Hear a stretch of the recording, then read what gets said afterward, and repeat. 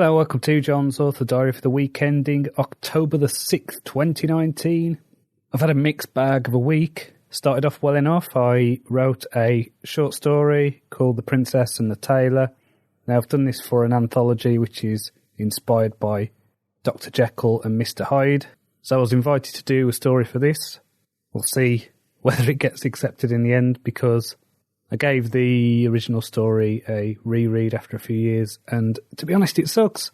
Really didn't like the story, so I took the theme of a person transforming into a monster and went with that. So unless you're reading it on a really thematic level, you might think, well, what's this got to do with Dr. Jekyll and Mr. Hyde? Because it is basically telling the story of the way my protagonist's parents meet from the Ravenglass Chronicles. So the story itself, I really enjoyed writing it. It's quick and snappy, it's got short scenes, and I think it actually adds quite a bit to the main story. So I've got that outlined, written, and redrafted, sent off. So that's with the anthology guy now. And so I went back to work on book 12. So I basically did a second draft up to where I've written, and then carried on once I got to the end. So I'm probably about 3/4 of the way through now. And I just really want to get it done, really want to get it finished. My Friday was a complete write-off because on Thursday, my guide dog Digit, he got attacked by a Staffordshire Bull Terrier. And so I had to deal with the fallout of that. And so this has meant, after it happened, going to the vets and calling the police and guide dogs and dog warden and giving statements and going back to the vets. So, yeah, the attack happened, and then it seems that there's basically a lot of admin to do in relation to that. I'm now out of a guide dog for 2 weeks. Digit, he's been a trooper.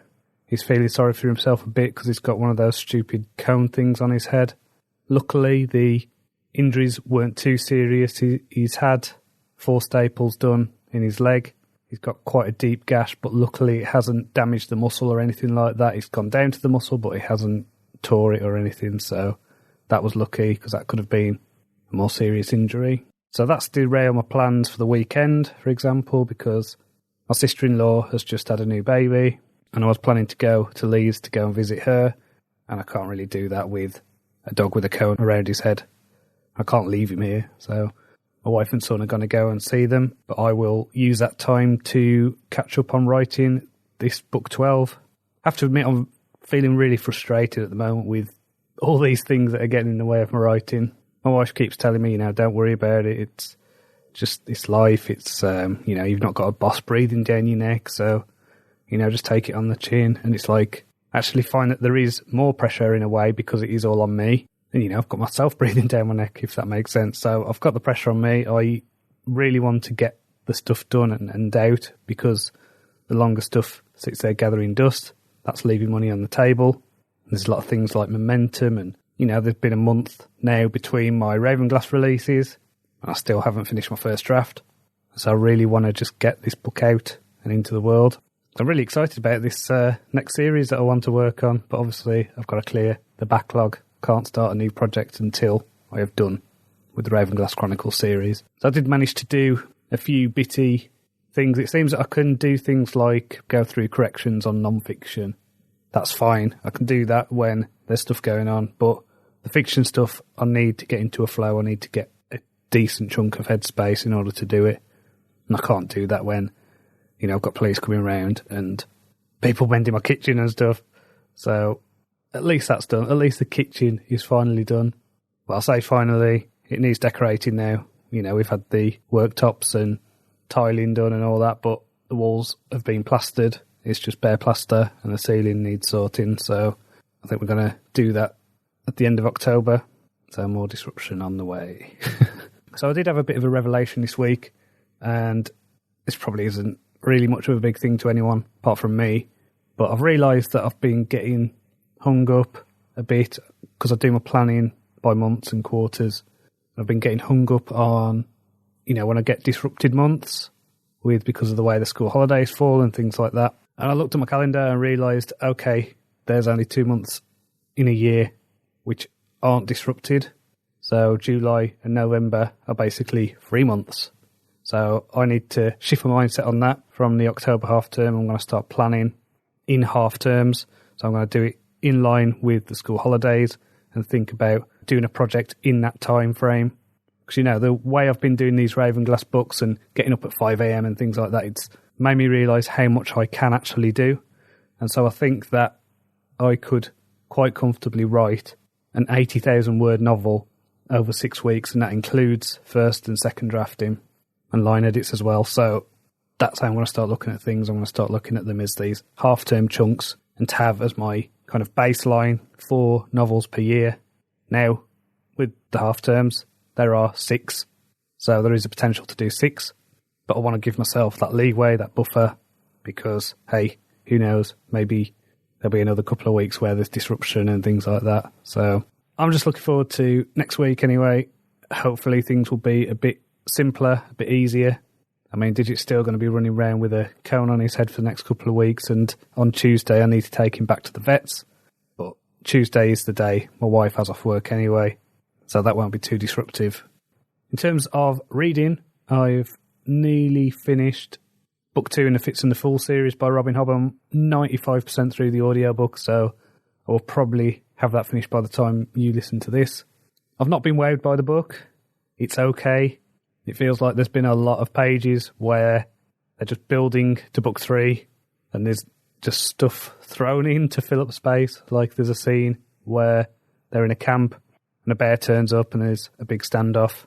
And it just seemed a bit like a pointless scene. It didn't lead to anything. It was just like, oh no, there's a bear. Oh, it's fine. And when a book's so long, when it's a 33-hour audiobook, you think, you know what, you could have cut that out, saved 15 minutes.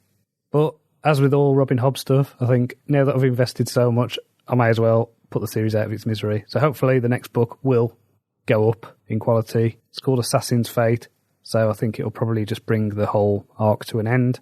Finally, please do check out my Patreon page. It's patreon.com/Jon Cronshaw author. I have been posting more chapters of the new version of Wizards of the Wasteland. We're getting right to the end now. Plus, I've been adding short stories and articles and loads of fun stuff.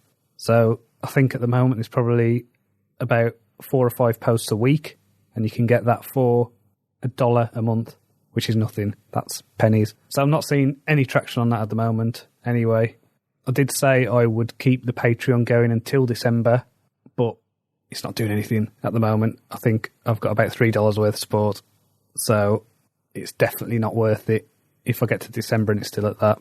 So if you do want to support my Patreon, if you do want to support me and this podcast, please visit patreon.com/Jon Cronshaw author. So until next time, cheerio.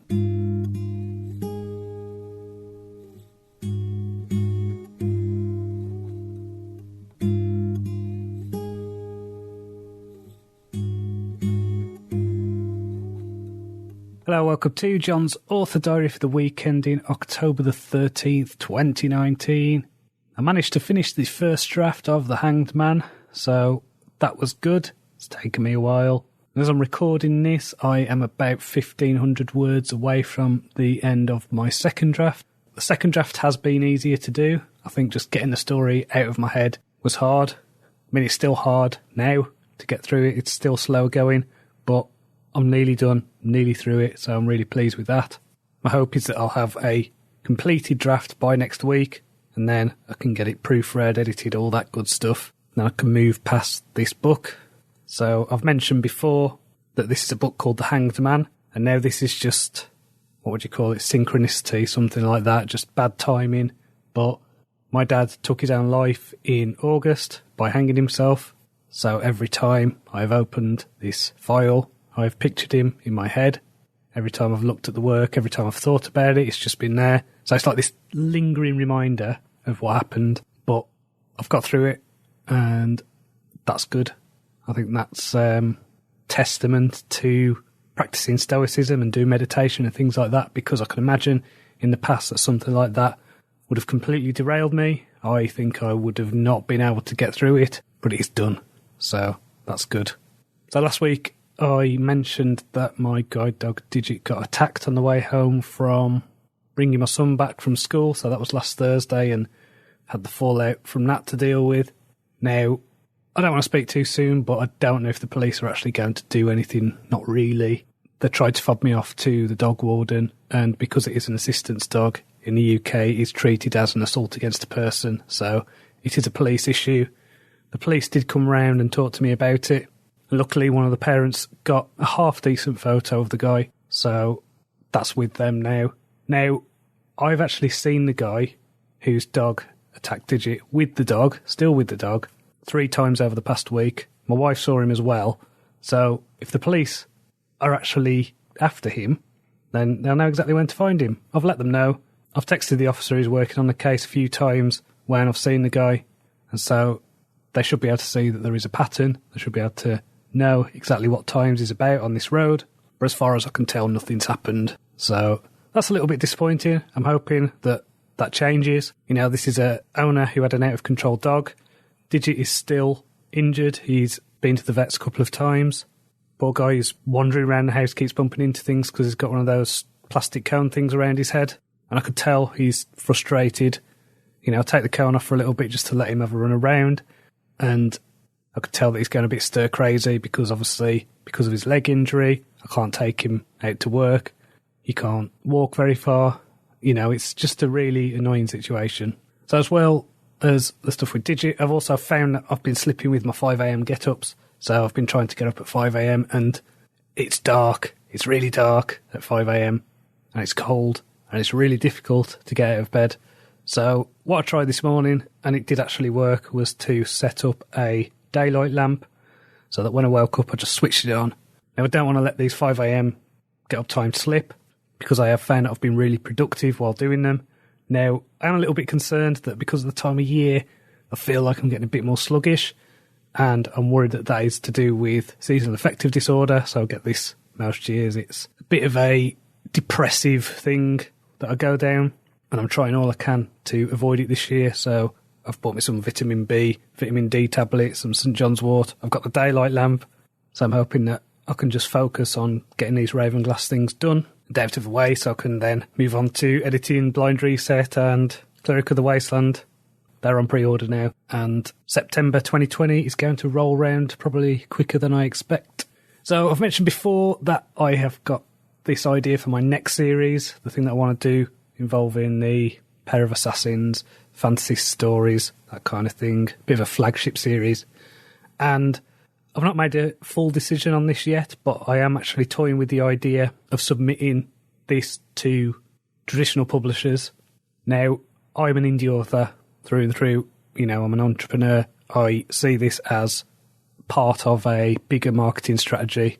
Now, I've been getting some really good reviews from people and comparisons to some very well-established authors, including Robin Hobb, actually, who I don't know how to take that because, as I've said before, you know, I'm on the book at the minute, The Assassin's Fate, which is the last book in the Far Seer series. I'm really enjoying it. It's a good book, but I've read some of their other stuff that I don't like. I'm going to assume that they mean the good stuff. That's what I'm going to assume there. And, you know, I have had a lot of positive comments about my writing, so I don't know. It might be that I'm just not writing stuff that is interesting to an agent or anything like that. But I'm going to submit it, I think. I might not. I might just change my mind. I might just think, actually, I don't want to give that freedom away. I really enjoy the freedom of being an indie. And there'll be a lot of things that I will ask for, such as including a thing where people can sign up for my newsletter and the freedom to publish independently in different series or in different genres, that kind of thing. Because I've heard of some publishing contracts which include a very strict no-compete clause. In my view, screw that. If I'm going to be working with you, I'll be an independent contractor. So let's make a good contract. That's going to be my thing. And also thinking about the rights and all that stuff. It's a really complicated thing. And it's probably just going to be something that I think, you know what, screw it, I'm just going to go indie. So I don't know. I'm thinking about it quite seriously, just as a way to build up my author brand and give myself a stronger voice in the community. But as I keep saying, I need to clear the backlog first. That's my priority. Get the Ravenglass done, get Black Death out there, finish Wasteland 4 and Blind Reset, and then non-fiction books. So, until next time, cheerio.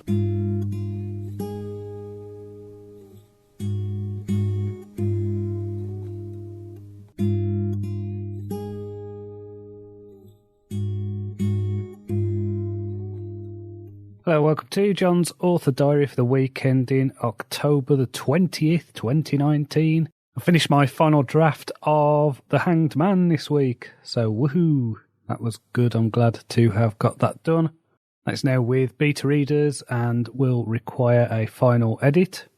Now I've had to do a bit of a change of plan because my idea originally was to take a story that I've written before, so this is for book 13 called Death, and do a new edit on the story. So I wrote a story, I think it was in 2016, called Her Name Was Red, and this is basically the point in the story where I am at now with my main character. So I've had this idea for the big fantasy story for a while, and so this is where the Her Name Was Red story fits into the tale. And in my mind I thought, okay, this will work perfectly, it'll just slot in. I have to tweak a few things, maybe just make sure that the voice is the same and things like that. And I went back to it, and I don't know, the story, I think I'm much better at telling stories now. So this was actually quite disappointing to me to read it again and think, actually, this isn't that good. So what I've done is I've done a new outline for book 13. I think it's a much stronger story.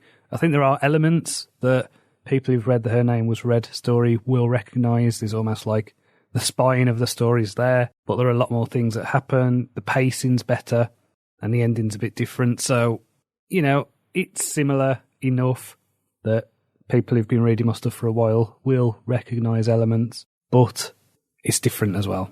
So I will start writing that the week after next. So this next week is half-term holidays. So my son's off for a week, and I intend to do things like make a pop-up book with him and go Pokemon hunting and all that good stuff. So next week I'm going to plan out my next half-term. Now, I think what I need to do really is make sure that books 13 and 14 are done.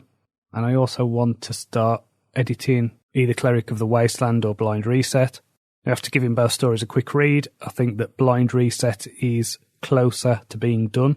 So the chances are I will probably start working on that, but I need to get these two rest of the year's episodes out for Ravenglass Chronicles. So book 12 is going to be my November release. And because of Christmas, I'm probably just going to stick book 13 out early January. And I think my December release will be the books 9 to 12 box set. So in terms of reading, I've finished Assassin's Fate by Robin Hobb. Really enjoyed it. Bit of a tear in my eye near the end. Now, it did bring in elements of a kind of spin-off series that I abandoned. There was the Live Ship series, which I couldn't get through. I thought that the writing was just overblown and I didn't like it, but I do remember some of the characters from that, so they came in this last book, so bringing everything together, which was quite cool.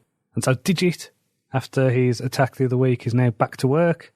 We did the school run on Thursday, and it was great. He was fine, so he's really happy to be working again. I'm sure he's ecstatic to get that stupid plastic cone thing off his head. And on Friday, we went to the Lake District place called Elterwater, and we did a couple of hours walk around there.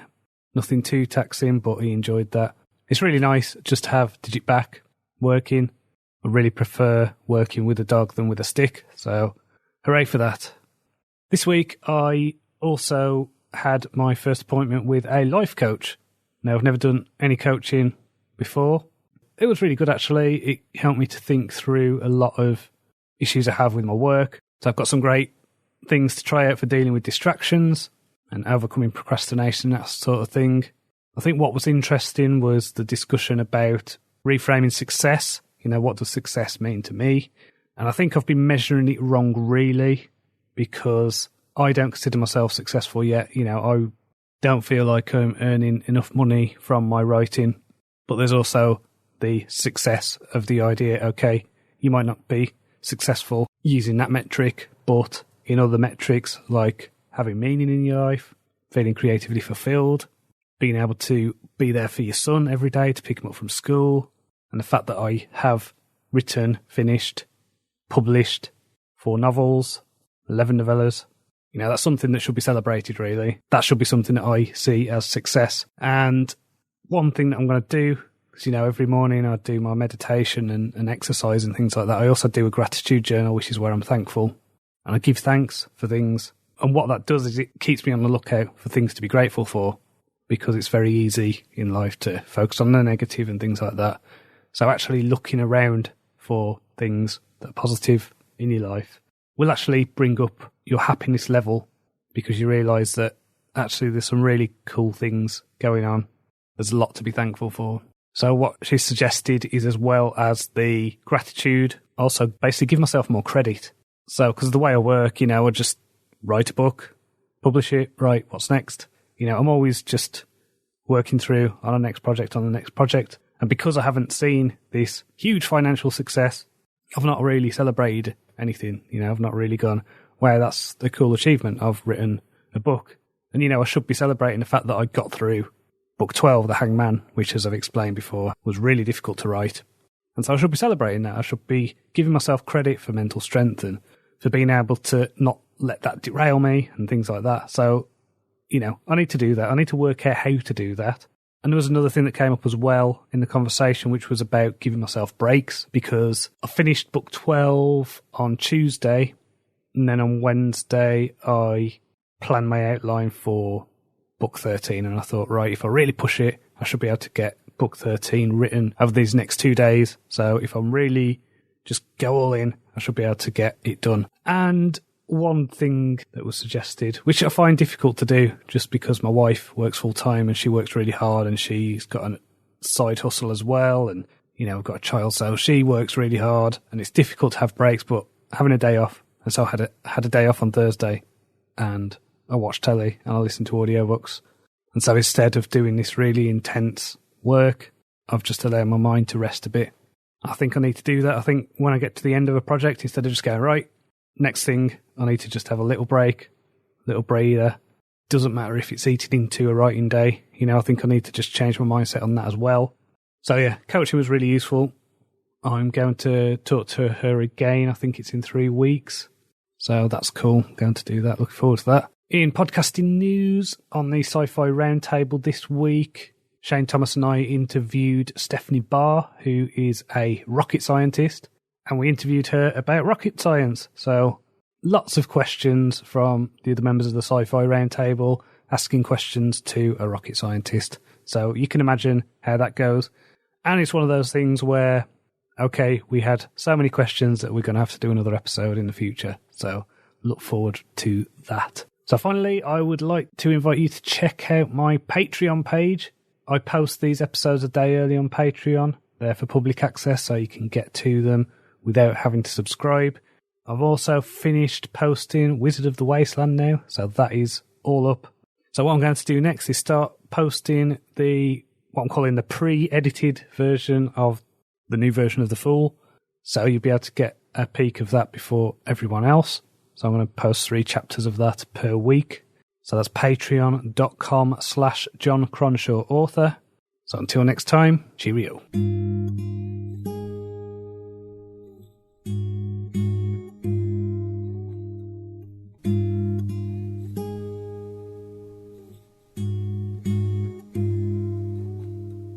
Hello, welcome to Jon's Author Diary for the week ending October the 27th, 2019. This week has been a half-term holiday, so I have done very little in the way of work. I have done some cool things though, most of them involving playing with my son, playing on Mario Kart and doing Halloween crafts, and watching a few films with him like Nightmare Before Christmas and Wreck-It Ralph. So that's been fun, really enjoyed spending time with him. And because it is half-term, he'll be back at school on Monday, so that means I'm back at work. Now, in terms of actual writing this week, I haven't really done much. I went over the beta notes for book 12, and I also received feedback for my short story that I'm doing for a Jekyll and Hyde anthology. So I've made the corrections and changes for those, and I've also added in a few details to my outline for book 13 of the Ravenglass Chronicles, so really look forward to writing that one. I think it's going to be a really cool episode.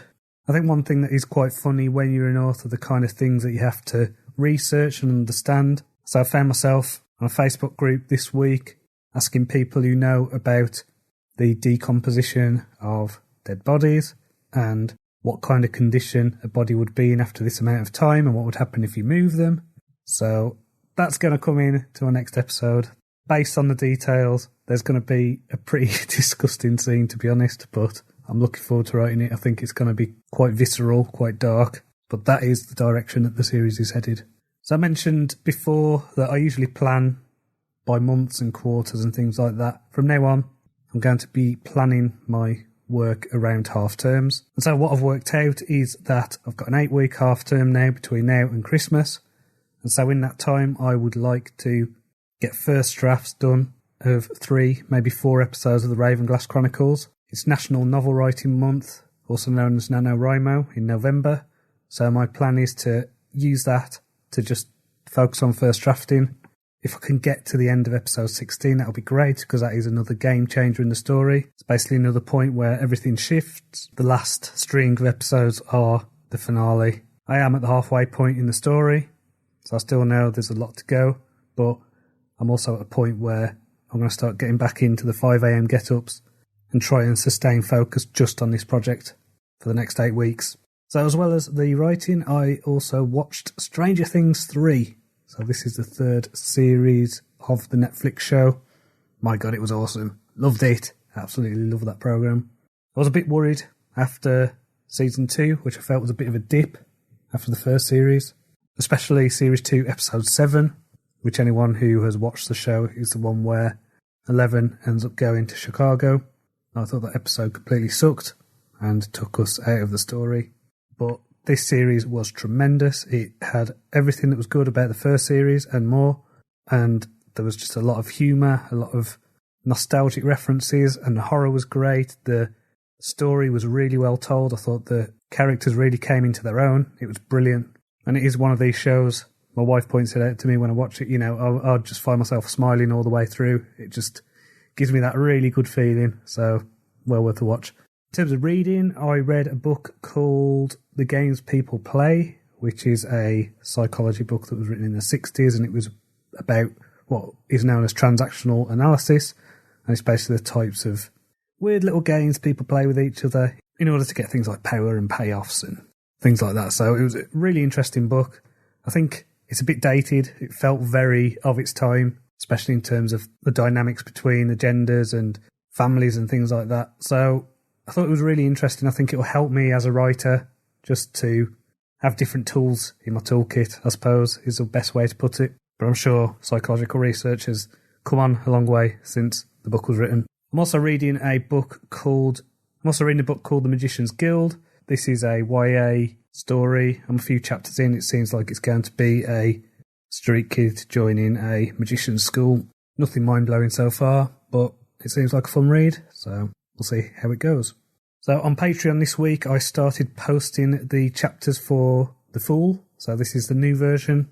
Don't get confused by the fact that I did release The Fool in a different guise about a year ago. So this is a new prequel to the Ravenglass Chronicles. It's set probably about 6 months or so before the events of the main story. And it tells the story of how Kat met Hansel. So you can check that out at patreon.com/Jon Cronshaw author. Now, the first chapter is publicly available, so you can check that out, have a preview. If you like it, start reading it. It's $1 a month.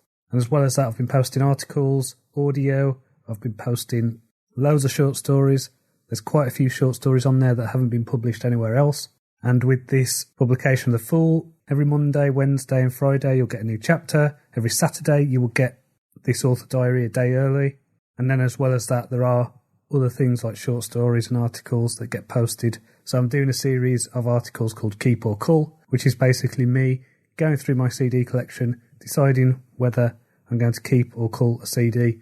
But they're reviews based on nostalgia, about what they remind me of. So these are more kind of autobiographical, memoir kind of articles rather than just bog standard music reviews. So please do check those out. So that's patreon.com/Jon Cronshaw author.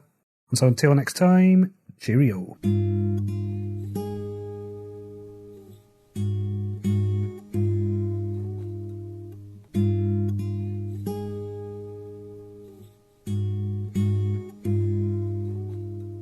Hello and welcome to Jon's Author Diary for the weekend in November the 3rd, 2019. I've had a bit of a crappy week in terms of work. I'm about halfway through my first draft of Book 13 of the Ravenglass Chronicles, which is called Death. I've also edited my final draft of The Stoic Writer. So that sounds productive, but in terms of my usual word count and things like that, it's not very good. The reason for that is I'm at that point of year where I am starting to feel the effects of seasonal affective disorder. So this is basically in the winter months, my body slows down and I have to do all I can to fight off the depression. Now, I've got my daylight lamp out. That's on at the moment. I've been taking vitamin D, vitamin B. I've got some St. John's wort. So I am trying. I've cut down my word count targets for the winter. So I'm basically going to go with the baseline of 1,666 words per day.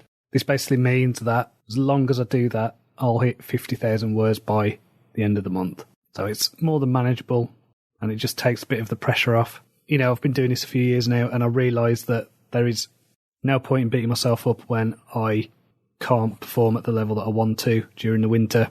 So I just need to give myself a break, do as much as I can, but save myself for the spring and the summer months, basically. So I am enjoying writing book 13. I am very happy with the story. I think it's pretty cool. I think there's a lot of interesting stuff going on. We're getting more revelations about the world and a lot of things that have been hinted at, especially to do with the nature of wyverns and things like that, are now being spelled out. So we know exactly what Cat is going to be going against when it comes to later in the series, because we now have the main antagonist set up, and I'm just sowing some seeds now about what she is going to do over the remainder of the series. So that's pretty cool. I'm pleased with how that is going. So, as well as that, I've been reading a book called The Novice by Trudy Canavan. So this is the second book in the Black Magician trilogy. Where it is in the series right now is pretty much where I thought the first book was going to go. So I thought it was going to be a, fantasy academy kind of story, but that hasn't come until book 2. So yeah, it's enjoyable. It's one of these things where it's not the most amazing thing I've ever read. I don't know. There's not really much depth to it, so it's just a very easy read. I probably will finish the series because I am about halfway through the entire series now, so I may as well.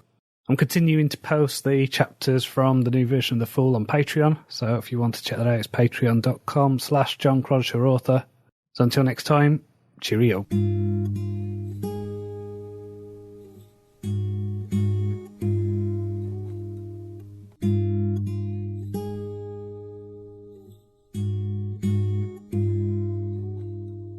Hello, welcome to Jon's Author Diary for the week ending November the 10th, 2019. I've had a busy week. I have been working on book 13 of the Ravenglass Chronicles. This is a book called Death. And so I've had a lot of fun writing that. It's going to be longer than the last book, so it's taken a bit longer than I would usually expect, but I've got about 3 more scenes left to write, so I should have that done on Monday. Really pleased with how this story's going. Really excited. Just, it's been in my head for so long, and I don't know if you can hear it in my voice, but I am really excited about writing it, so it's good. It's also good to have book 12 behind me, so that is now out, and I had the most pre-orders for that on any book that I've done, so that's awesome. My Ravenglass box set as well, the books 1 through 11 box set, has been doing really well. It's had a orange bestseller tag on for over a month now, so that's pretty cool. Really pleased with that. I'm really pleased that the story is getting to lots of readers, because if you've been following along with this podcast, you'll know how much effort I've put in. So it's good that getting to more people now. So earlier this week, I was on the Great Writers Share podcast. Had a blast doing this. I've been friends with the presenter for a couple of years, Dan Wilcox. He's involved with Hawk and Cleaver, who do things like the Other Stories podcast and things like that. So this podcast is mainly aimed at authors, but if you are interested, I do talk about a bit of detail about things I'm into, like stoicism and self-discipline and stuff like that. So it might be interesting to you, it might not. So that's called Great Writers Share, and it's episode number 16, which came out on Friday. So I've been carrying on with Trudy Canavan's Black Magicians trilogy. This is the one that I said is completely fine. It's not mind-blowing or anything like that. It dawned on me exactly what it is. The issue that I had with the second book is that it's basically the story of Harry Potter and Draco Malfoy. Now imagine if that was the story, that was the whole arc, was just about the rivalry between a bully in a school and a character becoming a powerful magician. I think that's why I just felt that it lacked depth. And so I'm about halfway through the final book, and it's a bit better. Again, it's not brilliant, but I am enjoying it, so, I don't know. It's like, I've mentioned before how much I love authors like Gene Wolfe, who present you with puzzles as a reader and actually reward you for rereading. Now, this is just not there with this at all. This is the opposite of that. This is just nothing really beyond the surface. So it's fine. It's fun. But as I say, it's maybe not worth the 2.5-3 weeks that I'll have spent reading this series. I'm reading another book in parallel to it. This is a non-fiction book. So I tend to usually read a fiction book and non-fiction book at the same time. And so usually this is something to do with research from a book, or sometimes it can be business books or just kind of psychology or philosophy books, self-help books, that kind of thing. So at the moment I'm reading a book called The Laws of Human Nature by Robert Greene. Now, a few weeks ago I read a book called The Games People Play, which was all about transactional analysis. So this was a psychology book. I'd mentioned this on the podcast, so someone emailed me saying, oh, well, if you like that, you'll love this. So I'm reading that, and yeah, really good. Highly recommend this one. So this is just a kind of deeper dive into the reasons why people act the way they do, different kind of personality types, different tics and things like that. So it is fascinating. I think I mentioned at the time of reading The Games People Play that it did feel dated, and that I'm sure there'll be another book out there that deals with this topic in a bit more detail. And it does. So that's awesome. Really pleased to have been recommended that one. So I did have let's call it a hiccup with my book, The Stoic Writer. So I submitted this to Amazon for a pre-order. So this is a book I've done that is for authors, and it's about Stoicism, which is basically the philosophy of people like Marcus Aurelius and Seneca and Epictetus. And it's the idea that you are ultimately responsible for the way you react to things, that you shouldn't let other people's opinions affect you emotionally. You should be the master of emotions, that kind of thing. So this is something that I try to practice, and it's about finding ways to be a better person and live a better life. So I've been revisiting a lot of this stuff after what happened with my dad, and so I went through these texts and lifted quotes from them, and then wrote commentaries basically about the quotes and how they can apply to writers. And so when I submitted it to Amazon, because it does have all these quotes in, it's basically being flagged by its copyright check. Now, I'm usually very careful with stuff like this, and I thought, okay, this is a 2,000-year-old text. It's public domain. I didn't think about the idea of translation rights. So what this means is a book that I was going to put out there is now dead in the water. Now, there is a thing that I can do, which is basically to go and find the public domain versions of this text. So there are versions on something like Gutenberg or whatever, and when I do resubmit it, even though most of it is my own commentary, I would still be getting a lower rate of royalties because of it being classed as public domain. So my thought is, screw it. I will give this book away to authors. I've got some non-fiction books that I am going to release that don't have this format, so I'll probably give it away when I sign up for my newsletter or something like that. So that was a bit annoying, because I did end up talking about it on the Great Writer Share podcast, and I think it was the night before he was about to put it on Patreon, and I sent him a bit of a frantic email and said, okay, look, I will edit the audio myself. I'll just get rid of the bits where I mention this book. So he sent me the audio. I got it back to him and did it. So it's a bit of a pain, to be honest. I genuinely think that this is a really useful book. I think it'll be a good book for writers and to help people with their mindset and things like that. But this situation isn't good. So regrouping, I'll have a think. Finally, I have been continuing to post stories on my Patreon. So at the moment, I am posting the new version of The Fool. So this is a prequel to the Ravenglass Chronicles. It's set about 6 months before the events of the series. So I'm posting that chapter by chapter. So they go up Monday, Wednesday, Friday. I'm also posting this author diary and also short stories and articles and things like that. So please do check that out. It's patreon.com/Jon Cronshaw author. And if you do get a moment, please leave a review for this podcast on iTunes. I know that's something most podcasts ask for all the time, and it's something that I never ask. But if you could do that, that would be awesome, just to get this out to more people, because things like reviews are apparently really helpful for podcasters. So until next time, cheerio.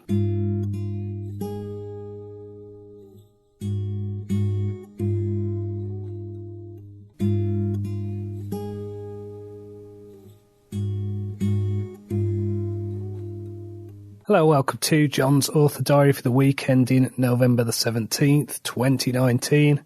I don't know if you can hear it in my voice, but I have been ill this week. I had what was probably the flu, so I was in bed for about 4 days with it. So this was all the typical symptoms of like cold sweats and waking up in the middle of the night and being full of snot and all that wonderful stuff. I'm recording this on Friday and I felt well enough to get back to work yesterday, so that was a Thursday, and it was a bit of a slow-going day. It was just kind of good to get back into it. I had book 13, a draft of that still hanging over me, so I finished writing that. That had 3 more scenes left to do, so I wrote those. About 3,500 words I got written on the Thursday afternoon, and so today I've been redrafting the first 5 chapters. I'm really pleased with the story. I think it's a strong one. I think there's a lot of energy in it, which is good. I think there was just a thing in me of getting past writing book 12, so I feel like it's reinvigorating me for the series. Now, what's good is I've had the first few reviews come in for book 12, and they've been really good, really positive. A couple of people have said it's the strongest one in the series, most intriguing, all this stuff, so I wasn't able to look at it objectively just because of everything that happened, and I'm just pleased that the readers are enjoying it because, you know, that's why I do this. I write this stuff to entertain people. I want them to have a good time when they read my stuff. I've been reading a book recently. I mentioned it last week, this Black Magician Trilogy. And this week I've mainly been listening to podcasts and things like that. So I'm still on this book. And this is the last book in the trilogy. I'm about 40 minutes now from the end of the audiobook. And for ages, for about half the book, I've just been, I just don't care. I want to finish it because I've invested that much, but I just don't care. I see this series as a lesson in how not to write a book, which is a shame because the premise sounded cool, sounded up my street, but this last book called The High Lord is pretty much trash. I think that's a fair description. And I hate slagging off other people's work because I know how difficult it is to write a book. But at the same time, because I know how much effort I put into a story, this doesn't feel like the same effort or anything close to it has been put in. It's like I was about halfway through, and then suddenly there's a love story that's evolved. It's like, what? Wait, how's this turned up? Why? Like, I just wasn't convinced by the main character's motivations at all throughout this. I wasn't convinced by the love story. It was just impossible to care. So I feel like I just need to get through this last 40 minutes and just put it out of its misery. Now, there is another book in the series which is a prequel, but I am not going to read that. No way. I want to go back to probably the J. Kristoff series, which I mentioned a few weeks ago. That was good. There's a 3rd book of that out now, and got a couple of Audible credits burning a hole in my pocket, so I'm going to listen to that. I'm probably going to listen to the new one by R.J. Barker. So I've got books I want to listen to, and this one is just dragging. So in terms of the podcast stuff, though, I've been listening to a few that are quite dark, to be honest. They are about Jeffrey Epstein, who was able to run basically a child sex trafficking ring for decades. So he was a guy who was maybe a billionaire. This is the thing, there's so many weird things about this guy that people aren't even sure if he was a billionaire or not. He did have his own island, and he had a mansion in New York and things like this, but the way he got these things just seems really dubious.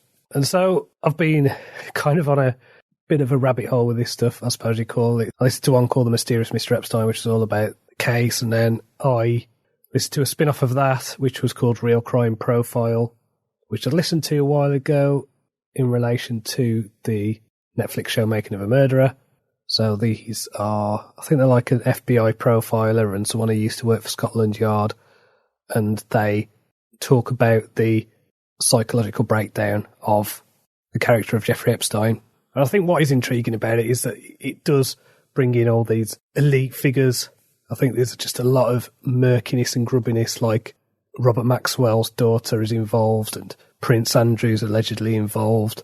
And there's things with like the Clintons and Bill Gates, and It's crazy. It's absolutely disgusting and crazy and horrible, and the circumstances around this guy's death are sketchy, to say the least. So I've been listening to that, and it's just fascinating, the levels of corruption and complicity that allowed this to go on. It's absolutely insane. So I do recommend listening to it because it will make your jaw drop. So next week, I hope I will be feeling a bit better.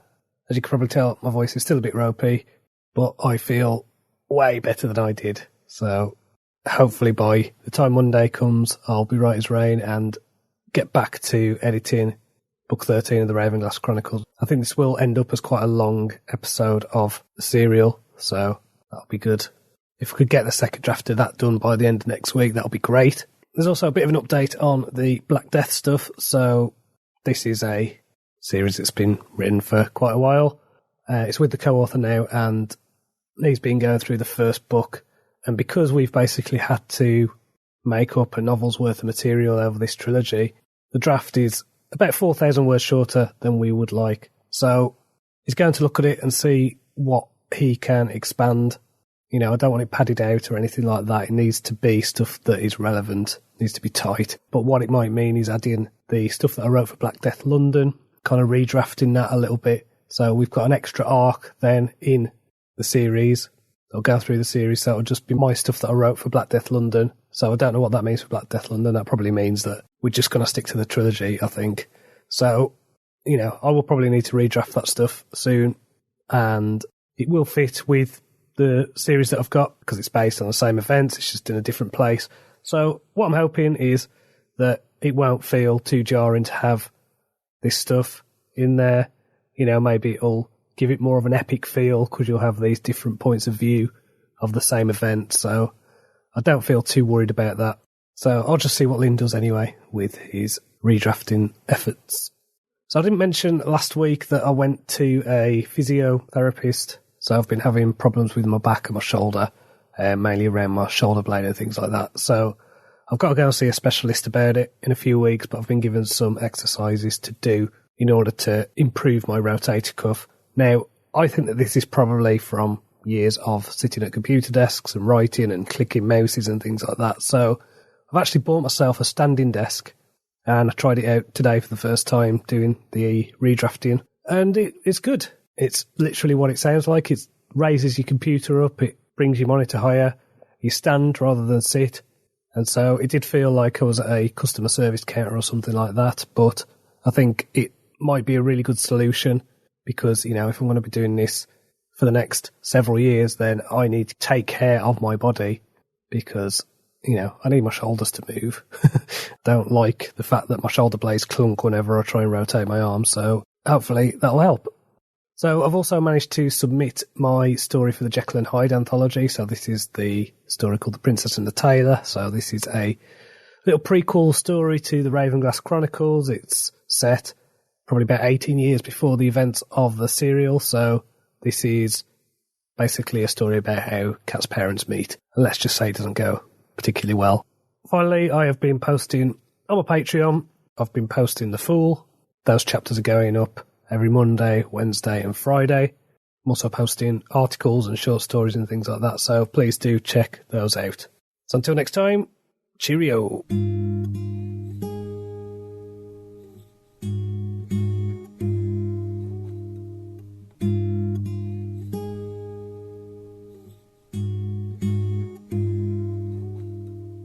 Hello and welcome to John's Author Diary for the weekend in December the 1st, 2019. It's going to be 2020 before we know it, so hopefully that is the year where I will be getting my jetpack and my silver jumpsuit and living on a moon base. So this week has been pretty good, to be honest. I have been working on my third draft of Death, which is book 13 of the Ravenglass Chronicles. I got that done on Thursday morning, so that is now ready for alpha readers. I've already sent it off, so I'll just wait to get some feedback on that. I've started doing my outline for book 14. So this is a book called Temperance. So there's actually a lot going on in this one. It's quite a complicated bit, so it's taken me a little bit longer than usual just to get the planning and outlining right. There's a lot of moving parts, so I just need to get it right. It's a really intriguing bit of the story, to be honest. So I just need to make it right so it doesn't come across as cheesy. So I mentioned last week about the idea of my family doing Thanksgiving. So we did that. We had our Thanksgiving meal, did a roast honey glazed ham with roast potatoes and vegetables and nice pudding and things like that. So it was really good. It was me, my wife, my son, and it was an opportunity to be thankful, be grateful, and to just share things that bring us joy, which is really positive. It really boosted me, to be honest. I think it was excellent. Now, I'm not sure if our celebration resembles the traditional Thanksgiving celebration in America. This was about having a nice family meal and giving thanks. So, thumbs up for that. Now, after I recorded my episode last week, I went back and listened to some of my old author diaries from last November, and it was really interesting. I said the same things about the seasonal affective disorder stuff, so I think November is clearly a time of the year where I just need to remember that my body sucks at that time, and I just need to accept that and plan around it. So I went back and listened, and I talked about how I decided to go out, go to the Midland Hotel and all this, and it's like, I did the same thing. It's just, I've obviously got a solution or a pattern or something. So that was interesting to listen to. So I finished reading J. Kristoff's Dark Dawn. So this was the last book in the Nevernight Chronicles. This series was fantastic. I love this book. This is probably the highlight of the year for me in terms of series. Excellent writing, brilliant characters. The storyline was tremendous. I just loved it. A lot of surprises, a lot of emotional gut punches. Now, I'm not usually a fan of omniscient narrators. So this means that, like a narrator who can see into all the characters' minds, and, you get this in a lot of like Victorian novels and things like that. But it really worked with this one. The narrator had a unique voice and pulled you through a range of emotions. So excellent, highly recommended. So that's J. Kristoff's Nevernight Chronicles.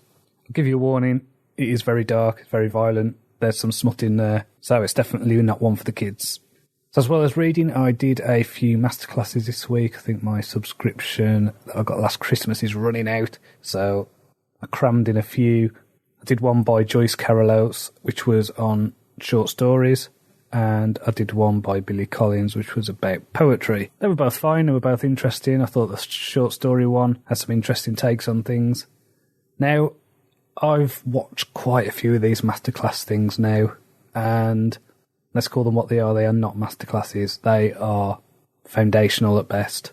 I think the ones that I've got the most value from have been the people who write commercial fiction or screenwriters. So, I was excited because I thought, the Neil Gaiman one, I want to look at that, and the Margaret Atwood one. And there's very little in terms of actually usable content in them. I thought the Dan Brown one was fantastic. I thought the R.L. Stine one was fantastic, and the James Patterson one was really good too. There was also the guy who wrote the West Wing, whose name escapes me, and the woman who wrote Grey's Anatomy. Their masterclasses were really good too. So there is some good stuff in there. There's some real solid advice. I think if you were to buy one as an author, I think the Dan Brown one.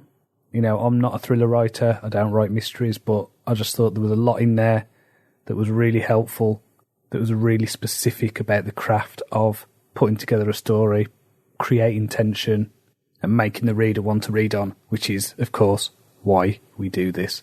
I also started watching the first series of the Twilight Zone this week. So this is from 1959, and I watched the first episode, and really good. I was surprised by the twist at the end, so I will be working through that series over the next few weeks. I think that the Twilight Zone was very famous for its ability to pull the rug from underneath the viewer. So next week, I want to start getting my first draft down for Temperance. I'm hoping that by the time Wednesday comes, I will be able to start writing. Now, I mentioned last week that I felt as if I was a little bit derailed in terms of my routine. This week, I've managed to get up 5 o'clock in the morning. Most days I got up at 5:30 on Tuesday, so I had a bit of a lie-in. But I've been doing the meditation every day. I've still been carrying that on. I've been doing the exercise. And I've come off Facebook. So I'm doing this until after the election. I was sick of seeing posts about Labour, about the Conservatives. I don't care.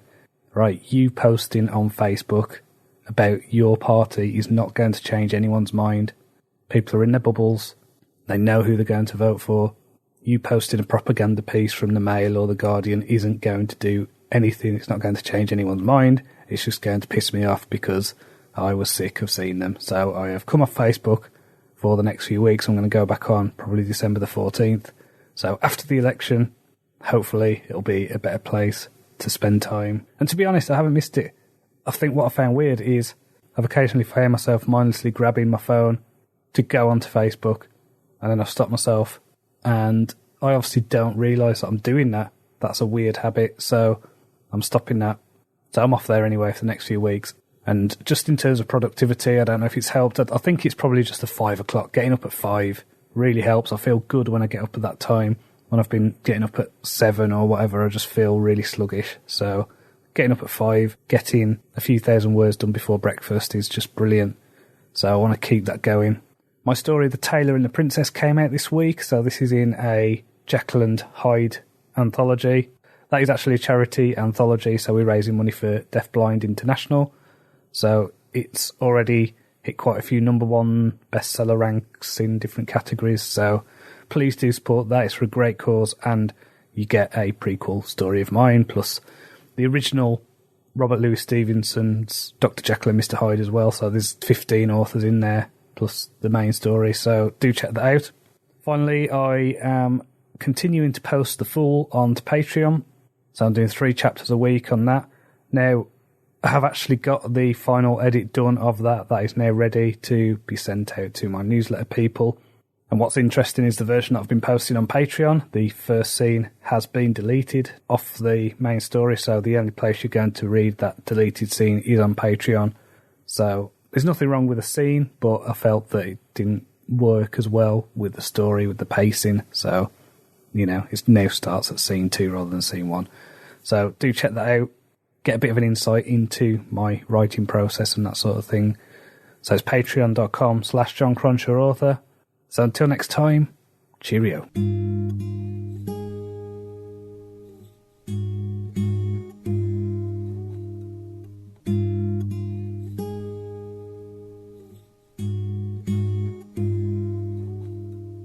Hello, welcome to Jon's Author Diary for the weekend in November the 24th, 2019. I have really struggled this week. It's been difficult on a mental health level. I think the seasonal affective disorder is in full effect, and so my productivity has gone right down the toilet. This week I've managed to get through about 60% of my second draft of Death, which is book 13 of the Ravenglass Chronicles. And I've also redrafted the first quarter of Black Death London, so those scenes which will probably end up being put into the main trilogy. Now, by now, I hope that I would be at the end of my second draft of Death, so I could get it sent off to a couple of alpha readers who look at my work before I do the redrafting. But that's not happened. I just feel completely frazzled. I'm recording this on a Friday, and for the last 2 days I've had symptoms which feel like I'm about to get a migraine. So I think this might be eye strain. It could just be the effects of tiredness, and I don't know. But there's a lot of things that just show that I'm not in the best place. And the 5 a.m., getting up at 5 a.m., that seems to have gone out the window. I need to really get back on that. I'm finding that my alarm is going off in the morning and I'm just hitting it. I'm just hitting snooze and going back to sleep, or rationalising to myself that, no, I'll just go back to bed, it's fine. And that's not good. So I need to work out a way to get back on that. I've also noticed that some bad habits I used to have are starting to kind of creep back in. So this is mainly to do with being online. This is to do with checking behaviour, I suppose you call it, just looking at social media a bit too much.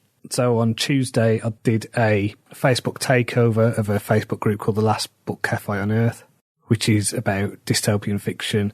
And so I was just on there, shared some of my stories. I read one of my stories on a video and posted links to my Wasteland series books.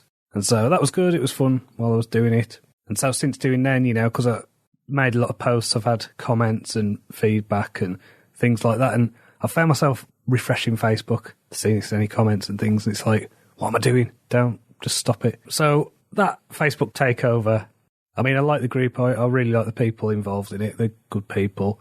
You know, I've got a couple of people who I consider friends in there. So it was just as much to do the group a favour than anything else. So I agreed to do a takeover between 7 o'clock and 8:30 on the Tuesday, and at 4 o'clock, half 4, my laptop decided to shut down and do a Windows 10 update. Now bear in mind this was 7 o'clock and it was still going on. So I had to do most of the Facebook through my phone. I don't know if that has given me the eye strain because, you know, if I look at my phone for any length of time, it does tend to hurt my eyes just because I really strain to see things. So that wasn't good. Don't know why it takes, 4 hours to update an operating system, but there we go. And all I can tell that it's done is change some of my default settings and mess around with some of my drivers. So seems hardly worth it. So checking the Facebook isn't good. Checking Twitter, I've told myself I just need to stop looking at Twitter because it is just a cesspool of negativity. I went on there the other day and what was like the top trend was sack Rachel Riley. So I didn't look into it. I just thought I just need to get off this. But she's the woman who does the sums on Countdown. So I don't know. I don't know what it's about. I don't care. I just had to go, no, why am I looking at this? What am I doing? So as well as that, there's also the Kdp Dashboard. So this is where I can check my book sales. And my Ravenglass box set is doing really well. It's probably doing better than anything else I've released. It's been doing great. I couldn't be happier with the amount of page reads I'm getting, the amount of sales.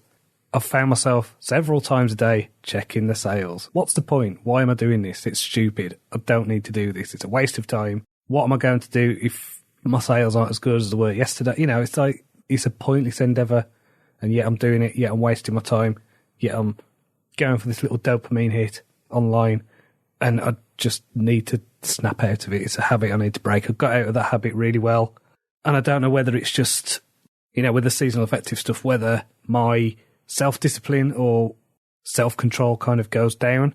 I liken it to, filling up a glass. I've got a glass of self-control, let's say, and there's a point where it fills up, and then I just get into bad habits. Now, luckily, this is a couple of days. This has been Wednesday, really, since I've noticed this. I've been doing the check-in too much anyway over the last month, really. And it is just because it's been doing well. Because I think I told myself, if it gets below 20 sales a day, then I'll start running ads or whatever. So, I started checking once a day when I'd promised myself I'd check once a week. And then, okay, check a couple of times a day, check in the morning, check at lunch, check in the evening. And it's pointless. I am at least aware of what I'm doing. I'm aware that I'm falling into bad habits. Hopefully talking about it now will just give me that kind of solution or whatever. And I've said to myself, I do need to give myself more breaks and be less hard on myself, basically. So I realised this morning, so as I say, recording us on Friday, I realised this morning that I just wasn't feeling it at all. And what I mean by this is my body feels like it's moving through sludge. It's horrible. I'm achy. I'm just, bleh. I just feel completely horrible. So instead of trying to force myself to write or more likely just beat myself up about not writing, I thought, okay, what I can do is I will go to a hotel in Morecambe called the Midland, which is really nice. It overlooks Stone Jetty. It's an Art Deco building, and they play music from the 1940s, which always puts me in the mind of playing Fallout 3 for some reason. But so I went there, and I thought what I'll do is I will plan out Temperance, which is book 14 in the Ravenglass Chronicles. I tend to plan out stuff by hand in a notebook, just kind of work through the plot. I got about halfway there, and I thought, oh, I've not got my bag, I've not got my book, I've not got my pen. It's just me and Digit. So I just thought, what, screw it. That's the sign. I am just going to have a walk. So I went to the Midland and I had a coffee, had a mince pie, and just sat quietly for about an hour. And then I went and had a walk along the prom and along the jetty and just watched the sea for a while. Looked across the bay to Grange and to the Lake District fells that were just visible through the mist. So it was lovely. It was just really peaceful, really quiet. And I think just having that stillness and just giving myself a break is helpful, hopefully. So, yeah, I don't know. Next week, I just need to sort out these behaviours, sort out these habits. There's one thing I don't do, or I haven't done for a while, which is following the news and things like that, and I've got back into following the news, and it doesn't affect me. You know, it doesn't matter. So there's all this stuff with the Jeffrey Epstein stuff. I'm fascinated by that. I just need to pull away from that. There's the Brexit stuff.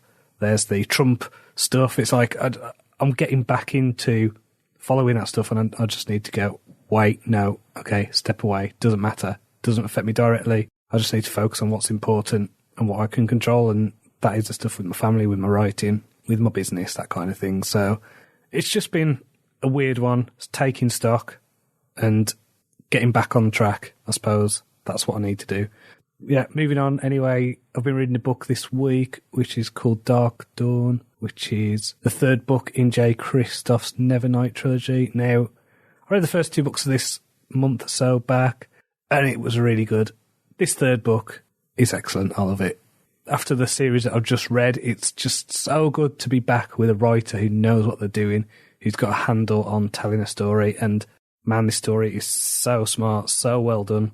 The voice is just tremendous. So, yeah, so glad to be back with a decent read. If you're listening to this on Saturday, 23rd of November, then you'll be able to pick up my book, Wizard of the Wasteland, for free.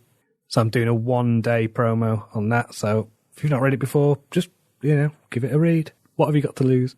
So next week, as well as trying to sort myself out, I'm doing a Thanksgiving dinner with my family on Thursday. Now I know what some of you are going to say, but you're British, you don't have Thanksgiving. Well, I'm adopting it. I think Thanksgiving as an idea for a family to get together and show gratitude and be thankful for things is a tremendous, tremendous idea. So I am going to do that. We're going to have Thanksgiving, do it in our own way. I think America, they've got two things right, in my opinion, and that's the First Amendment, which is about free speech, and Thanksgiving. So I'm going to adopt Thanksgiving. Hopefully we can adopt the First Amendment in this country, and then that'd be awesome. So happy Thanksgiving to my American friends. And if you're going to adopt it too, jump on board the Thanksgiving bandwagon, because that's what I'm doing. So until next time, cheerio.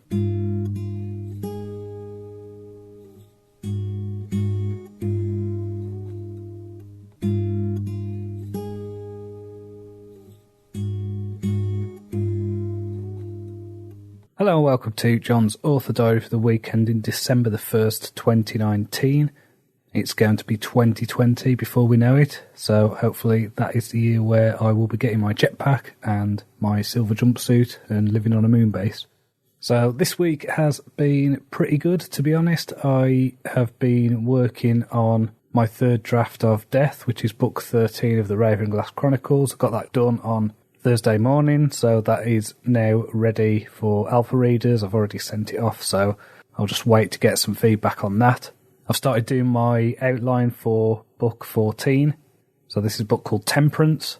So there's actually a lot going on in this one. It's quite a complicated bit, so it's taken me a little bit longer than usual just to get the planning and outlining right. There's a lot of moving parts, so I just need to get it right. It's a really intriguing bit of the story, to be honest, so I just need to make it right so it doesn't come across as cheesy. So I mentioned last week about the idea of my family doing Thanksgiving, so we did that. We had our Thanksgiving meal, did a roast honey glazed ham with roast potatoes and vegetables and nice pudding and things like that, so it was really good. It was me, my wife, my son, and it was an opportunity to be thankful, be grateful, and to just share things that bring us joy, which is really positive. It really boosted me, to be honest. I think it was excellent.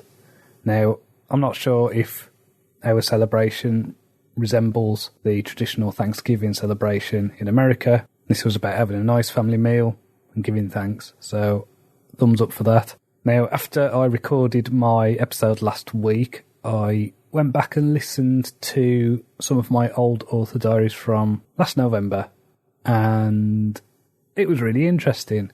I said the same things about the seasonal affective disorder stuff, so I think November is clearly a time of the year where I just need to remember that my body sucks at that time, and I just need to accept that and plan around it.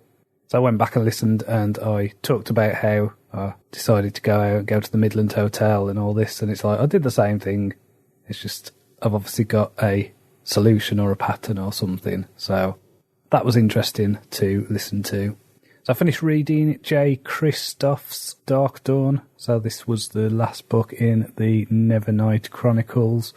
This series was fantastic. I love this book. This is probably the highlight of the year for me in terms of series.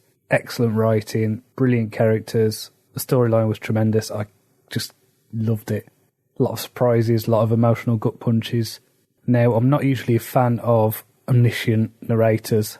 So this means that, like a narrator who can see into all the characters' minds, and, you get this in a lot of like Victorian novels and things like that, but it really worked with this one. The narrator had a unique voice and pulled you through a range of emotions. So excellent, highly recommended.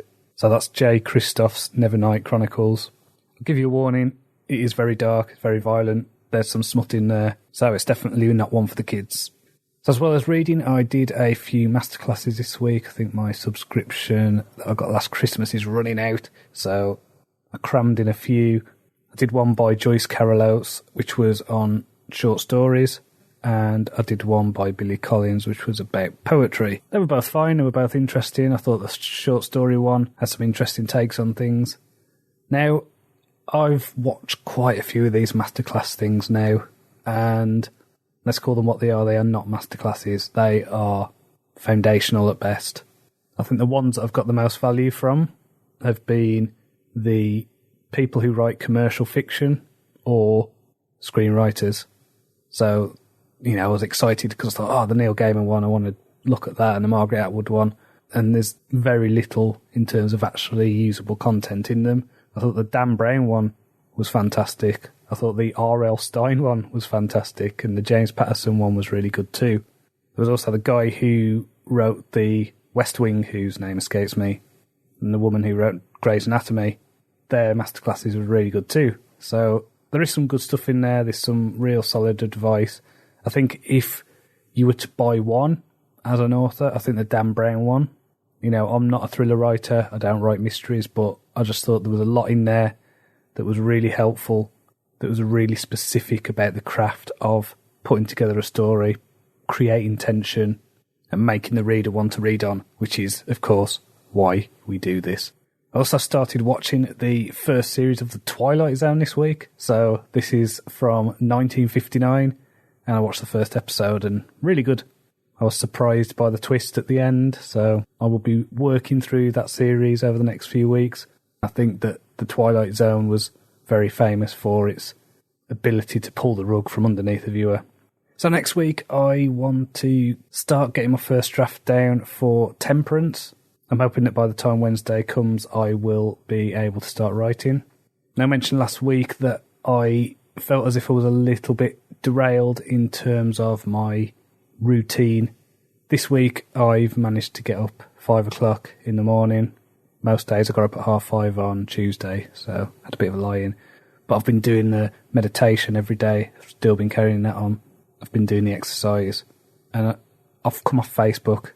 So I'm doing this until after the election. I was sick of seeing posts about Labour, about the Conservatives. I don't care. Right, you posting on Facebook about your party is not going to change anyone's mind. People are in their bubbles. They know who they're going to vote for. You posting a propaganda piece from the Mail or the Guardian isn't going to do anything. It's not going to change anyone's mind. It's just going to piss me off because I was sick of seeing them. So I have come off Facebook for the next few weeks. I'm going to go back on probably December the 14th. So after the election, hopefully it'll be a better place to spend time. And to be honest, I haven't missed it. I think what I found weird is I've occasionally found myself mindlessly grabbing my phone to go onto Facebook, and then I've stopped myself, and I obviously don't realise that I'm doing that. That's a weird habit, so I'm stopping that. So I'm off there anyway for the next few weeks.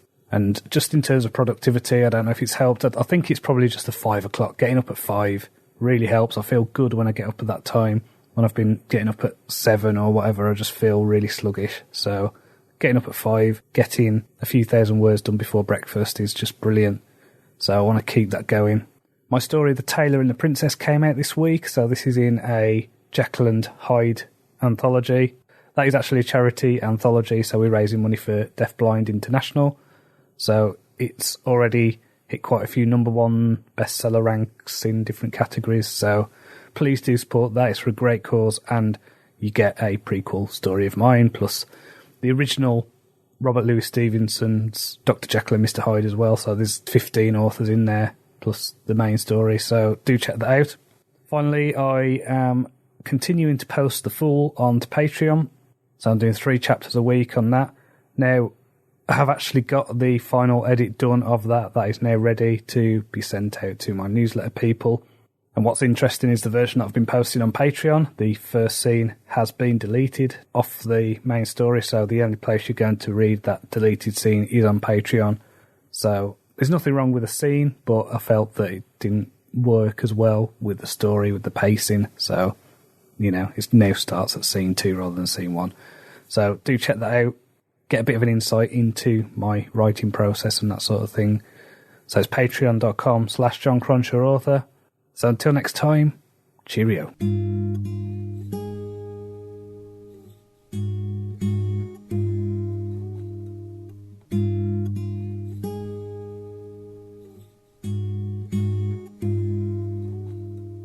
Hello and welcome to Jon's Author Diary for the week ending December the 8th, 2019.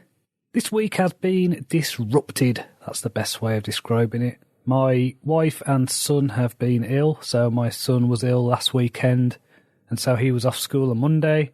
And then my wife got the same illness. I think it's the illness that I had a few weeks ago, and she's been off all week as well. She went back to work on Friday. So I didn't get anything done towards the Ravenglass Chronicles. What I did do was I did some bitty kind of editing tasks. So I'm about halfway through my second draft of Black Death London. And I've also put the finishing touches to Podcasting for Authors. I've also given my book, The Stoic Writer, a rewrite. So I had to go through and remove the quotes that I'd used, because what it was originally was basically a commentary on quotes from people like Seneca and Marcus Aurelius and things like that. So I removed those quotes and rewrote the commentaries a little bit so they felt less like commentaries and more like just general advice. Now, reading back to what is left and what there is now, it actually works completely fine as a book. So I'm going to get that ready for the editor. Same with Podcasting for Authors, and I've also got Finish Your First Novel with the editor as well. So those 3 books are going to come out hopefully early next year.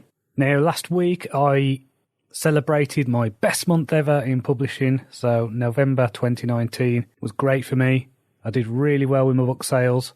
What I'm going to do is I'm actually going to treat myself with the money. I don't usually do this when I get money from my books. It usually goes straight back into the business to pay for covers, to pay for marketing, things like that. So what I'm going to do instead is I've got enough money to pay for a family holiday next October. So this is going to be my little token effort, hopefully to try and alleviate some of the worst symptoms of SAD. So we're probably looking end of October, somewhere in the Canary Islands, somewhere like that, where it's still sunny. It's not going to feel like dreary autumn. So hopefully that'll top up my sunshine. Hopefully mean a better November. I think what I've realised is November is my worst month for the seasonal affective disorder. The depression is pretty hardcore at points, but I think this year I have coped with it better, and I think next year with that holiday, I think that'll give me the boost and everything that I need to kind of get through it. It'll be definitely worth the investment. That's the way I'm seeing it. That's the way I am justifying it to myself. So as well as the writing, I have also been reading some non-fiction books. So I read a book called A History of Video Games in 64 Objects. This was really cool. Got me nostalgic for some of the games from the 90s that I used to play. I was fascinated by the early history of video games. So that was really cool to have a listen to that. I need to remember to give myself permission to read books that don't have something directly to do with my writing. So as well as that, I am reading a non-fiction book called On Killing, which is about the psychological cost of learning to kill for war and society and things like that. So that's a heavy-going book, as I'm sure the title will suggest. I've been on Facebook now for 2 weeks, and what's good is I think in the first few days I found myself reaching for my phone to check it and then stopping myself. The habit has gone, so that's good. When I do go back on Facebook, which will be after the election, I'm going to restrict myself to 3 days a week of going on there. I think it'll probably be Tuesdays, Thursdays and Sundays, something like that. I try to keep offline Saturdays, so that's been positive. Looking to next week then, I'm hoping that I will be able to get the second draft of Black Death London finished. Now, because of the election, my son is at home on Thursday, so it's going to be a bit of a bitty week in terms of actual focused writing days. So I'll have Monday, Wednesday and Friday. So I'm going to try and get as much done as I can of Temperance, which will be the next book in the Ravenglass Chronicles. And then I need to start planning for next year. So that should be fun and exciting. I think my Ravenglass box set doing well has given me a boost and the confidence that actually I am on the right track here. So that's great. Finally, if you want to support me on Patreon, you can. It's patreon.com/Jon Cronshaw author. So I've been posting stories, I've been posting chapters and articles, uploading exclusive audio and things like that. So please do check that out. It's patreon.com/Jon Cronshaw author. So until next time, cheerio.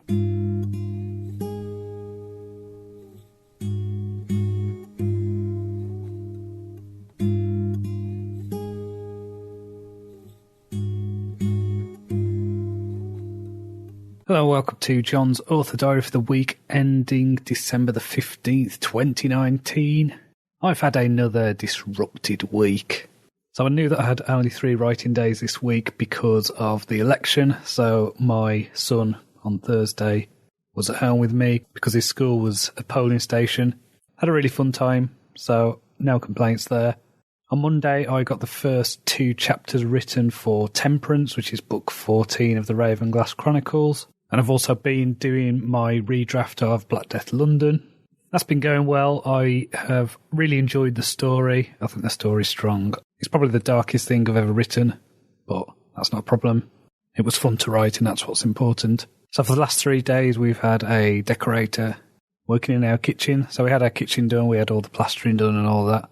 And we called up a decorator a few days ago saying, when are you available? And he says, I've actually got 3 days free this week, or else it's going to be January. And we just thought, screw it, let's get it done before Christmas. So that's been disruptive. We've had to move quite a few things out of the kitchen, and I find it impossible to dictate when there's someone else in the house. Can't concentrate, can't get into that zone. So I've just been editing, doing audio stuff, things like that. So it's not been great. But next week, I'm going to get my head down and get Temperance finished. Now, my wife has Tuesdays off, so we did the last read of Death, which is book 13 of the Ravenglass Chronicles.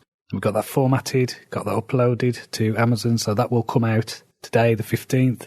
The series is doing really well at the moment. I'm really pleased with how much the box set is making.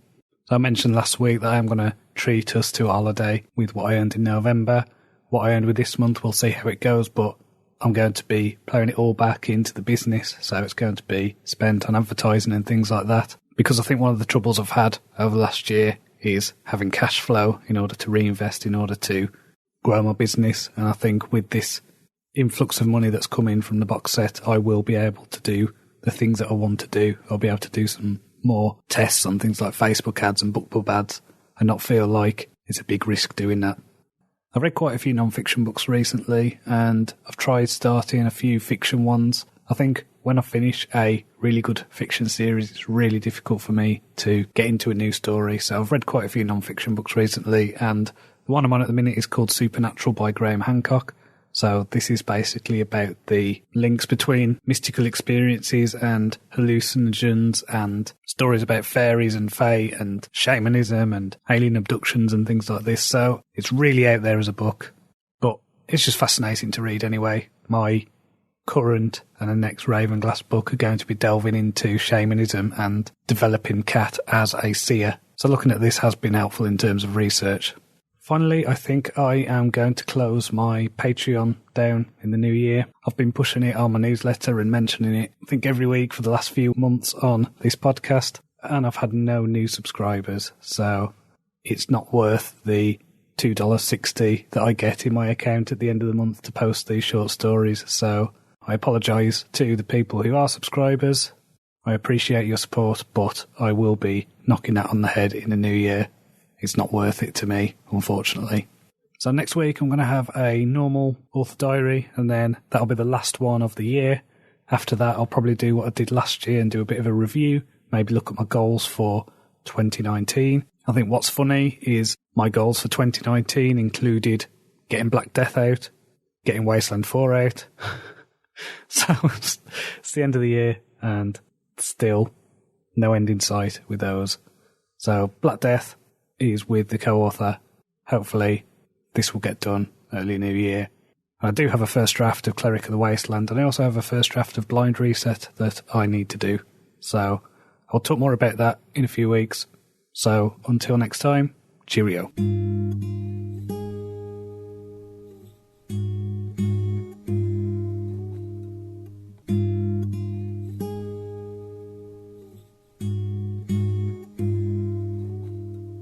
Hello and welcome to Jon's Author Diary for the week ending December the 22nd, 2019. This is going to be my last full podcast of the year because I'm about to celebrate Christmas. I'm recording this on the Friday morning, so I'm recording this on the 20th. My wife and son finish early today, so I figured I'm just going to get my audio done to cover me until the new year. So like last year, what I'm going to do is I'm going to pre-record a couple of episodes. These are going to be a review of 2019, and then I look forward to 2020. So I'll outline my goals and aspirations and things like that. So this week has been kind of crap in terms of my writing. I'm getting crazy resistance on writing Temperance. So what this usually says to me is the outline's not working. There's something going on with the story. My subconscious is trying to warn me not to write it. So that's going to go on the back burner until the new year. What I'm going to do is print out the outline, go and sit in a hotel bar and work out what's going wrong with it. Hopefully doing that, having that time to think will bring out the story, make it better. So as well as that, I've also been doing the second draft of Blind Reset. So if you remember, I wrote the first draft of this just before the summer holidays. So I've done about 6 chapters. I'm really happy with it. I think the story's there. If you've been listening to this a while, you know that this is a book that has been abandoned and then retaken up. And so my aim is basically to keep doing that. If I can fit in any work over the break, then I'll probably revisit that. But I don't really intend to do much work between Christmas and New Year, at least. So I've been reading a couple of books this week. I'm still on my non-fiction binge, let's say. I tried starting a couple of novels, but it hasn't worked. So I read a book called The Science Delusion by Rupert Sheldrake. So I thought this was a really interesting book. It detailed some of the issues and assumptions that you have with materialist science. I did feel that the author presented quite a few straw man arguments in it, but it's one of those things where it just kind of sets the mind going, so that's always good. I'm also reading a book about mythology called When They Severed the Earth from Sky. Now, this is a really different take to anything I've read before about mythology. It's almost like a history of how stories change and evolve, and how they are symbolic representations of events in history, and sometimes these events can be several events pushed together into one narrative that's kind of coagulated into one story. So it's really intriguing, and so I do recommend giving it a read. So I just want to take this opportunity to wish you a Merry Christmas, or if you're not celebrating Christmas, then whatever you're celebrating, I hope you have a great week. So until next time, cheerio.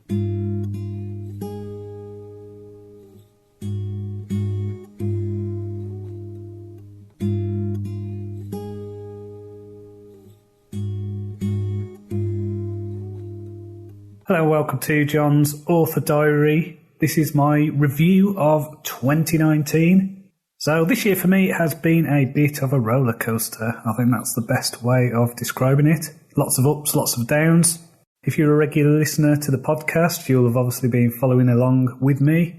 And I think looking back, there are a few things that I have changed about the way I work, about the things that I do in everyday life. So, for example, in January, I started to meditate. Now, I've meditated for most days of 2019. I think at the time of recording this, I'm on something like a 190-day streak of meditation.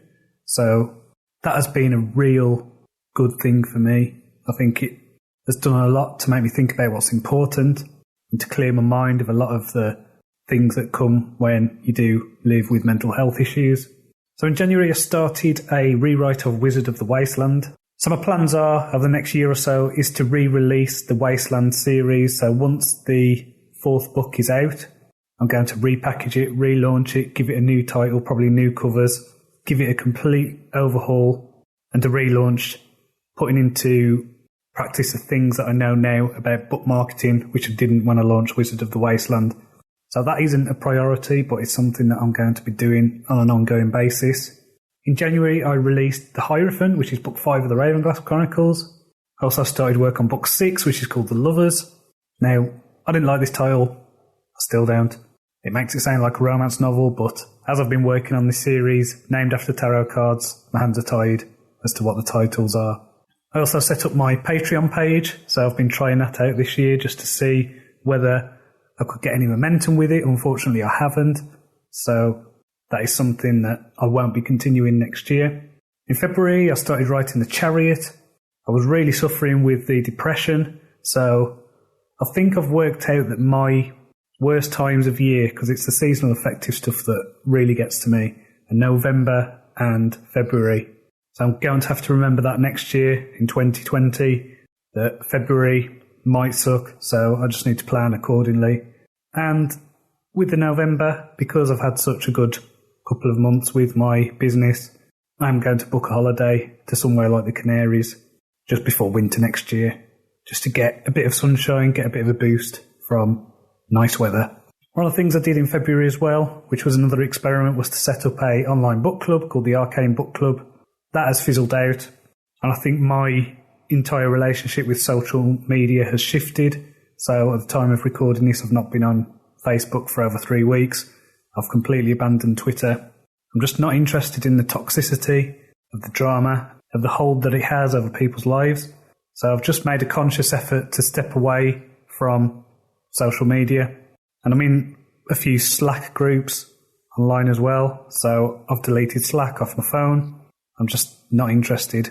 You know, I like building up relationships with people, networking, all those things that are useful when you're running a business. But I think the negatives far outweigh the positives for me. So I have got Facebook still. I've not deleted my account or anything like that. And when I do decide to go back on, I've installed a plugin on my computer that eradicates the Facebook newsfeed and replaces it with an inspirational quote. They're distraction engines, that's all they are. They're there to distract you, to move your focus away from what's important. So in March, I wrote the book Strength. I did my last episode of the Stop Booking Around podcast. So this was a podcast I did throughout 2018 with my friend Russ. I was helping him write his first novel. It ended up turning into a bit of an interview thing with other authors when he was unable to make the podcast. He ended up telling me that he didn't want to do it anymore and that his interest was probably more in doing role-playing games, making worlds and stories for those rather than actually writing a novel. So I just said, it's fine. I'd rather you just tell me. So he did, and we stopped doing a podcast. So that came to an end in March. I do miss doing the podcast with him just because it was a great way just to catch up with him and to have a laugh with him. And I do enjoy helping people with their writing. So as well in March, I had a bit of a chest infection, but that gave me an opportunity to watch some masterclass videos. I watched the Dan Brown one, which I found really useful. I think what I found at that time was I've reached a kind of plateau with my learning, with my craft of writing. And so what I've been doing since then is paying more attention to the books that I read. And also some books, I want to be doing this more as I go forward. I'm going to be picking them apart. I'm going to be revisiting them, deconstructing them, trying to figure out how they work. Also in March, I started recording episodes for the Sci-Fi Roundtable podcast. So this was a idea broached on a Facebook group that I'm in, which is called the Sci-Fi Roundtable. It's a lot of sci-fi authors. And the idea came up of doing a roundtable style podcast. I helped to kind of crystallise the idea, and I do the editing and production. I don't host them all the time. So it's a nice division of labour that goes on, and we're still doing those. We've been releasing them since April, so they've been going on. They've been doing well. So I prefer that in terms of networking and actually talking to people rather than the Facebook and Twitter and things like that. Moving into April then, I launched the Chariot, and this was a month where I really started to get frustrated with the Black Death trilogy, which still isn't out. So what happened was we had 2 collaborators. There was myself, there was Lynn, and there was Killian. And me and Lynn had written our contribution over a year ago. We wrote it in December of 2017, January 2018, that kind of time. And Killian was working on his 3rd book for ages. Kept emailing him. He'd keep going, oh yeah, I'll have it in a week.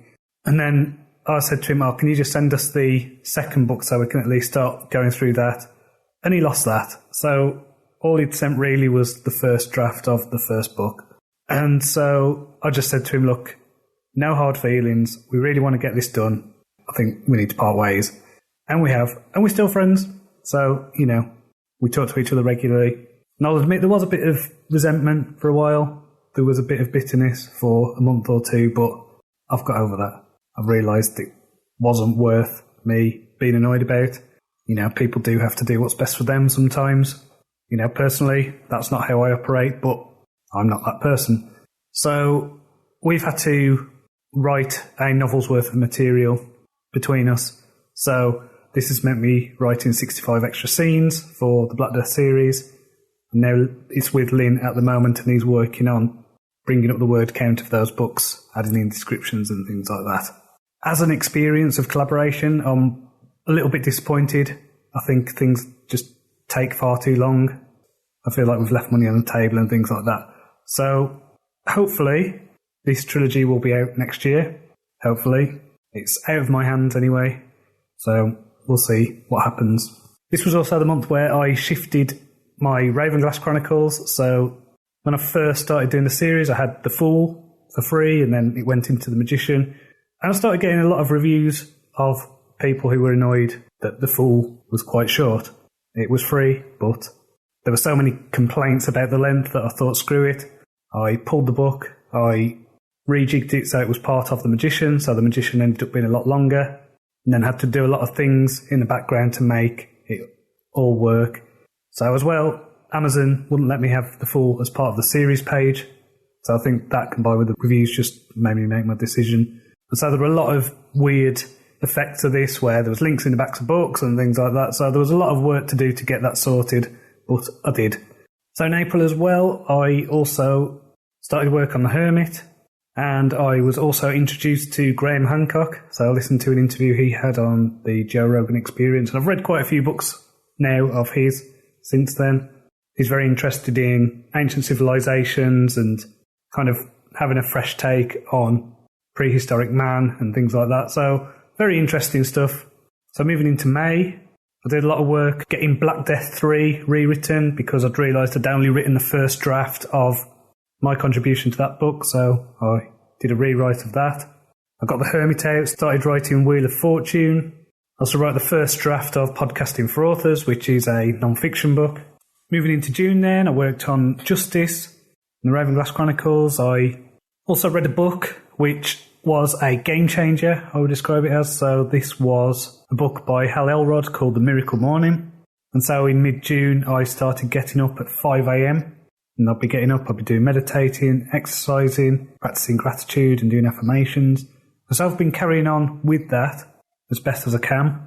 Now this gave a really big shot of productivity during the rest of the month of June and then into July, right before the summer holidays. And I'm recording this on December 20th, and last couple of days I got up at 5 a.m. Today I didn't, so this might be something to do with the seasonal affective stuff. It's really hard some mornings to get up this time of year. So this is going to be something that I'm going to really go into probably after February, probably as spring arrives, get back into it and have that really productive few months, have that really productive time, because I know that I can get a bulk of work done. So it was this month that I resurrected Blind Reset. So basically a year had passed since looking at the book. I went back to it. It wasn't so bad. There were a few things I tweaked with the outline, but it was there. It was fine. I redrafted it. I now have a first draft that's ready. I've started doing the second draft of it. So I'm about 20% into that at the time of recording. Going into July, I think I had my most productive month ever. So this was carrying on with the Miracle Morning stuff. I found I doubled, sometimes tripled my productivity on days. I got the Black Death, the new scenes for that finished. I got the scenes for Black Death London written. I finished the first draft of Blind Reset. I finished the first draft of Cleric of the Wasteland. And I launched the Hermit. So that was really good. And then in the last week, it was my 10th wedding anniversary. So went on holiday for a week with my wife. We had a great time. After that, I went to a book conference called 20 Books Edinburgh. This was fantastic. A lot of great ideas, a lot of stuff that should have given me a boost. But I think the events of August made that difficult. So in August, my dad took his own life by hanging himself. I think my productivity has suffered since then. And I know that it's not just that, but there's been a combination of things. So around the time of his funeral, I was working on a book called The Hanged Man. This is just part of the synchronicity, working with these books named after the tarot cards. I was getting real resistance. So this book was a real struggle to write. Found it really difficult to get through. Didn't come out until the middle of October. So that felt like a real drag. In that time now, I did write a non-fiction book, The Stoic Writer. I also wrote a new prequel called The Fool, and I wrote a story for a anthology. So this was another prequel to the Ravenglass Chronicles. It was set about 18 years before the events of the story. So it was quite difficult to get back into things after some holiday as well, because my wife's schedule had changed at work. So she used to do Monday to Wednesday. She'd have Thursdays off and then be back at work on Fridays. And this time she has Tuesdays off. So I don't know why, but that has made a difference to the way I'm working. It's changed the way I structure my weeks and things like that. So there's lots of little things that happened in September as well that caused disruption. So there was things like getting a kitchen fitted, getting a boiler done, having problems with plumbing. Now what was good about September is I released the Ravenglass Chronicles box set, books 1 to 11. And this has been by far my most successful release to date. So it's a 99 cents box set and it's selling a lot of copies and getting a lot of page reads. So that's been great in terms of my finances. Because one trouble that I've found is that the Ravenglass books as individual episodes haven't been selling that well. So it's been really difficult to get cash flow in order to invest in my business. But this box set is now earning enough to pay for things like a holiday and for decorating and things like that. So that's fantastic. So in October, I had the disruption of Digit getting attacked. Digit is my guide dog. I'm visually impaired and he helps me get around. And so he was attacked when we were walking home with my son from school. So he was out of action for a couple of weeks. This meant I couldn't really go anywhere far because I didn't have a guide for one. And I couldn't really take the dog anywhere when he had a big cone on his head. So that was a bit frustrating. And then there was also the fallout of admin and speaking to police and dog wardens and guide dogs and things like that. So there was a lot of stuff around it that I had to do that caused an interruption. So it was in October that I finished The Hanged Man, got that out. I also took on the services of a life coach. So I've had a few appointments with her now, found it really useful. Basically, I need to give myself more breaks, I need to give myself more credit for things, and I need to realise that sometimes life gets in the way. So not to beat myself up about it, I've just got to go with the punches, as it were. I can't be so set to my goals, so rigid. I need to have them as almost like moving targets rather than, okay, I need to get this finished by here. So just useful to kind of reframe things like that. And also reframing success was another thing that came from it, which was not to frame my success on things that I can't control. So instead of looking at, my position, my Amazon ranking, or, how much I've made at the end of the month, my success should be measured by what I've actually done and achieved, not by the external factors.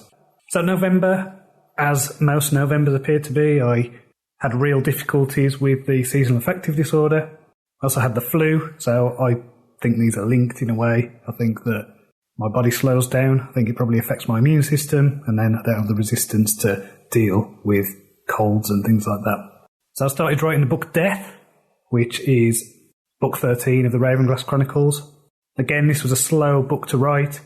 I think just because of feeling ill, just because of feeling the depression. I had a bit of a blow with putting my book, The Stoic Writer, up for pre-order. It ended up that I had broken a copyright policy on Amazon because of the way the book was structured. So what I've done with that is I've pulled it, I've rewritten it, and it works better now, and it's all my stuff. There's, it was originally a commentary involving lots of quotes from Seneca, Marcus Aurelius, people like that. And now the commentary is there, but without the original quotes. So it's more of a thematic exploration of Stoic themes for writers. So November was actually my best month to date in publishing. In terms of the amount of money that I earned, as I say, I can afford to buy a holiday, which is amazing. December, at the time of recording this, I'm almost at the same level for the month. So who knows, depending on what the Christmas holidays do, I might overtake it. I'm very pleased that this seems to have all been organic. I've done hardly anything in terms of advertising since the first couple of weeks. Did a few promos in December just to give it a little bit of a boost in the lead up to the holidays. But the book has been consistently selling, consistently getting paid reads. So I couldn't be happier with that. It has gone past my expectations. And because I know how Amazon works, I'm not taking that for granted at all. I know I am probably just around the corner from a big drop. So let's see how that goes. There is a thing on Amazon which some authors called the 90-day cliff, which is basically 3 months after publishing a book, Amazon stopped doing a lot of the things that get people to read your books organically. So I will probably have to start doing some more paid ads in January and February. But that's not a problem because I have the cash flow to do that for once. So woohoo. Also in November, my family and I did Thanksgiving. This was a adopted festival. So we took this from America. Now, we didn't do it in the American way, we just made it our own. Okay, the date was the same, but it was basically about having a meal with my family, giving thanks, sharing what we're grateful for. And I'd mentioned this on my newsletter, and I got some snotty email from someone saying, I don't celebrate colonialism, why do you? And I thought, how sad. What a very sad existence someone must have when they see someone who is celebrating gratitude and instead turns it into some political thing of, I'm celebrating colonialism. No, I'm not American. I'm not there. I wasn't alive 500 years ago when Spain colonised America. I had nothing to do with that. What I did is I celebrated what I was thankful for, what I was grateful for. Other people across the world were doing the same thing. So I think maybe if the person who'd sent that email had spent more time thinking about what is good in the world, what to celebrate, to look for things to be grateful for, maybe they wouldn't have that hostile reaction to someone trying to do something good. Very sad. Very sad. So finally, we are into December. I've been editing Blind Reset. I've been trying to get Temperance going. I think I've been struggling with the seasonal affective disorder this month. I think that, again, I just need to revisit this in January. I'm going to go back to the outline and try again because I'm not happy with how it's going and I know that I can improve it. So 2019 then has been a mixed year. As you can see, I released 8 books, which are all in the Ravenglass Chronicles.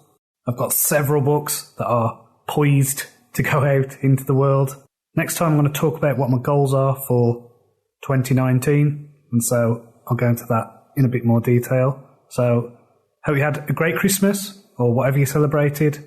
So until next time, cheerio.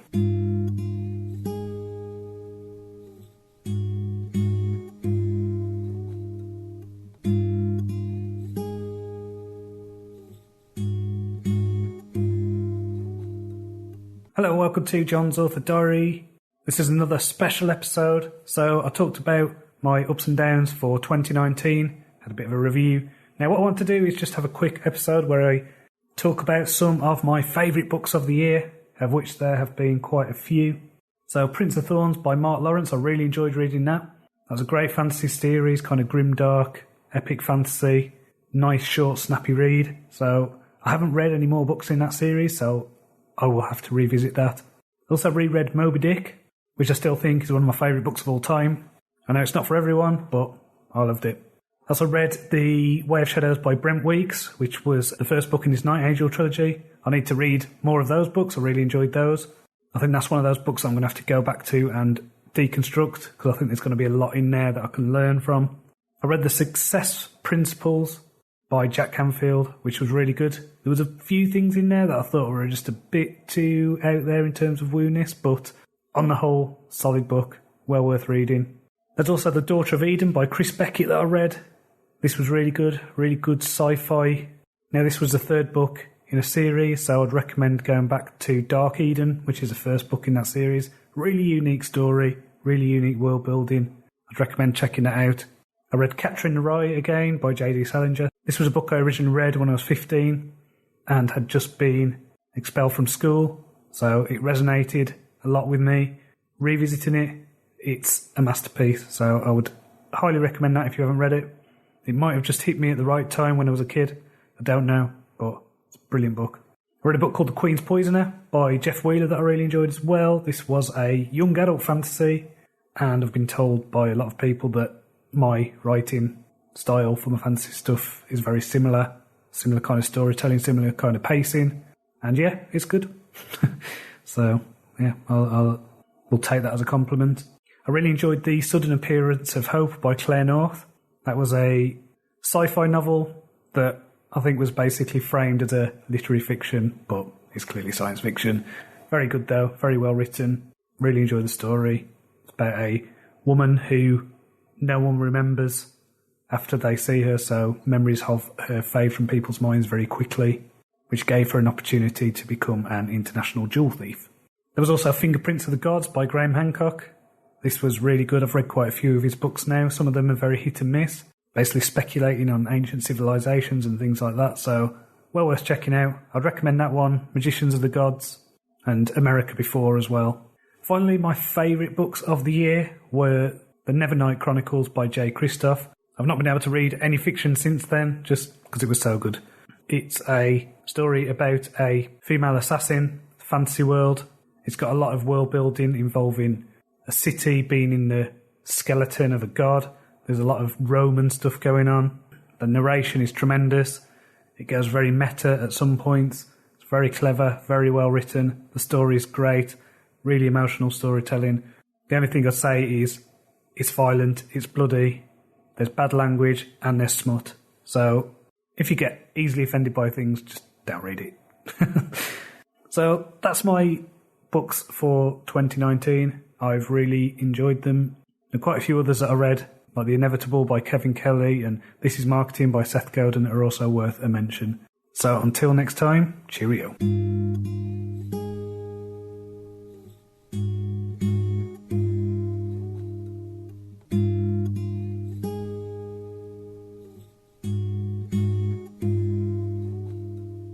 Hello and welcome to Jon's Author Diary.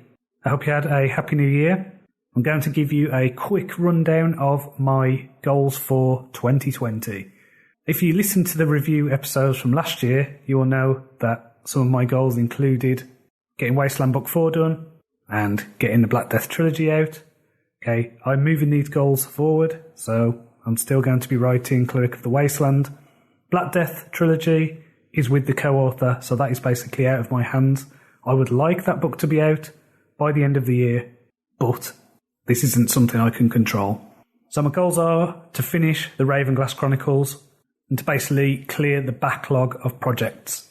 So I have several projects that are open that need to be sorted. So I've got 3 non-fiction books that are ready for the editor.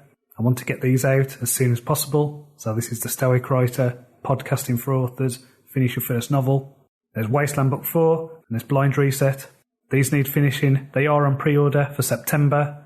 Based on how fast 2019 seemed to go, this will creep up on me very quickly. And apart from that, that's it. I'm not going to do anything else until all that stuff is finished and has hit the shelves. I'm making notes and plans for a flagship series, but I'm not going to be committing to that until this is all sorted. So 2020 is about clearing the backlog, finishing projects, and continuing to focus on the Miracle Morning stuff that I talked about in my review episode. So I need to get back into the 5 a.m. get-ups. The meditation continues, exercise continues.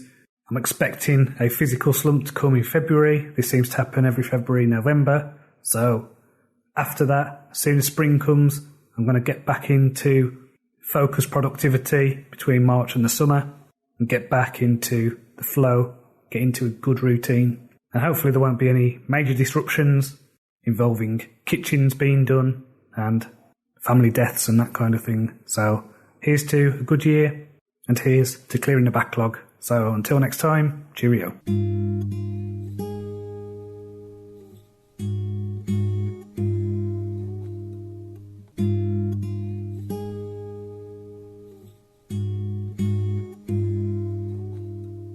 Hello, welcome to John's Author Diary for the week ending January the 12th, 2020. I nearly said 2019 then. So this is the first proper episode I've recorded this year. Obviously the last one was a thing about my goals, and I recorded that back in December. I don't think I did any work between Christmas and New Year. I just hung out with my family. Santa bought my son a Wii U for Christmas. So this is basically the console between the Nintendo Wii and the Switch. And so he's been playing on Mario Maker and Minecraft and Pokemon Fighting Tournament or something. So he's been having a lot of fun with that. I was unwilling to spend the money to get him a Switch. You know, he's only 7, so, you know, maybe when he's older he can have new consoles, but I thought this was a nice compromise. So Christmas we spent at home. That was great. And then I think the day after Boxing Day we went to a bit of a Christmas get-together at my mother-in-law's, and then for New Year, we spent a few days in Shipley with old friends. So they've got a house that overlooks a valley where you can see all the way across to Bingley. And at midnight, there were thousands of fireworks. It was absolutely insane. So it was quite a spectacle to see that. And then my wife and I just hung around in Shipley. I met up with an author friend who lives in Bradford.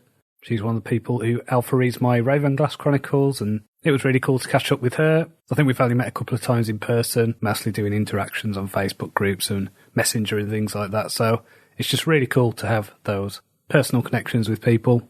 And it was also cool just to have a walk around Saltaire. It's a really nice place. I like the kind of Victorian industrial landscape, the old mills and the churches and the terrace houses and things like that.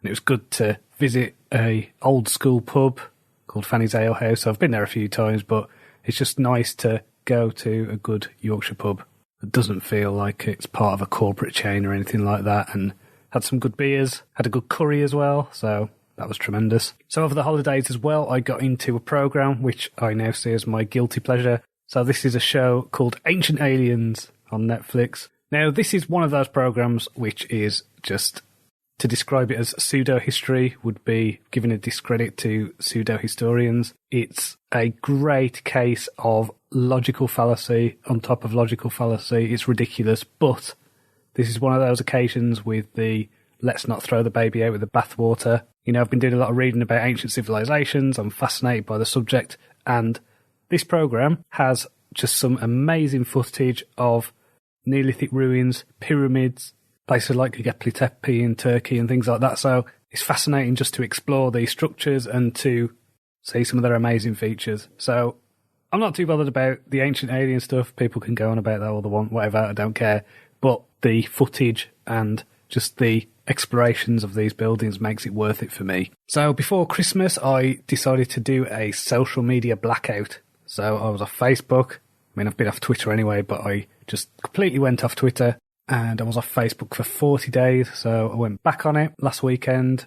Now I run an accountability group, so it was good to see that that was still going, that people were still doing posts about how they were getting on. So it was really good to get back into that.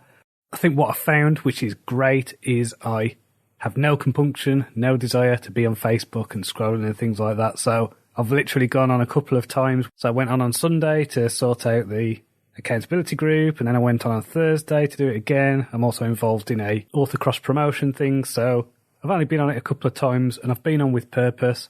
You know, I went on this morning to post the link on the Sci-Fi Roundtable to the Sci-Fi Roundtable podcast, so it's just a really healthier relationship I'm having with social media now, not getting drawn in to the newsfeed stuff. I've actually put on a plugin for Chrome called Newsfeed Eradicator.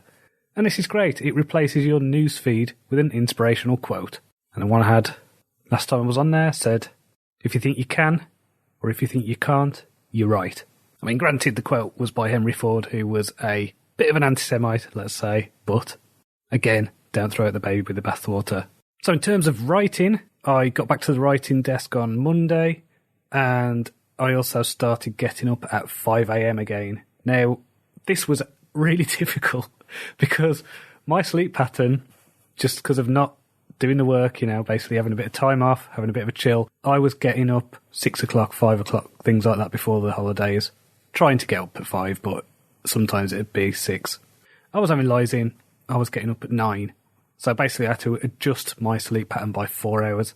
So Monday, fine, perfect, got on with it. Tuesday again, Wednesday again, brilliant. Thursday, I think it was a combination of the season affective stuff and maybe just being tired from the sleep pattern change, but I was absolutely, completely wiped out.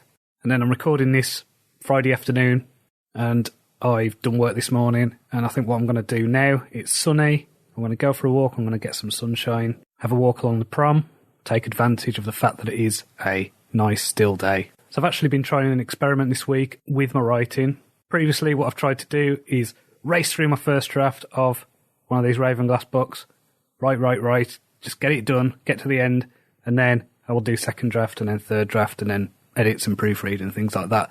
What I'm doing now is a bit of a different process, and it feels slower, but I don't think it is. I've been tracking my word count, so I don't think it is. When I was looking at how productive I am early in the morning, things like that, I realised that actually trying to dictate at 5:30 a.m. is no good. I'm really slow.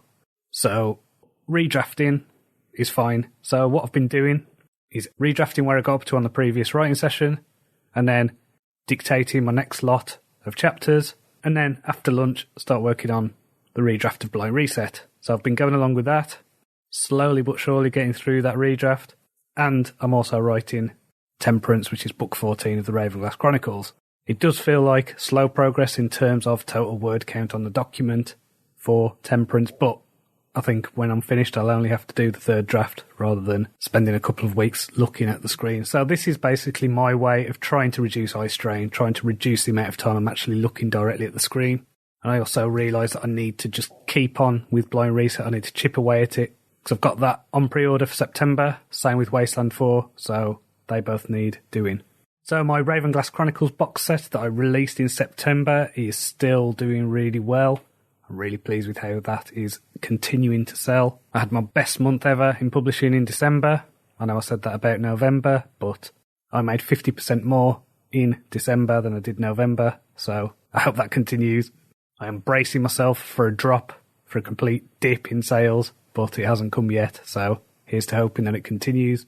I'm willing it once my pay for November comes in, so the way Amazon works is they're usually a couple of months behind. So I will get paid for November at the end of January. So I will then have the cash flow that I've been desperate for ages to pay for consistent adverts. So adverts on Facebook and things like that, just to get more people into the series. But it does feel exciting to be in a position where I'm earning more than my wife. And this has never happened, so that's pretty cool. And to celebrate the success with the box set, on Tuesday, my wife and I went and booked us a holiday. We're going to Tenerife next October. So this is basically my effort to try and get some sunshine before November kicks in, because I am sick of the drudgery of these winter months. I finished watching the Amazon series The Marvellous Mrs. Maisel. I really enjoyed this. It's a story of a comedian. She's a divorcee in the late 1950s, going on to early 60s. It has some historical characters like Lenny Bruce and things like that, so really enjoyed the dialogue in it. I think it's really snappy, quick-witted dialogue, and I just love how bizarre the main character's parents are. It's worth watching. If you've got Amazon Prime, just check it out. It's really good. Last night as well, I was on a podcast called Now You've Seen It. So this will come out on February 2nd, which is Groundhog Day. Now, the reason why is because we reviewed Groundhog Day, starring Bill Murray. Now, this is a movie that I understand is a classic. I've never watched it before. So it's really cool to watch that movie and to look at it with a bit of a story head on. And what I realised basically was it was really fun, and the time loop concept was actually very cool. But I felt there were some real issues with the storytelling. But I enjoyed it nonetheless. A lot of great humour in there. I think Bill Murray is very underrated as an actor. I think what was interesting was thinking about how long the Bill Murray character was actually stuck in that time loop, and one of the panellists on the show thought, 6 weeks, 6 months, something like that. My estimate is probably somewhere in the region of 15 to 20 years. This is based on the fact that he becomes good enough on piano to play Rachmaninoff. That requires a lot of practice. He learned to ice sculpt. He learned languages. He got to know the ins and outs of all the events that were going on in that town. And so, if you've not seen it before, it's definitely worth a watch. If you have, watch it again. Finally, because I've been going on for so long now, I've realised I've just been talking non-stop. I'm reading a book called The Obstacle is the Way by Ryan Holiday. Now, I really like Ryan Holiday's books. He's written quite a few about Stoicism. And it seems I've been reading them in reverse. So I started off with Stillness is the Key, and then Ego is the Enemy, and now The Obstacle is the Way. They're basically the other way around in terms of order. But it doesn't seem like it really makes a difference which order you read them in. It's not like a series or anything like that. So I would highly recommend checking out his books. So I'm going to leave it there now. Hope you have a great week. I will be back next week to talk about my progress on temperance. And I'm sure it won't be such a rambly episode. So until next time, cheerio.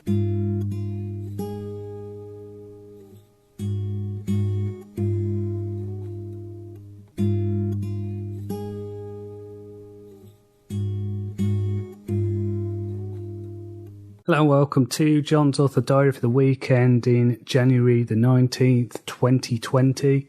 I've had a bit of a mixed bag of a week.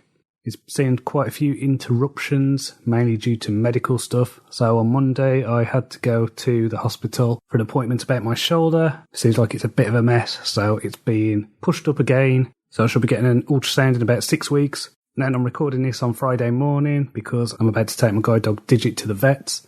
He's not been eating for the last few days, so I need to find out why. So in terms of writing, I'm about 5 scenes away from the end of Temperance. I'm not quite as far through as I would have liked. I was hoping to get draft 1 finished by now, but I'm still tweaking the outline. I've changed the ending, which I will need to address in the redraft.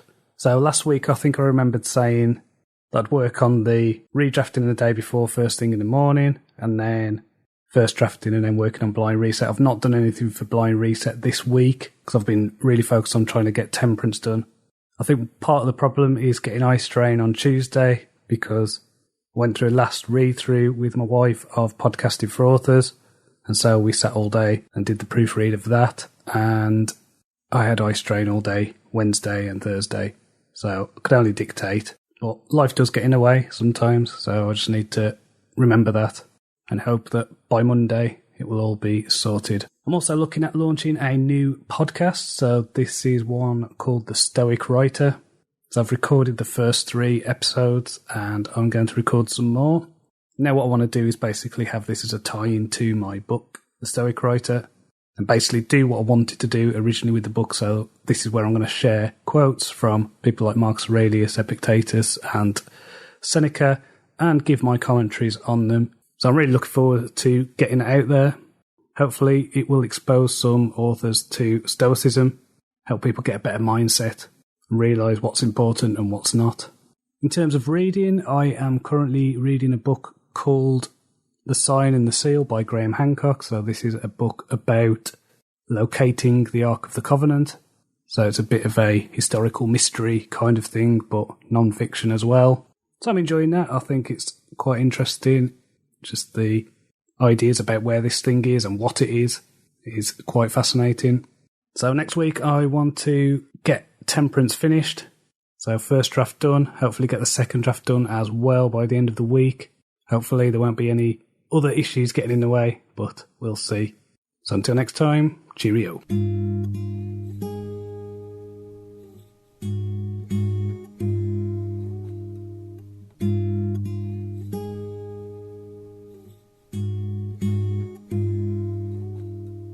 Hello and welcome to Jon's Author Diary for the week ending January the 26th, 2020. I've had a really busy week. This is one of those weeks where it feels like a lot of things have come together. A lot of things have been ticked off my to-do list, so that's always a fantastic feeling. That sense of achievement, of getting things done.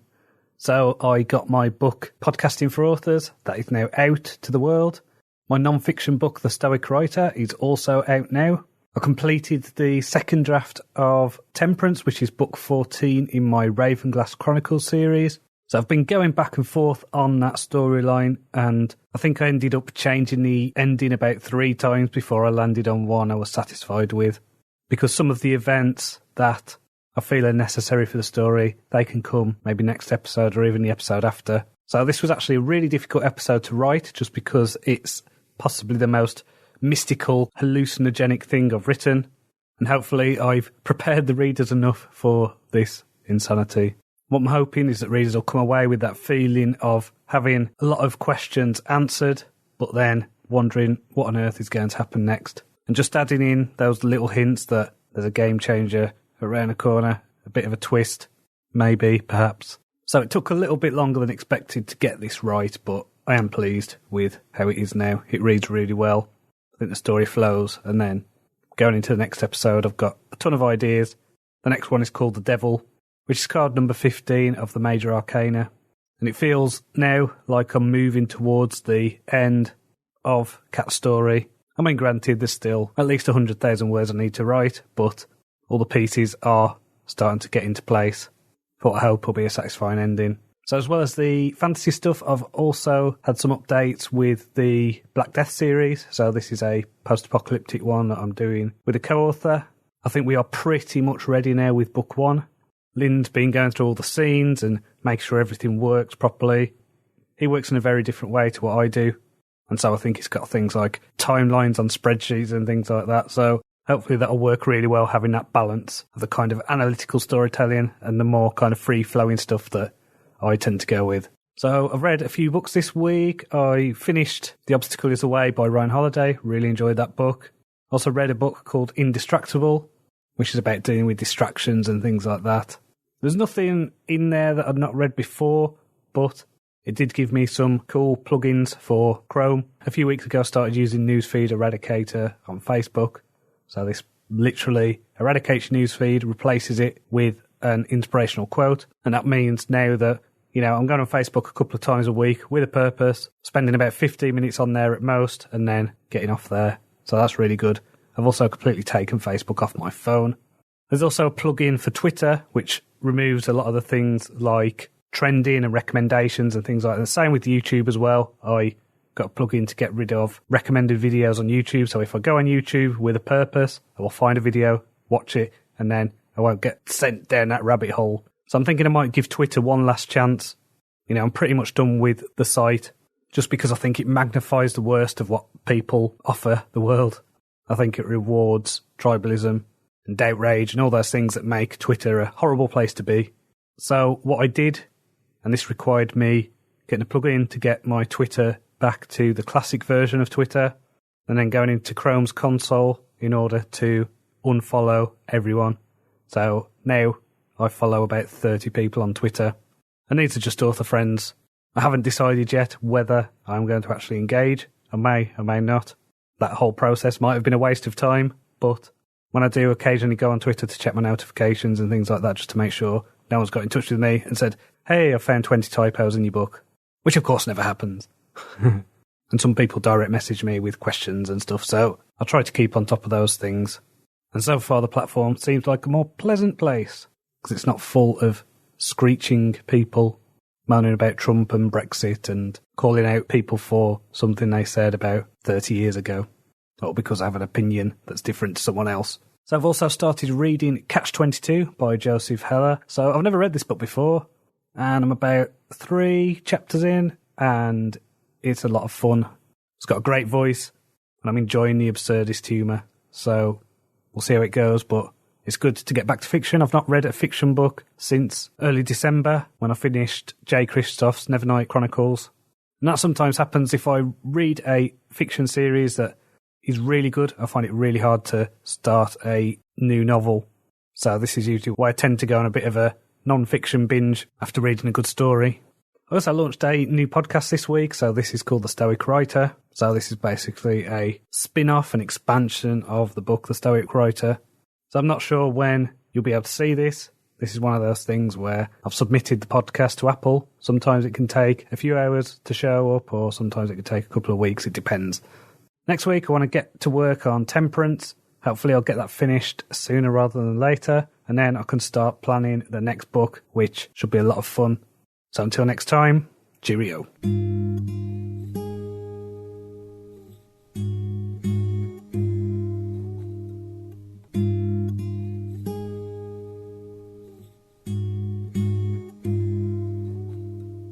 Hello, welcome to Jon's Author Diary for the week ending February the 2nd, 2020. So that's 02022020, which is a nice parallel number. I've had a busy week. I've finished my third draft of Temperance, which is book 14 of the Ravenglass Chronicles. So I've now sent that off to some alpha readers to get some feedback. I'm really happy with the story. I think it ends in quite a satisfying way, leading on to book 15, which is called The Devil. On Tuesday, I decided to have a day off. My wife has a day off work as well, and we usually do things like proofreading tasks because she's a trained editor, so she will often proofread my work and things like that. And instead, I booked us into a spa day because it's halfway through her half term at school. So I figured having a good break, just having a day off, having a chill out, relax, that'd do us both good. So I did that. And then next day, had a really productive day. Finished my third draft, and then I took my notepad and pen to a hotel in Morecambe. It's like an Art Deco hotel called the Midland, and I sat and planned the next episode of the Ravenglass Chronicles. So I've got a lot of ideas for that. I'm about to, when I finish recording this, I'm going to start putting those ideas down onto index cards and arrange them to make them make sense as a story. So next week is going to be a bit bitty in terms of actual writing days. So I'm going to have writing days on Monday, Wednesday and Friday. On Thursday, I have got to go to hospital about my shoulder, so I've been having an ongoing shoulder issue, and so I think I've got to have steroid injections and things like that. I think this is basically to do with posture and spending most of my adult life working at computers. You know, recently I did invest in a standing desk, so I'm sure that is going to help in the long term, but in the meantime, I've been doing physio exercises and I've got to have some scans, so I've got an ultrasound on Thursday, and hopefully they don't need to do surgery, but that has been suggested. I think my rotator cuff and my right shoulder blade is in a bit of a mess. My actual shoulder seems to be at a weird angle compared to the other shoulder, like sticks forward a bit. So hopefully that'll get sorted. Hopefully I won't be having surgery. That would be a bit annoying. So we'll see how next week goes for the writing. I do like to have days in a row where I'm doing my first drafts. So I get into that flow state. And I find it much more productive to do it day after day after day rather than having these breaks. So what I might do is focus on another book. I might carry on with my second draft of Blind Reset, probably get a big chunk done out of that, and then start work on The Devil either the week after or even at the end of February, because there is a half term coming up as well. So I'm going to be in dad mode for a week. So in terms of reading, I am still reading Catch-22 by Joseph Heller. I also read Astrophysics for People in a Hurry by Neil deGrasse Tyson. Now, what I love about astronomy and taking a kind of cosmic perspective on things is it really does kick you out of your ego, makes you remember how insignificant we all are, that in the scheme of the universe, we are not important. The Stoics talked about this idea of taking that big perspective, realising that in the grand scheme of the universe, that the petty events of day-to-day life don't really matter, that in the scale of history and time, we're not that important. And that's liberating. That's a liberating thought. That is not a bad thing. That gets you away from that mindset of worrying about the ins and outs and the latest events on the news cycle or whatever. So as well as that, I've also started reading a book called Digital Minimalism by Cal Newport.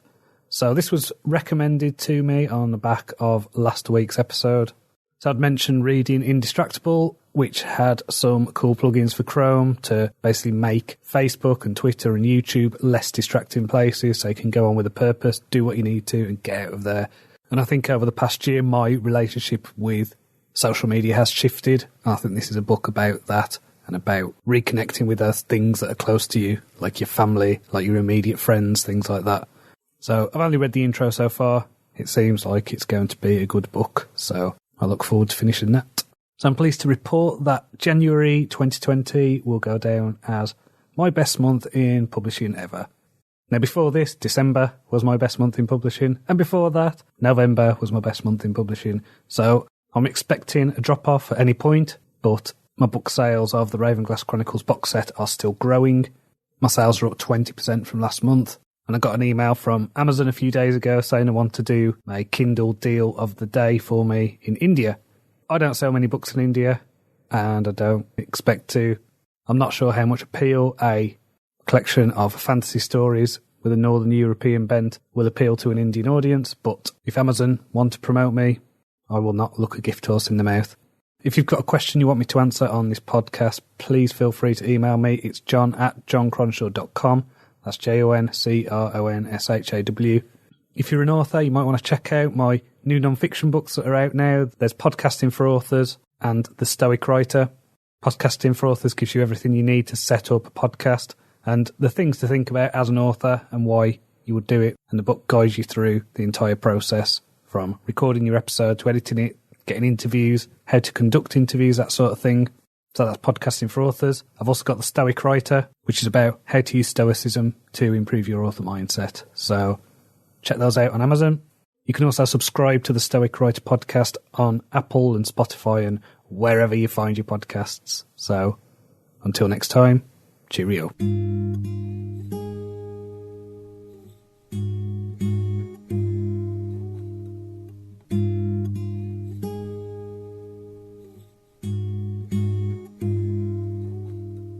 Hello, welcome to John's Author Diary for the weekend in February the 9th, 2020. As you can probably hear, my voice is a bit ropey today. I seem to be losing my voice. I'm also in a lot of pain because yesterday I went to the hospital and had my shoulder scanned and looked at, and they pumped it full of steroids, and now it feels like someone has come down on it with a brick. So I am sitting recording this with a heat bag on my shoulder, trying my best to keep still. As I mentioned last week, this week has been a bit disrupted because of the hospital appointment, and I'm recording this on the Friday, and I didn't factor in the fact that the day after the hospital I would be in a lot of pain. So I've basically done half a week's work. So it's been quite productive. I did finish Temperance, so that is about to come out. So I bought the pre-order forward for that, so it'll come out on the 9th. I've also outlined and written the first 3 chapters to The Devil, which is book 15. I'm really enjoying using the tarot cards with this series to inspire it because it's given me some great ideas, and I was looking at the next one, which is The Tower, so that'll be book 16. And it's just perfect in terms of where the story needs to go, so I'm looking forward to getting these 2 done. So I mentioned last week the book Digital Minimalism by Cal Newport, and basically on the back of reading that, I decided to close my Twitter account. So I think I opened my Twitter account in about 2009, something like that, so it's something I've had for a long time. I think the last couple of years on Twitter, there's a lot of angry people on there. A lot of people who seem to have lost an attachment to reality. I think there's a lot of people on there, especially the blue check-marked American journalists seem to be the worst at this, but a lot of anger, outrage, virtue signalling, faux activism, shaming people who said something over a decade ago in order to ruin a career, or calling for people to be cancelled and things like that. I just think it's disgusting. I think it's a reflection of the worst kind of behaviour that people can do. I've always been one for virtuous actions, not virtue signalling. So I just had to weigh up what I was actually getting from it. And I was keeping on Twitter because I occasionally get DMs off people and things like that. But those people can email me. If those people want to get in touch in other means, they can. So I won't have to think about that anymore. I won't have to think, oh, should I keep it, should I not? It's done, it's gone. So no longer on Twitter. I'm also no longer on Patreon. I've closed my fiction account on Patreon. It was an experiment. I tried it for a year. I think I spent a lot of time trying to do stuff with it, but it didn't get any traction. So, I was glad for the people who supported me and grateful that some people did go beyond just buying my books and did want to support me in a different way. So thank you for that. But that is now closed. I finished watching the finale of The Good Place this week. So this is a series on Netflix. I've really enjoyed it. It's a comedy. It's produced by the same people who did things like Brooklyn Nine-Nine and Parks and Recreation. The writing on it is tremendous. And what I've liked about it is, as well as the fun characters and the comedy, it's had a lot of discussion about ethics and virtue and things like that, how to live a good life. And I think the last episode really encapsulated that, so I'm trying not to give any spoilers now, but you do get the idea that the meaning of life is a life of meaning. And when you don't have meaning, there's numbness. So it was really moving. I can't remember the last time I watched a show that I was into that had such a perfect ending. I think maybe Breaking Bad did a great ending. But then I think back to shows like Lost and Battlestar Galactica are the shows that I loved where the ending wasn't that great. So I finished reading Catch-22 this week. Really enjoyed that. Just a great satire. Not sure whether the story was necessarily up to much, but I just enjoyed the experience of being with those insane characters. I also read Theory of Psychoanalysis by Carl Jung. I do like a lot of Carl Jung's ideas about the imago and about archetypes and the collective unconscious and things like that. There wasn't really anything in this book about that. There was a little bit about the imago, but it was basically an overview of psychoanalytic theory and also his kind of response to Freud. So pretty interesting. Not the most fascinating book I've ever read, but I enjoyed it nonetheless. I've also started reading Paradise Lost by John Milton. So this is the epic poem. I've read the first book of that. Last weekend I appeared on the latest episode of the Now You've Seen It podcast, talking about Groundhog Day, the Bill Murray movie from the 90s.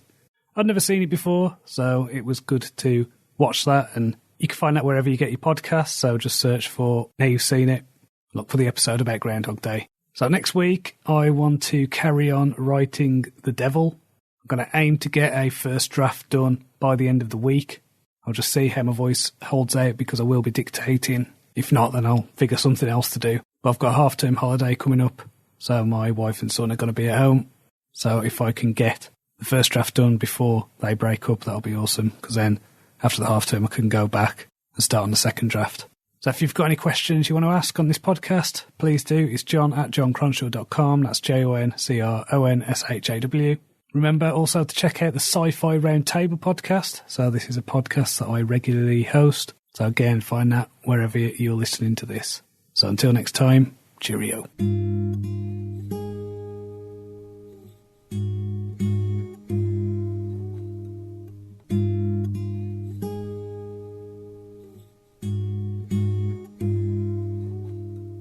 Hello and welcome to John's Author Diary for the weekend in February the 16th, 2020. This week's been something of a mixed bag in terms of productivity. My voice is still a bit dodgy, so dictating a first draft of The Devil will have to wait. I have been working on my second draft of Blind Reset, so I'm about halfway through the story. I'm really happy with the scenes. I think there were a few scenes where revisiting them, okay, they needed to maybe ramp up the conflict a little bit, ramp up the tension, sort out the pacing, that kind of thing, but don't mind, that was all first draft stuff. Second draft is about telling the story I'd wish I'd told. What I found difficult this week is the UK has been battered by storms all week. So it's been really difficult to get out of the house. Now sometimes I'd like to just have a walk in the middle of the day just to clear my head. And this wasn't possible this week. I think that's exacerbated the symptoms of seasonal affective disorder. So I felt a bit like walking through treacle the last couple of days. Felt a bit listless, felt a bit sludgy, but that's fine. I'm meditating. I've got my daylight lamp. I'm taking vitamin D tablets. So hopefully the weather will calm down. Because next week is the half-term break, so my wife and son will be at home. I'm going to try and do a little bit of work in the mornings just to keep the momentum going with the Blind Reset redraft. Obviously, my priority is spending time with my wife and son, hopefully getting out, going on walks, that kind of thing. So in terms of reading, I am still reading John Milton's Paradise Lost. I think I'm about halfway through. I'm really enjoying this. It's amazing how many lines are familiar, how many lines get referenced in different things. You can really see the influence in the writing on something like His Dark Materials by Philip Pullman, that kind of thing. I'm also reading Testaments by Margaret Atwood, so this is the follow-up to The Handmaid's Tale.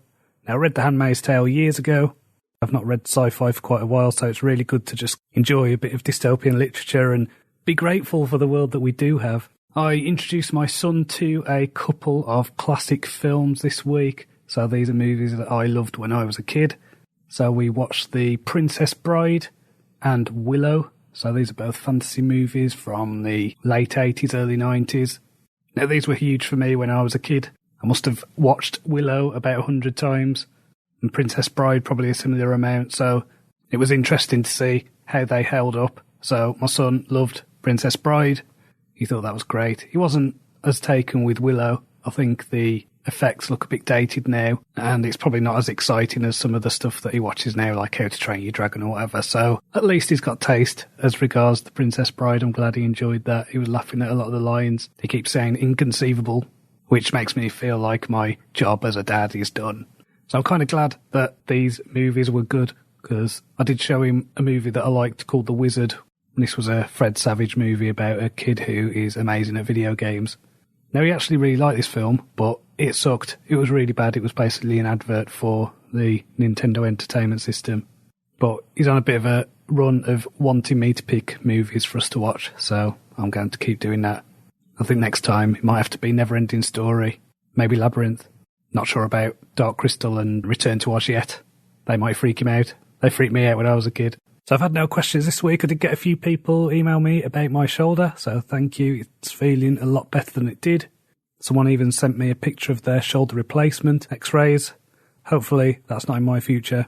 I've got another physio appointment next month, so hopefully I'm on the mend. If you've got any questions, please do email me. It's john@joncronshaw.com. That's JONCRONSHAW. And if you've got any x-rays or anything you want to send me, please do feel free. So until next time, cheerio.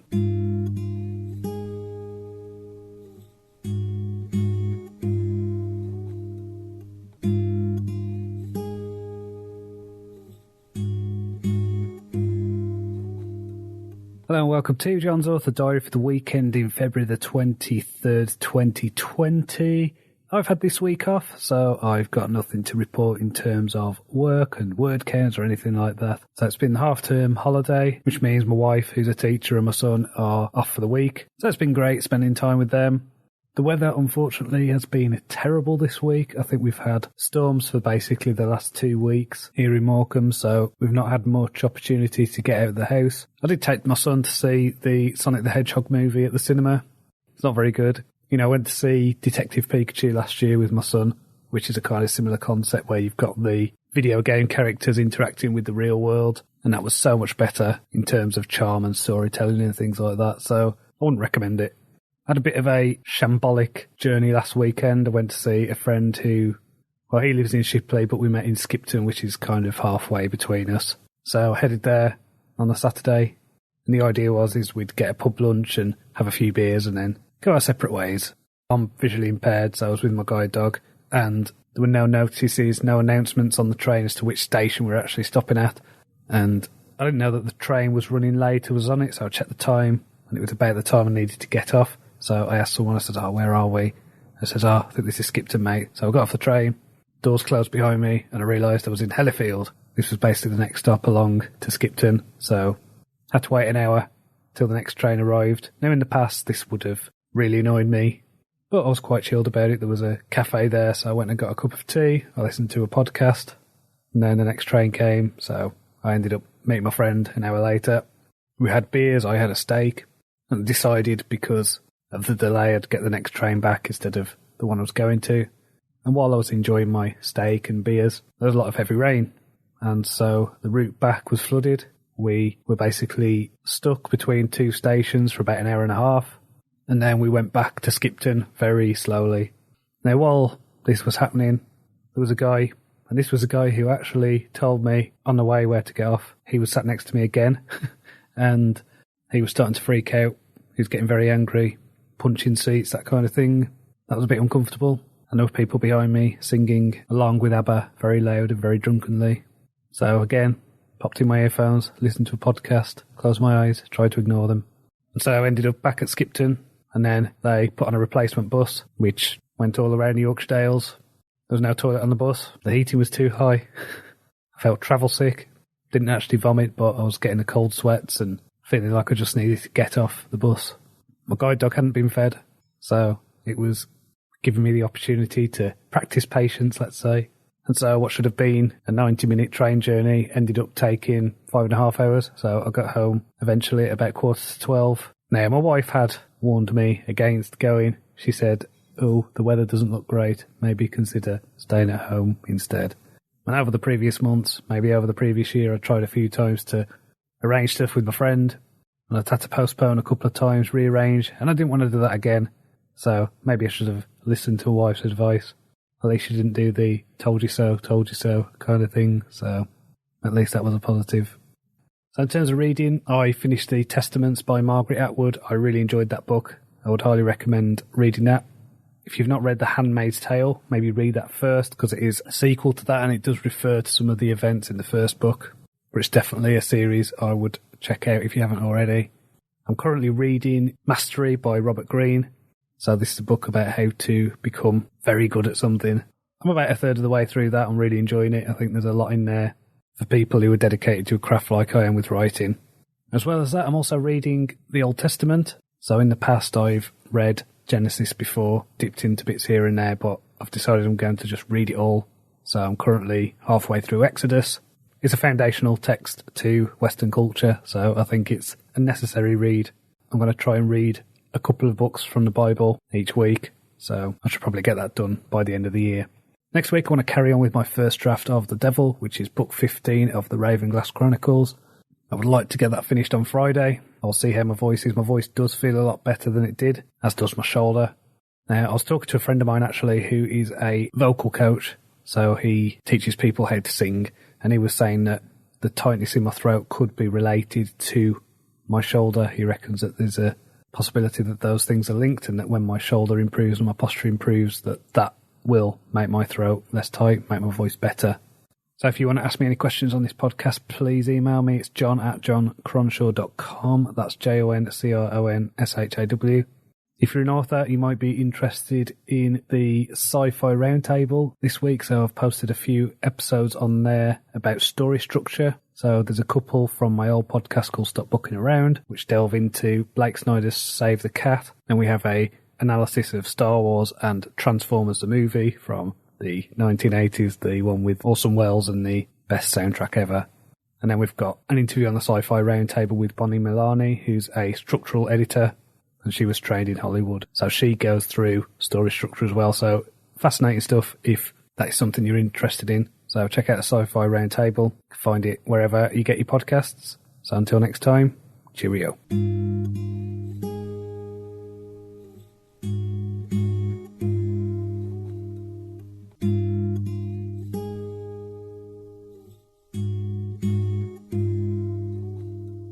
Hello, welcome to John's Author Diary for the weekend in March the 1st, 2020. It's been a bit of a mixed bag of a week. It started off well enough, but by the time Thursday and Friday came, I had eye strain. I was feeling the effects of seasonal affective disorder, so I slowed down by the end of the week. I didn't quite achieve what I wanted to. I'm now about 12,000 words away from finishing my second draft of Blind Reset. Now, I think what I'm going to do is put that redraft on hold. I need to carry on with the Ravenglass Chronicles, so next week I'm going to start working on The Devil, which is book 15. I have the first two scenes written for that, so I'm just going to carry on with that on Monday. Hopefully get a first draft ready by the end of the week. I feel like I really need to sort out my sleep patterns next week. I've been having trouble getting to sleep at night. I think this is partly due to the weather and just how there has been storms before the last 3 weeks, and there's another storm this weekend. So I've spent a lot of time indoors. Granted, I'm doing the school run, which means I'm walking about 5 kilometres a day, but that's not enough. So I think it's time to start getting up again at 5 a.m. I've been getting up at 6:30ish kind of time. I really need to sort out my morning routine again. I've got into a bit of a bad habit recently, so Monday is going to be the first working day of March. It's a new month, heading into spring. Hopefully the weather will start to reflect that, because even when it has had the odd sunny day, it's still been really windy. So I just hope the weather calms down and I can get out more. Though, based on the way that coronavirus is going, who knows? I have actually done a bit of prepping just in case. Now I know some people might laugh at this, but we've basically bought extra food to last us for 3 weeks to a month, something like that. So a lot of pasta, a lot of dry foods and tins and things like that. If this ends up being just like SARS or swine flu or another disease that peters out, then great. We've got extra food that we'll eat anyway. If not, then I've seen what's happening in Japan, where they're closing down a lot of schools, a lot of events. What's happening in Italy, in Milan, where areas are in lockdown, supermarket shelves are empty. So I'm not going to be shamed into not looking out for my family. And, you know, there's a lot of uncertainty about it, so I just want to be ready. So as well as that, I have also applied for an assessment for something called an Oxsight Prism. Now, what this is, it's basically glasses that can help me with my visual impairment, and it does things like increasing contrast between objects, improving peripheral vision and things like that. So I'm going to have a test. I want to see what it's like. If it's any good, I might have a look at getting them. I don't think they're going to be cheap because they're quite a specialised bit of technology. So if you think of it like the Google glasses that were out a few years ago, it's kind of like that, but tailored towards visually impaired people. I'll see what it's like. Hopefully it'll be good, and hopefully it won't be too expensive. And if it is too expensive, then hey, maybe I'll think of some fundraising ideas to do. I read a few books this week. I read a book called Egyptian Pyramids Revisited, which was an interesting take on some of the earlier pyramids. So the Great Pyramid of Giza and the Red Pyramid and things like that. And I think the author did a really good job of arguing that they weren't tombs and showed how they were deeply related to expressing numbers like pi and the Fibonacci sequences and things like that. So that was an interesting book up to a point, but then I felt that it had the oppositional attitude towards academia. So it did include phrases like, and this is the type of thing that academics would shove down your throat. I find that a real turn-off because I just think if you've done research, if you've got an argument, present it and leave it for people to make their own minds up. Once you start attacking people and throwing insults, then as far as I'm concerned, you've lost the argument. I also read the first in the Primarch series. So this is part of the Warhammer 40,000 universe, epic sci-fi, over-the-top space opera stuff. I find the books very hit and miss in this series, so some of them I've really enjoyed, and they're archetypal stories. They've got a great mythology, great world building. Some of the stories don't quite hit the mark. This was somewhere in between. It was basically a story about a military skirmish that went a bit awry. Didn't feel like there was much in the way of story. There was a lot of stuff happening, a lot of explosions, a lot of fighting with orcs, but it didn't quite do it for me. I also finished reading Mastery by Robert Greene. Now, I gave this book 5 stars. This book was excellent. I would highly, highly recommend this to anyone who is interested in developing a craft or becoming an expert in something. Now, what I found interesting about this was reading this book is I've realised that for the last decade, I've been on a course of mastery towards being the best writer that I can. I am still not there. I'm still in what you'd call the journeyman phase, where I'm still acquiring knowledge. I'm still trying to get better. I'm reading books about psychology, philosophy, art, music, cultures, history, and of course the craft of writing and storytelling from as many different perspectives as I can. And I've been doing this for years. This is all part of my journey towards mastery. I want to be able to write a story with ease. I want to feel confident in my ability. I'm still not quite there yet, but I am on that journey. It was interesting to read about the temperament of people who follow the path of mastery, and I thought, yeah, I recognise that, that's me. So it's this single-mindedness, this focus, this desire to know as much as I can and be as good as I can with my craft. So it's a good book. I've bought a book that I think is counterpoint to that called Range by David Epstein. It's on my to-be-read pile, so we'll see when I get to that. I am currently reading Operation Paperclip by Annie Jacobson. I'm about a quarter of the way through that. It's fascinating. It's horrific at the same time. So Operation Paperclip was the secret campaign by the American government to employ former Nazi scientists. And so the book's all about that. It's very interesting, very detailed research. One of those jaw-dropping books at times. And I am also reading the Bible, carrying on with the Old Testament. I am now on Leviticus. I thought I'd only read Genesis before, but I had clearly read Exodus as well. So I'm going to carry on with that, try and get through a book or two of that a week. This week saw the start of Lent. Every year I give up usually about 3 or 4 things over the period between now and Easter. This year I've given up chocolate, alcohol, cakes and bread. So hopefully this will be good for my waistline and of course keeping the self-discipline every day for the next month and a half. So if you've got any questions, email me. It's john@joncronshaw.com. That's JONCRONSHAW. My non-fiction books, The Stoic Writer and Podcasting for Authors, are both out now. So until next time, cheerio.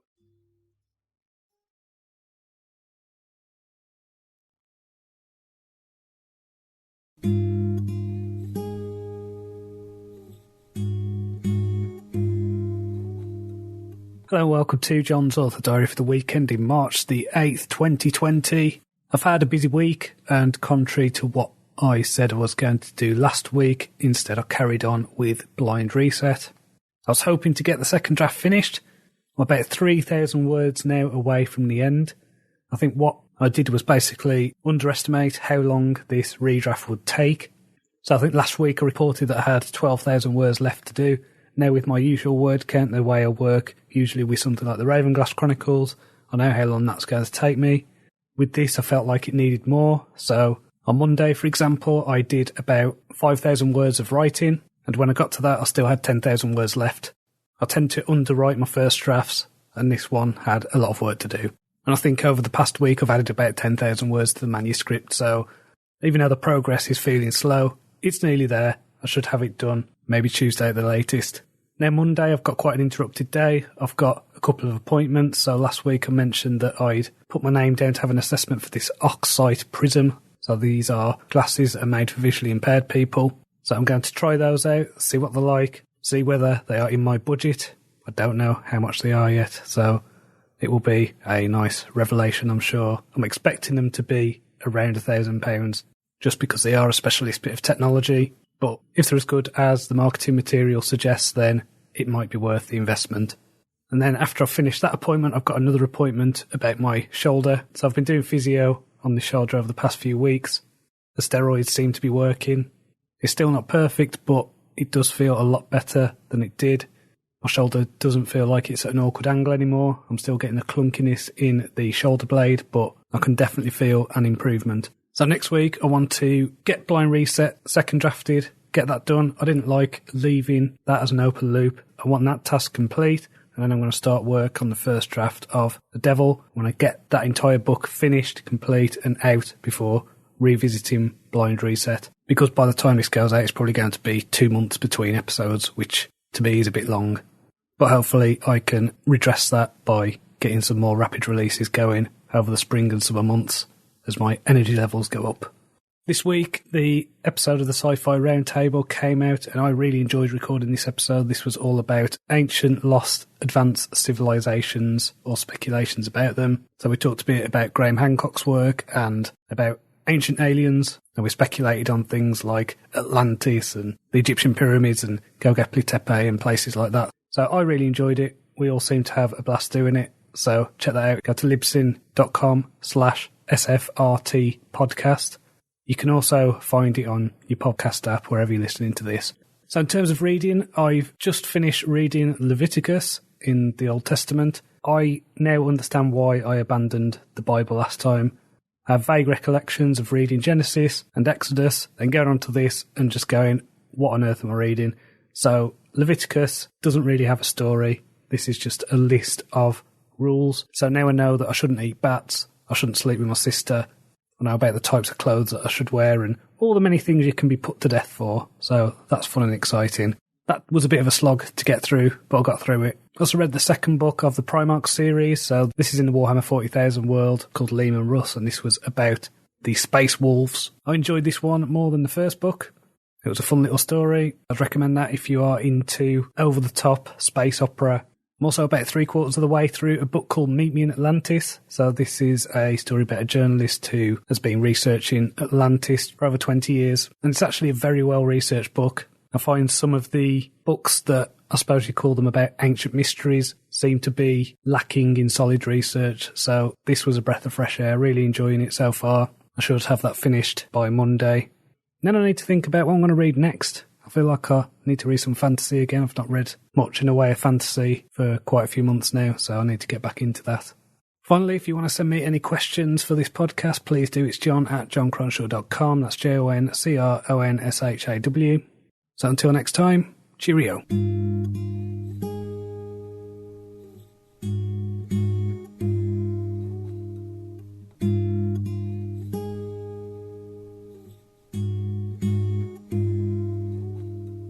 Hello, welcome to John's Author Diary for the weekend in March the 15th, 2020. This week's been a bit of a mixed bag. I finished my second draft of Blind Reset. That took so much more effort than it needed. But it's done. I'm glad it's done. It now just requires line edits. The story's there. I think I probably ended up adding about 20,000 words to the entire manuscript, so it feels good to have that done. I've also gone back to working on The Devil, which is book 15 of the Ravenglass Chronicles. Now, I've not written any new scenes for that, but what I've done is the scenes that I've written, I've gone over, I've second drafted them, I've cleaned them up, I've revisited the outline, made sure that that's all okay, getting the story fixed in my head, and then next week I will write as much for the first draft as I can. It might be a little bit awkward because my son's off school on Friday, they've got a teacher training day thing, so that means I'll have just 3 days where I'll be by myself and I can work on it. So Monday this week wasn't a writing day. I ended up doing a couple of things. I think I did one scene from Blind Reset that day, and then I had to go for an appointment to try out the Oxide Prism glasses. These were really good. These were quite spectacular, to be honest. They essentially projected an image onto the glasses of what is going on around you. Now you could adjust this so you could see more, you could zoom in. So when I was talking to the rep before I tried the glasses on, my peripheral vision is basically, I could see about half her face and that was it. With this, I could see her face, I could see the wall behind her, I could see the things on the wall, I could see the sofa, I could see the table between us. It was crazy. For years I've taken for granted not having peripheral vision, and so having that just kind of made me realise how much I don't have. And the fact that that can be replaced with these glasses is really cool. So as well as the zoom in and all that kind of stuff, they have options where you can change colours. So there's an option on it which is good for if you have problems with colour blindness, then what you can do is adjust the colours. So it brings them out as primary colours. You can adjust it so it's like monochrome, so it's grayscale. There's a version where it highlights the edges of things. So it's basically using augmented reality technology to make the world just a bit of an easier place to navigate. There was one option on there which is specifically to find signs. And what it does is it basically pixelates the world, and then anything that could be a sign is highlighted and you can read it and you can see it, you can zoom in and all that stuff. So really cool bit of kit. I mentioned last week that I knew this thing would be expensive. It's actually considerably more expensive than I would have guessed.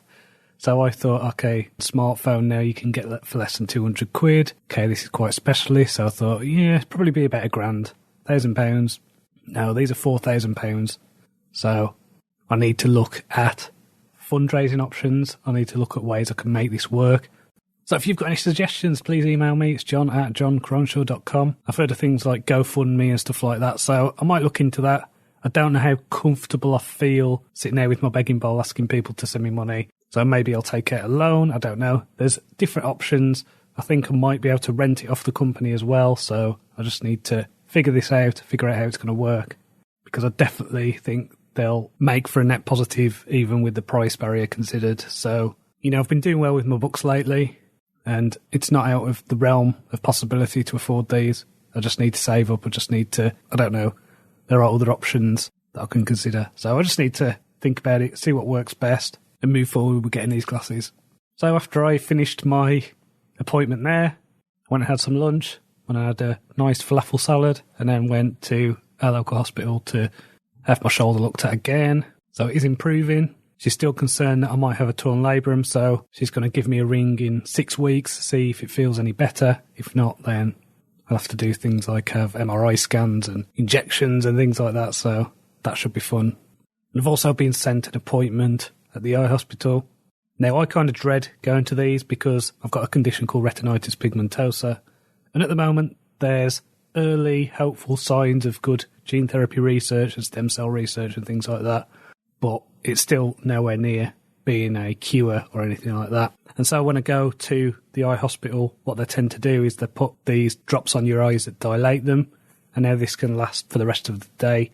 And what this means is I'm basically in a world that's completely blurred. You can't focus on anything. It's really difficult to do anything.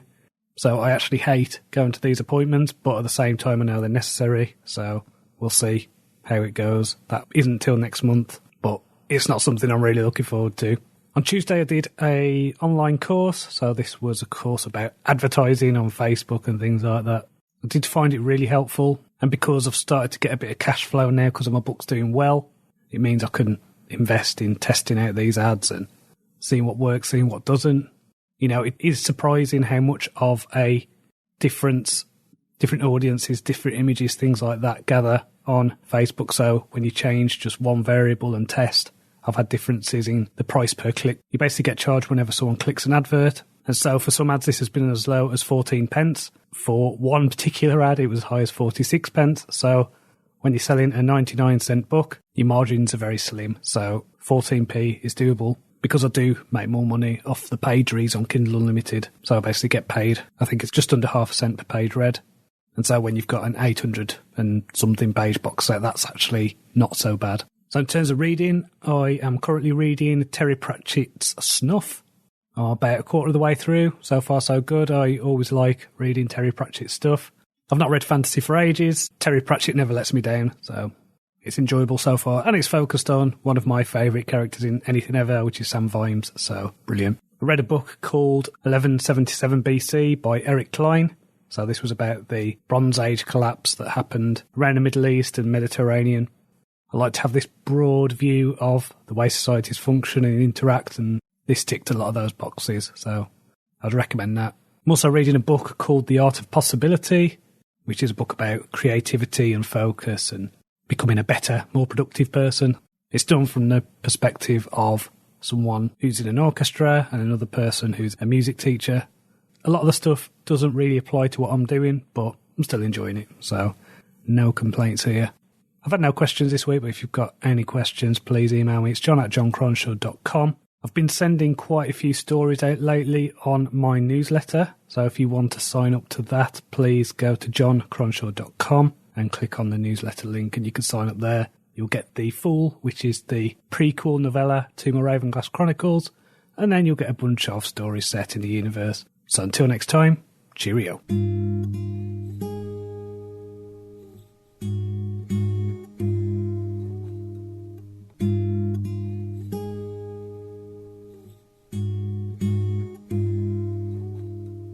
Hello and welcome to John's Author Diary for the week ending March the 22nd, 2020. Well, this week's been interesting. I don't know about you, but it feels like 3 months worth of stuff has compressed into a week. I hope you're safe. I hope you're not taking any unnecessary risks that will help to spread the Wuhan flu, coronavirus, COVID-19, whatever you want to call it. In our household, it seemed like everything flipped on Wednesday. So Monday just felt like a normal day. Got on with my writing, got on with my planning. Everything seemed great. On Tuesday, my wife was off work, and so we'd actually booked into a spa. We went and enjoyed steam rooms and saunas and that kind of thing. And then after that, we went and did some shopping. So we saw that the supermarkets were getting a bit crazy. I mean, I mentioned a few weeks ago that we have stocked up. We stocked up at the end of February. We've got a few weeks' worth of tins and pasta and rice and frozen things. But of course, there was a run on toilet rolls. Seems that people were really scared that they wouldn't be able to wipe their bottoms. There was no toilet rolls in the shops. And so this is a bit of a tip if you're living in the UK and you happen to have a farm shop near you. We went to a farm shop in Lancaster after seeing just how crazy the supermarkets were. We were in and out in about 15 minutes. We bought some meat, got some pork and some mince, got some local honey, some beef burgers, big bag of potatoes. It wasn't the craziness that we are seeing in the supermarkets, so there you go, top tip, check out your local farm shops. Hopefully they'll still have fresh produce. They won't be insane, and you'll probably feel a little calmer coming out than you would trying to traipse around a supermarket. So on Tuesday evening, my wife's school announced that they were closing. They were keeping all staff and students off. And there was also the advice that people with asthma should self-isolate. So my son has asthma, so we have kept him home since Wednesday. We've been homeschooling him. My wife was exposed to potentially 3 or 4 people who have the virus while she was at school. One of them actually coughed near her last Thursday at parents' evening. She's self-isolating for 2 weeks. Obviously that means that I am too, and so is my son. So we're taking it from the Wednesday just gone until 2 weeks after that, and then we'll see where the world is from there. In terms of the actual new stuff, there has been some really interesting developments. I think it's just a great case of human ingenuity coming together. The greatest minds on the planet all focused on one problem. We've never had anything like this before in our history. So I think of things like the Manhattan Project, which was the greatest minds focused on a particular problem. But this time we have got better connectivity. We've got more people working in the open. We've got ideas going backwards and forwards between different people. If a good idea is out there, it gets to the right people. And that's fantastic. That's really helpful. There's some anti-malarial drugs that look helpful. There's a vaccine in the works. There's going to be short-term disruption, short-term pain, but we will get past this. And I think what it's done is it's brought people together. Granted, they should probably stand 6 feet apart when they do it, but hopefully what it will mean is a bit of a radical shift in terms of the way people have been behaving, a shift away from the tribalism, the politicisation of everything. Hopefully people will realise what is important and prioritise their families, their communities, and just look out for each other a bit more. It's really important. Now, what I found myself doing this week, which is a bit of a bad habit, I need to get out of it, is the check-in of the news. I haven't read any books this week because I've been listening to podcasts, I've been reading the news, and I need to get back into reading. It's difficult to concentrate on a book when there's so much going on. I would especially recommend people in the UK try to find a different way to consume the news if you're doing it on your phone and you're looking at the BBC News website. Because, BBC do a 6 o'clock news podcast. Listen to that. The reason I say this is because when you listen to it in a progressive, linear way, your mind has time to process what you're listening to. When you see the headlines on the front of the BBC News app, when you look at it in your browser, it's just a barrage of terrible headlines, a list of all the things that are going wrong, hitting you at once. Perfect way to give you swelling amygdalas. Perfect way to give you anxiety. So consider doing that. I would highly recommend it just for your sanity, just for your mental health.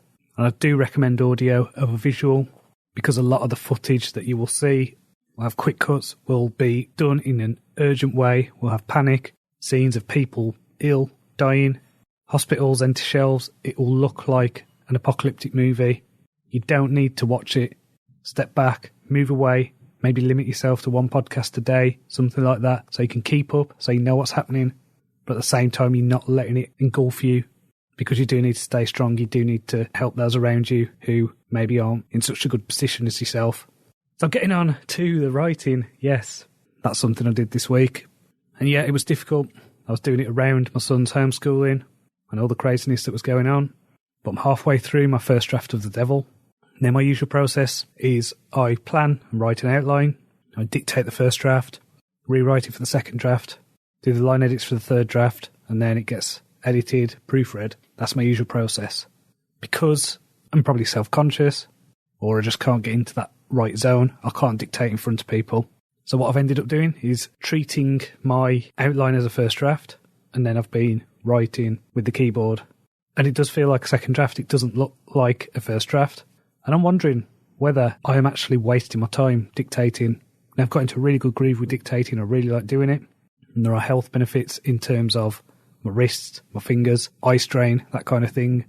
It's something I need to consider because actually the stuff I've been writing feels like a second draft. It might be more efficient. It might mean I can take longer breaks. So I'm going to work like this for the foreseeable future until this quarantine kind of stuff has gone.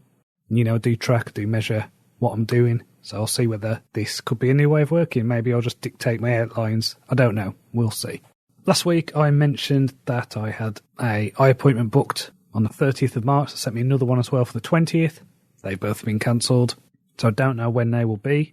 And I also had some really good responses last week because I mentioned that I needed your ideas to raise money for these Oxide glasses. Now, I'm going to pull away from this slightly just because of everything that's going on. There's no point in doing a fundraiser when, the money, the resources, the thoughts need to go into beating this virus. But when it's over, the ideas I've got have been things like setting up a Kickstarter where I'm selling exclusive stories, maybe artwork, maybe paperback versions or hardback versions of the Ravenglass Chronicles, things like that I can use to fund these classes. Someone has also suggested making merchandise, so selling T-shirts with, generic fantasy phrases on and things like that. So that's another idea.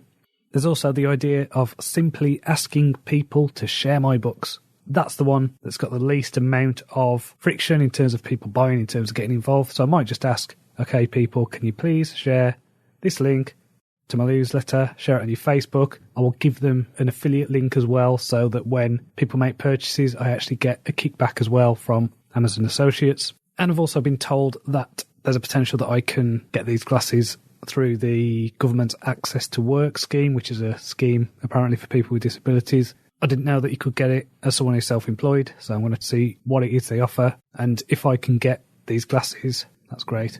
I'm going to leave it there now. Keep safe. Read some books, learn a new skill, do some writing, see it as an opportunity, not as you being imprisoned or something like that. So, until next time, cheerio.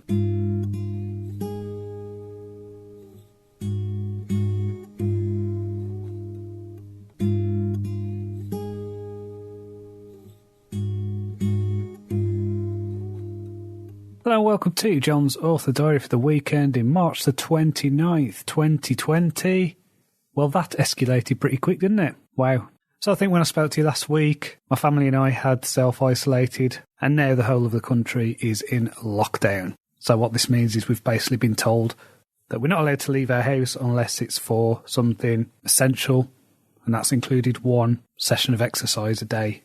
So I have taken advantage of that one allotted exercise. So every day I've been going out with either me and my son, going out doing Pokemon hunting, having a walk for a couple of kilometres, or taking my guide dog for a free run in the park.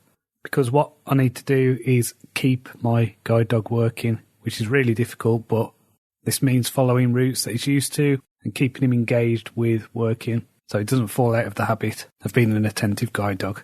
So my son doesn't really know that there's a full lockdown going on. I haven't told him. I don't want to scare him. He knows that we are self-isolating, and to be fair to him, he's been really good.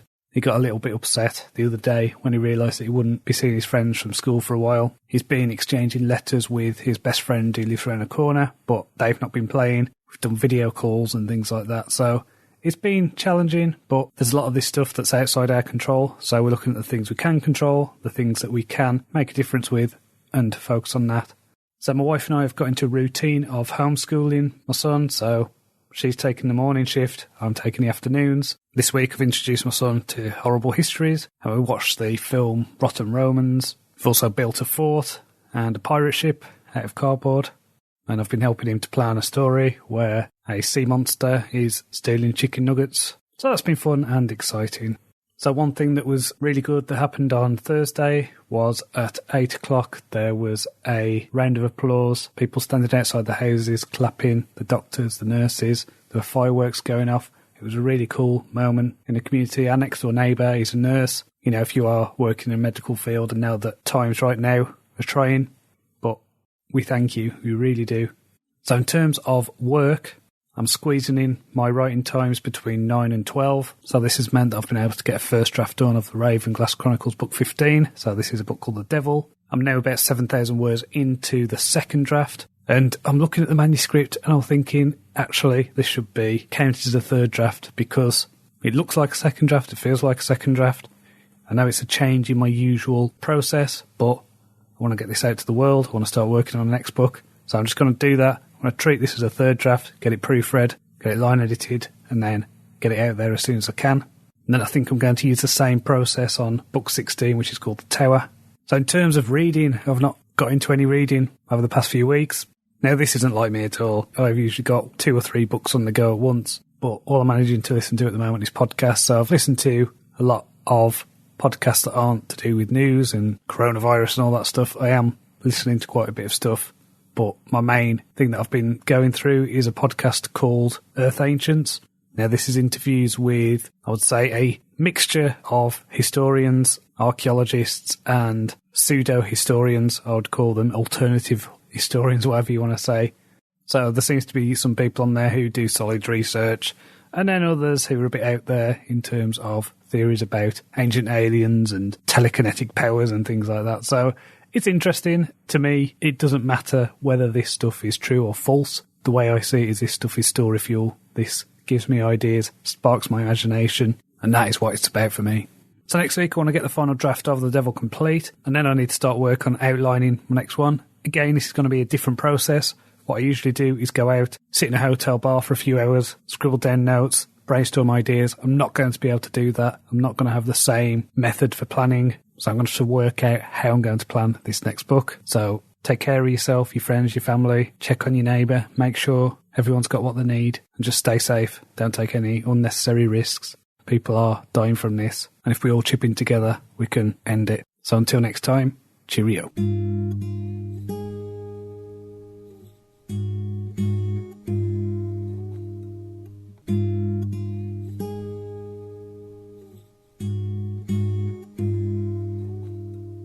Hello and welcome to Jon's Author Diary for the weekend in April the 5th, 2020. Still in lockdown. So I've done my personal distancing for more than 2 weeks now. So I've not had any real human interaction apart from with my wife and son. So that has been pretty weird, I'll be honest. Just getting used to a new routine in terms of my writing. Now, what I've found is because I've only got 3 hours a day to do my work, I'm actually being very productive. So it's 3 hours of focus time where I'm able to just lock in and do my writing. So I'm now going through the final proofread of The Devil with my wife. So I'm hoping to have that out by the end of next week. And I've also started work on The Tower, which is book 16. I've thrashed out an outline in the morning and I've written the first 5 chapters. As I say, focused, productive. It's a different way of working than I usually do, but at the moment it seems to be working pretty well. So I realised that we are at the end of the first quarter of 2020. So this has given me a chance to look at my quarter 2 goals. So between now and June, if everything remains the same, then I hope to get 3 episodes of the Ravenglass Chronicles written. I also want to get Blind Reset out.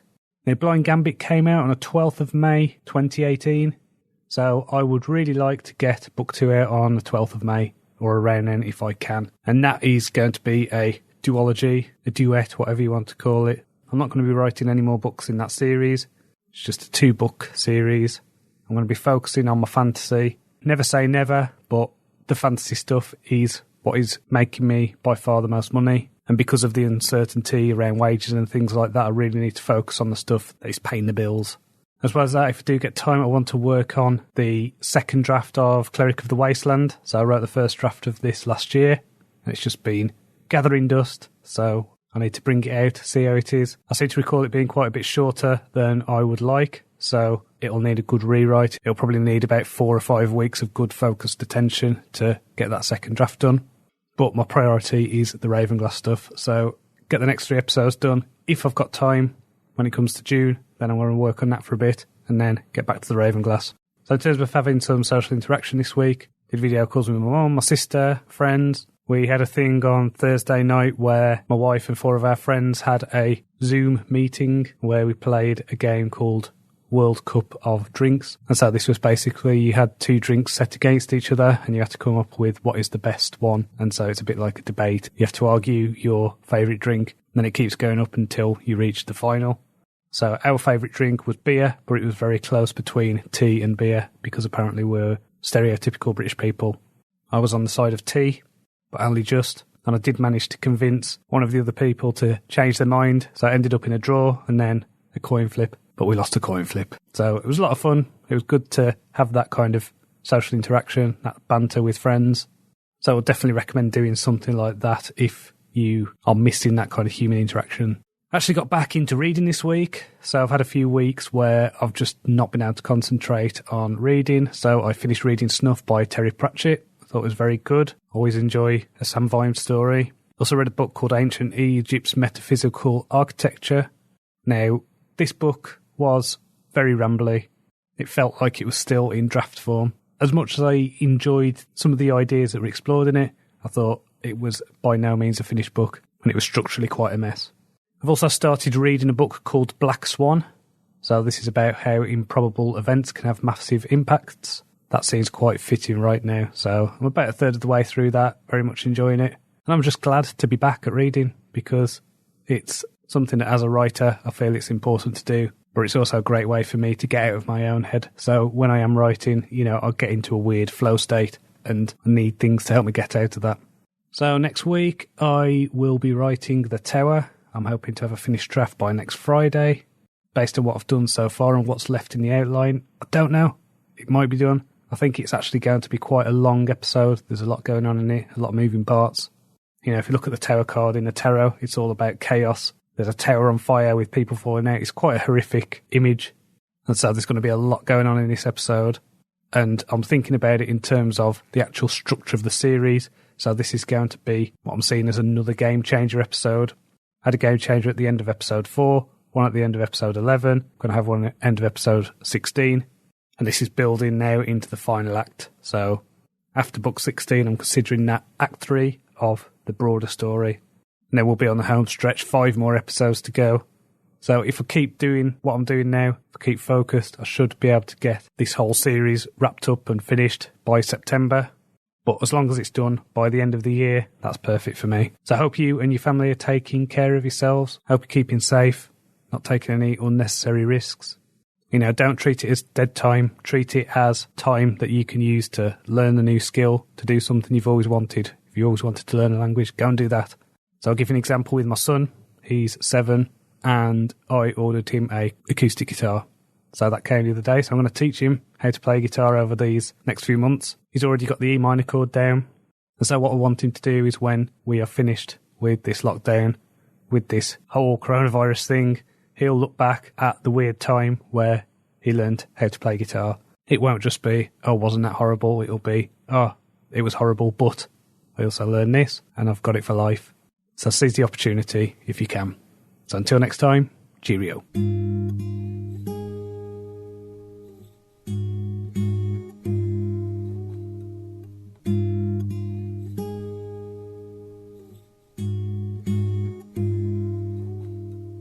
Hello and welcome to Jon's Author Diary for the weekend in April 12th, 2020.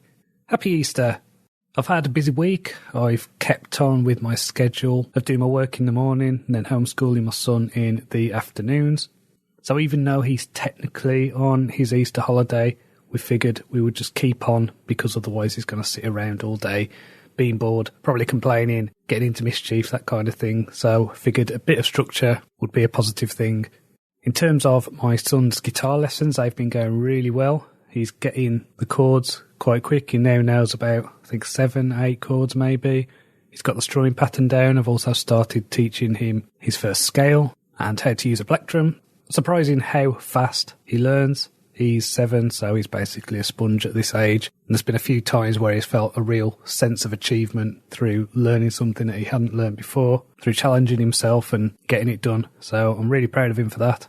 I've just been impressed as well with how some of the things that he does outside of school have been keeping in touch and doing things. So, for example, he did a karate lesson on Tuesday in our living room. So they had a Zoom meeting set up. And so we got him in his karate kit and he was doing the moves. We have definitely been enjoying the weather this week. It's actually started to feel like spring. The sun's been shining. A few days ago, we took a walk along the prom, along the Stone Jetty in Morecambe, and it was lovely, absolutely lovely. I have to admit I got a bit frustrated the other day when I heard that the government were threatening to stop people from doing their one allotted exercise a day. Now, I find walking really helps with my mental health. It clears my mind. So I felt myself getting quite frustrated with that idea, the idea that because of a few bad actors, a few people who are flouting the rules and ruining it for everyone else, that really got to me. And I was weighing up whether it'd be worth taking a £30 fine if it meant that I could still do my walks. And now, I'm not necessarily condoning civil disobedience, but I think there is a difference between the personal distancing that the government's suggesting and social control. My hope is that it won't come to that point, and it's also a stoic thing for me where I need to think to myself, okay, this is something I can't control. What can I control? Where is my sphere of influence? And maybe work out what I can do. You know, at least I'm in a privileged position to have a garden, so maybe it'll just be a case of using that. But hopefully it won't come to that. Hopefully they will see sense and not take any drastic steps because of a few idiots. So in terms of actual progress this week, I have been working on the book The Tower. So this is book 16 of the Ravenglass Chronicles. I'm really pleased with how it's going. I'm about 2/3, maybe 3/4 of the way through the outline, so I should have a first draft of that done by early next week. I've also got book 15, The Devil, out, so that is now available to buy. 99 cents on Amazon. Go grab it. Because it's Easter, this also meant a few days ago was the end of Lent. So this year I gave up alcohol, bread, chocolate, biscuits, cake. And to be honest, I think because of the coronavirus, it's probably been a good thing to have that discipline and to not sit there drinking all day and gorging myself on German cookies. So my waistline will no doubt thank me. That being said, it was great to discover that Amazon delivered gin. So I bought a bottle of Bombay Sapphire and enjoyed that with some delicious tonic water. So in terms of reading, I finished reading The Black Swan. So this was about how improbable events can have massive impacts. I enjoyed most of this book. I felt near the end it kind of got lost in the weeds a bit with self-congratulation. But apart from that, I would recommend giving it a read. It does shift your mindset on things like bell curve distributions and working out probabilities and things like that. So if you're interested in things like, say, investments, stock market, that kind of thing, take a look at it. It's well worth reading. I'm also reading a book called The Lost Symbol by Dan Brown. Now, I just wanted a book that I didn't need to think a lot about, I'll be honest. I just wanted a fun thrill ride, and that's exactly what I've got. I'm about halfway through that, and I presume will be finished in the next couple of days. On Tuesday night, I watched some live theatre. So this was a one-person show of Fleabag. This was done as a TV series, which I really enjoyed. And so we watched it. I think it was £4. And it was done by Soho Theatres for charity. This was really good. Fleabag Live. I would recommend it. I don't think it's still available, but if you get a chance to see it, it's very, very good. Very funny, very dark. Not for children, that's for sure. I actually think as a story, it works better than the TV series. And I love the TV series. I think it was more compressed. I think there were a lot of things that were cut out that were in the TV show, and it just seemed to work better. The revelation at the end worked better. Excellent writing, excellent acting. Couldn't ask for anything better. And what's cool is other productions are being put on YouTube for free. So my wife and I are going to watch some of those, I think, over the coming weeks. So next week, I need to finish off my first draft of the tower. I'm going to go straight on to writing a second draft. I've also got some audio editing to do. So I've got an episode of the Sci-Fi Roundtable coming out where we'll be discussing time travel. So if you're not listening to the Sci-Fi Roundtable podcast yet, please do check it out. Find it wherever you're listening to this. So until next time, cheerio.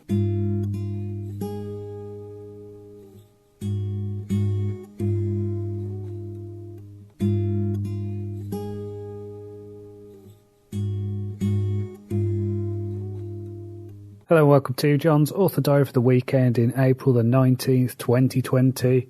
I have had a really busy week. I've been working really hard to get my redraft of the Tower complete. So this is book 16 of the Ravenglass Chronicles. Now, if you've been following this podcast for a while, yes, it is complete. It's taken me less than 2 weeks. It's actually taken me 9 writing days from doing the outline to getting the draft finished. This is a final draft. It's ready for the editor. I think it's probably the quickest I've written one of these episodes. I think part of this is because it's a really exciting episode. There's a lot going on, a lot of action, a lot of adventure, a lot of excitement. So really pleased with how it's turned out. As I'm recording this, I've just outlined book 17, which is called The Star. I am working now towards the ending of the series. So this means 5 episodes left. And it's a bit of a crazy feeling, to be honest, that I've come so far with this series now. When I was writing the author note for book 16, it did feel like I've come really far with this series. So starting next week, I'm going to be going over the final line edits, proofreading with my wife for Blind Reset. So this is the second book in my Gambit series. It'll be the final book in that series. So I think we're going to try and do that over occasional evenings. It's just a little bit awkward because what we usually do with the final proofread is we'll do a day on Tuesdays, usually when my wife's off work. Obviously, we're all at home now, so my son needs homeschooling and stuff like that. So we're going to be doing it in the evenings, trying to do maybe 4,000 or 5,000 words in an evening. So we're going to start that, I think, next week. I think my priority at the moment is to get the next Ravenglass book proofread. So I think we're going to do that first and then move on to Blind Reset.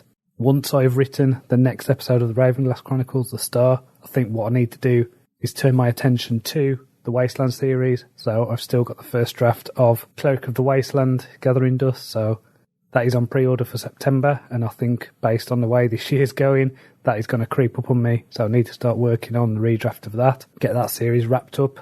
So I mentioned, I think at the end of last year, that 2020 was going to be about clearing the backlog of projects. So I could start 2021 with a new series. And as it's going, it's looking like it's going to be on track. I've got the non-fiction books out the way. I should have the Ravenglass Chronicles done, and I'll have the Gambit and Wasteland series wrapped up. The only thing that's lingering, really, is the Black Death trilogy. Now, this is a realistic story about a pandemic, and to be honest, I don't know whether that is a book that people are going to want to read at the moment. So it's still with co-author. He's got his own stuff to deal with in terms of the coronavirus and working from home and all that. So I don't know what's going to happen with that series. I don't know if it's ever going to come out. I have given myself the hard deadline of if it's not out by the end of the year, then screw it. I'll take the scenes that I've written. I will maybe tweak them and just put them out as a standalone novel. So instead of it being a trilogy, it'll just be one book. Hopefully it won't come to that.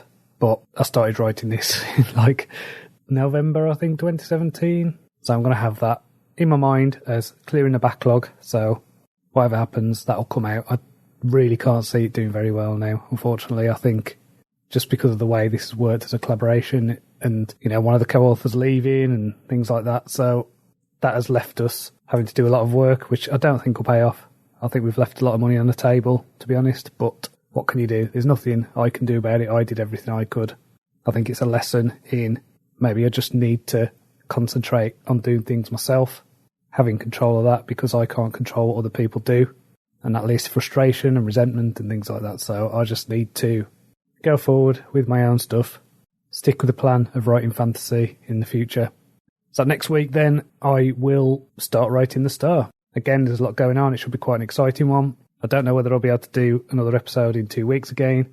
If I do, and I can keep that momentum going of writing an episode every 2 weeks, then that will lead me till maybe the end of June. So who knows, maybe it'll be better just to focus on the Ravenglass Chronicles and then work on the Wasteland series after that, get that wrapped up.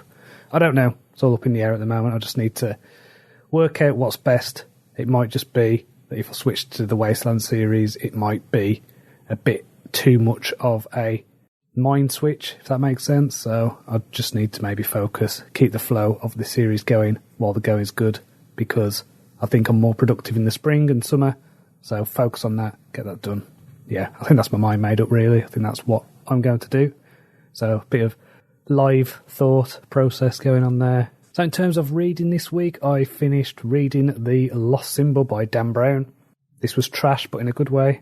Just a bit of a roller coaster. It was a bit ridiculous at points. I've said it before about Dan Brown stuff that, I write fantasy, and I think his stuff is more fantastical than anything I've done. And I've got Magic and Wyverns and Hive Mind sailing ships and things, so it was fun. Though the suspension of disbelief was in full effect. Let's just put it like that. I'm currently reading a book. It's a non-fiction book called The Law of Monstrous Creatures. So this is just a historical look at different types of monsters in the mainstream, I suppose you'd call it. So I've just read the first couple of chapters of that about vampires. Very interesting, really cool to kind of put this stuff in historical contexts and to see where the legends evolved and I guess the kind of psychological and sociological underpinnings of these creatures. I've been watching a show with my wife on Netflix called Tiger King. So this is about a guy who runs his own private zoo that's full of tigers. At least that's a premise. It's also a bit of a true crime documentary and a look at some of the craziest lifestyles and strangest people you're likely to come across. So what I like about this in terms of the storytelling is that it's really good with cliffhangers and hooks. And it almost feels like as you're going through the series, your assumptions about what the story is keeps changing. So you think, oh, this is going to be about a guy in a zoo. Oh, actually, no, it's about a rivalry between these two zoo owners. Oh, no, actually, it's a crime drama documentary thing. So it's very strange. It's very interesting. It's really well done. There's no clear good guys and bad guys. They're all creepy and flawed in their own ways. Joe Exotic is just a fascinating character. So I recommend checking it out. I've appeared on a couple of podcasts this week, so these have gone live. I recorded a podcast called The Too Young Movie Club, and so the premise of this is it's kind of a nostalgic look at a movie that you watched that you were probably too young for when you were a kid that had an impact on your life. So I chose Terminator 2 because I watched this when I was about 10 years old, something like that. So I'll talk about that and just kind of reminisce about that movie for a while. And I also talk about Terminator 2 on the Sci-Fi Roundtables episode that came out this week. In that one, we were talking about time travel and some of the problems that that can cause and the different ways that time travel has been utilised in various forms of fiction. So that's the Too Young Movie Club and the Sci-Fi Roundtable. So until next time, cheerio.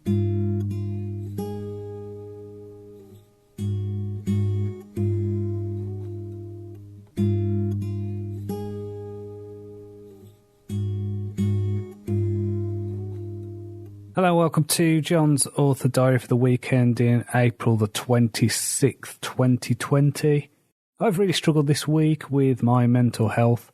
I don't know whether it's the lockdown getting to me or whether I'm just feeling tired. I don't know.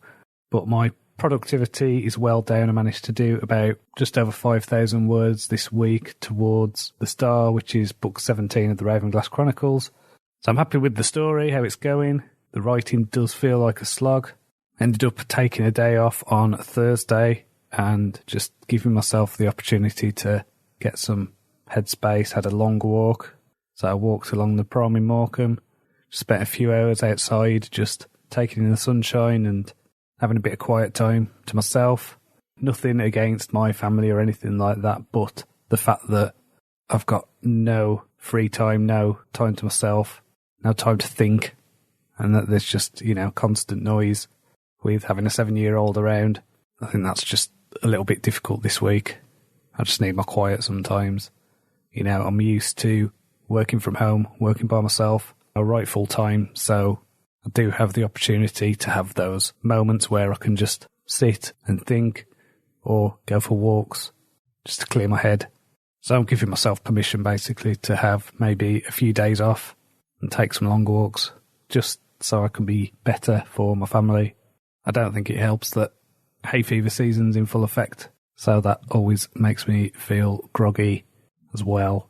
So I think as long as I am producing and I am writing and I've got something to show for it at the end of the week, the way things are at the moment, I think that's absolutely fine. I've been listening to quite a few books this week. I listened to one called Forbidden Archaeology, which I was very disappointed with because I know that the actual physical book is about 400 pages, and I bought it on Audible and it was about 2 hours, something like that. So this was clearly abridged. The quality was terrible. So I don't think I've done it before. I had to work out how to get a refund on Audible. So I did that. And I bought the Ancient Aliens companion book instead because I just thought, well, I've got a bonus token, so I'll just use that. So I've been listening to that. I'm about halfway through that. I do love the ridiculousness of Ancient Aliens, some of the claims that just make no logical sense. So there was a statement in there that a softer material can't damage a harder material. That's physics. That's what it said. What about water erosion? What about those statues in Rome where the feet are worn away from people kissing them so many times? It's full of errors. It's full of spurious claims, but it's entertaining. That's what I like about Ancient Aliens. It doesn't quite have the same effect when you don't have the awesome megalithic structures and ancient texts that it's looking at, but it's still fun. I read 2 books by Scott Adams this week. So this is the guy who wrote the Dilbert comics, and he's been writing some books about persuasion and critical thinking. So he's done a book called Loserthink, which I recommend to everyone, really. I think that's an excellent book. So this is just about bad thinking. He's an advocate for something which I like to do, which is to look at the world through as many different filters as you can. So most people go through their life operating under maybe one filter, which is what leads to tribalism, basically, because people see the world in one way, others don't, and then they react to that. And I think we've seen that in politics especially, where if you see the world as only a battleground between victims and oppressors, then that is the way you're going to see the world. That is how everything is going to fall. So it's about taking a step back, looking at the different angles. He uses a great analogy of different people looking at the same screen and watching different movies. So I really recommend that book. I also read his other book called Win Bigly, which is about Donald Trump. It's not a book about his politics or anything like that. It's about Donald Trump as a master persuader. So it's just about the techniques and things that he uses to bring people to his way of thinking.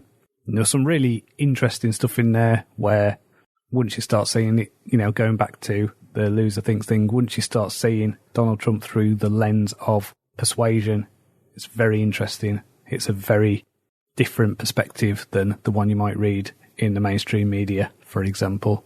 I also watched a masterclass this week about economics by Paul Krugman. So I think I've mentioned before about this idea of being on a path of mastery with my writing. And so a lot of the books I read, a lot of the different kind of non-fiction things that I consume are all to do with making me a better writer, making me able to tell better stories. And to do this, I need a better understanding of things like psychology, sociology, culture, religion. So I figured that one of my weaker areas is economics. In 2005, I worked for a year at a stockbrokers. And so I learned a lot about finance, learned a lot about economics. And that's one of the jobs that I've had in the past that has given me a business and financial literacy that I otherwise wouldn't have had. So I'm quite grateful for doing that. So I want to get a broader understanding of economics. And again, this is just so I can write better fiction. So next week, I want to carry on with The Star, try and get a first draft done of that. I'm not going to put such pressure on myself to get it finished. You know, I've got the tower still to proofread, so I feel like I'm ahead anyway with the Ravenglass stuff, so I don't feel too much pressure on that. And last couple of days I have had eye strain as well, so I don't know whether I'm just feeling a bit burnt out, because it's difficult to know what day it is at the moment. I usually have quite a good routine, a good schedule. I looked on my Streaks app, which is what I do to track whether I've met my word count, whether I've been doing exercise, whether I've meditated, and I think I had 26 days in a row where I hadn't had a day off. So I'd just been writing. So perhaps part of the mental health thing is just remembering to take a break, remembering to take a day off. And as I say, giving myself permission to rest. So I will be very mindful of that over the next couple of weeks. So until next time, cheerio.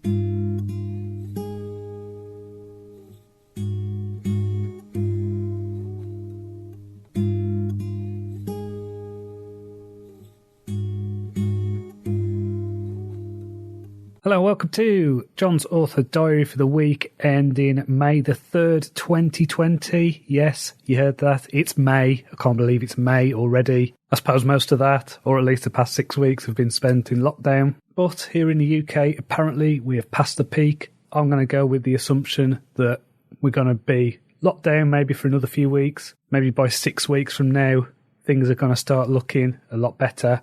Who knows, maybe the kids will be back at school. Maybe our schedules will be back to normal. I'm not going to hold my breath on things like sporting events and festivals and things like that being on, but it's a start. So I'm recording this on Friday morning. I have literally just written the last line of my first draft of The Star, which is book 17 of the Ravenglass Chronicles. So that took me a little bit longer than I would have liked to write that one. So that's taken me 2 weeks to get that first draft done. 10 writing days. And of course they're half writing days really, because I'm only doing the writing in the mornings and then doing the homeschooling in the afternoon. It's actually about 50% longer than the last book, so that probably goes a little bit to explaining why it's taken longer, and also my mental health stuff last week. So I have felt quite productive this week. It's felt like I've been focused and the story is moving on. I had a good conversation with an author friend of mine, just kind of bouncing ideas off him for what I'm going to do next. Now, I do have ideas for the next fantasy series. What I'm going to do is continue in the Ravenglass universe, and then what I'm going to do is going to be different characters, different time frame, different place, but I'm going to continue the serialised model that I've been using, and so I'm going to move on to the Minor Arcana cards. So there's 4 suits in the Minor Arcana, so to me that says 4 series, each of them 14 episodes. So I reckon that will take me for the next 4 to 5 years of writing Ravenglass books, all of them in different areas with different characters, telling different stories, so that by the time I'm finished, I will have written, I believe it's 78 novellas. So this is quite ambitious, really. I was kind of dreading the idea of doing the minor cards, but I'm going to do it. I think that's going to be a really cool way of doing this, a great experiment. And there's also the creative randomness that gets thrown in from the cards. There's also a bunch of stories that I want to tell in this world. And also just from a business marketing kind of thing, it's good for my personal branding and having consistency for the readers and having obvious paths for readers to go on. By the time I get to the end of this series, which is based on the Major Arcana, I'll start the next series, I'll have it on pre-order, and readers can just go on and on forever, or at least until the series is finished. And I want to think of it as well in the same way that I've been thinking about the Ravenglass Chronicles. So when the Ravenglass Chronicles is finished, I'm going to have 3 hefty novels that I will be able to repackage and resell one day in the distance. Then I'm going to consider the next series as another trilogy. So I'm going to be writing it with these game changer points. So it'll probably be that I'll do a game changer at the end of book 4, one at the end of book 9, and then finish on book 14. So I'm really excited about that. I think that is definitely the way forward. I think it's also going to be easier next year when I start this next project, because I'll have Blind Reset out the way, I'll have the Wasteland series out the way, I'll have all my non-fictions out the way. I'll just be able to focus on this. And who knows, let's see what my productivity does. Maybe I'll be able to get them out quicker than the month to 6 weeks that I've been at the moment. So this week I watched a cool program on BBC iPlayer. This has kind of given me a bit of a inspiration that once all this is done and dusted, once we're out of lockdown, I want to go travelling. I want to go and see a bit more of the world. You know, I've not ventured outside of Europe, so it'd be really cool to go to different places, especially as well as I do have a degenerative eye condition. So there are quite a few places that I'd like to go and see before I do eventually go blind. So that includes places like Egypt and Singapore and Japan and places like that. So this program I watched was called Race Across the World. And this was a program where 5 teams of 2 had to make their way from Greenwich to Singapore. So they weren't allowed to fly and they weren't allowed to spend more than it would cost to travel by plane. Now, they could do things on the way like get jobs and work and stuff like that. So I really enjoyed watching that. Got to see great places in Greece and Thailand and stuff like that. So, yeah, definitely given me that desire to go travelling. So watch this space. In terms of reading this week, I've continued learning about economics. So I mentioned last week that that's something I don't know enough about, and I think learning about it will make me a better writer just to kind of consider more about economics. So I read a book called A Little History of Economics, which does what it says. I read one called Rich Dad, Poor Dad, which was kind of more about finance and about managing assets and things like that. I'm currently reading a book called Economics, the User's Guide. Interesting stuff. Fascinating, really, if that's the kind of thing that interests you, I guess. I've also been teaching my son how to play chess this week. This is a game I have been playing every day for years. I play online chess. I've got an app on my phone called Red Hot Pawn. That's Pawn, in case you're wondering.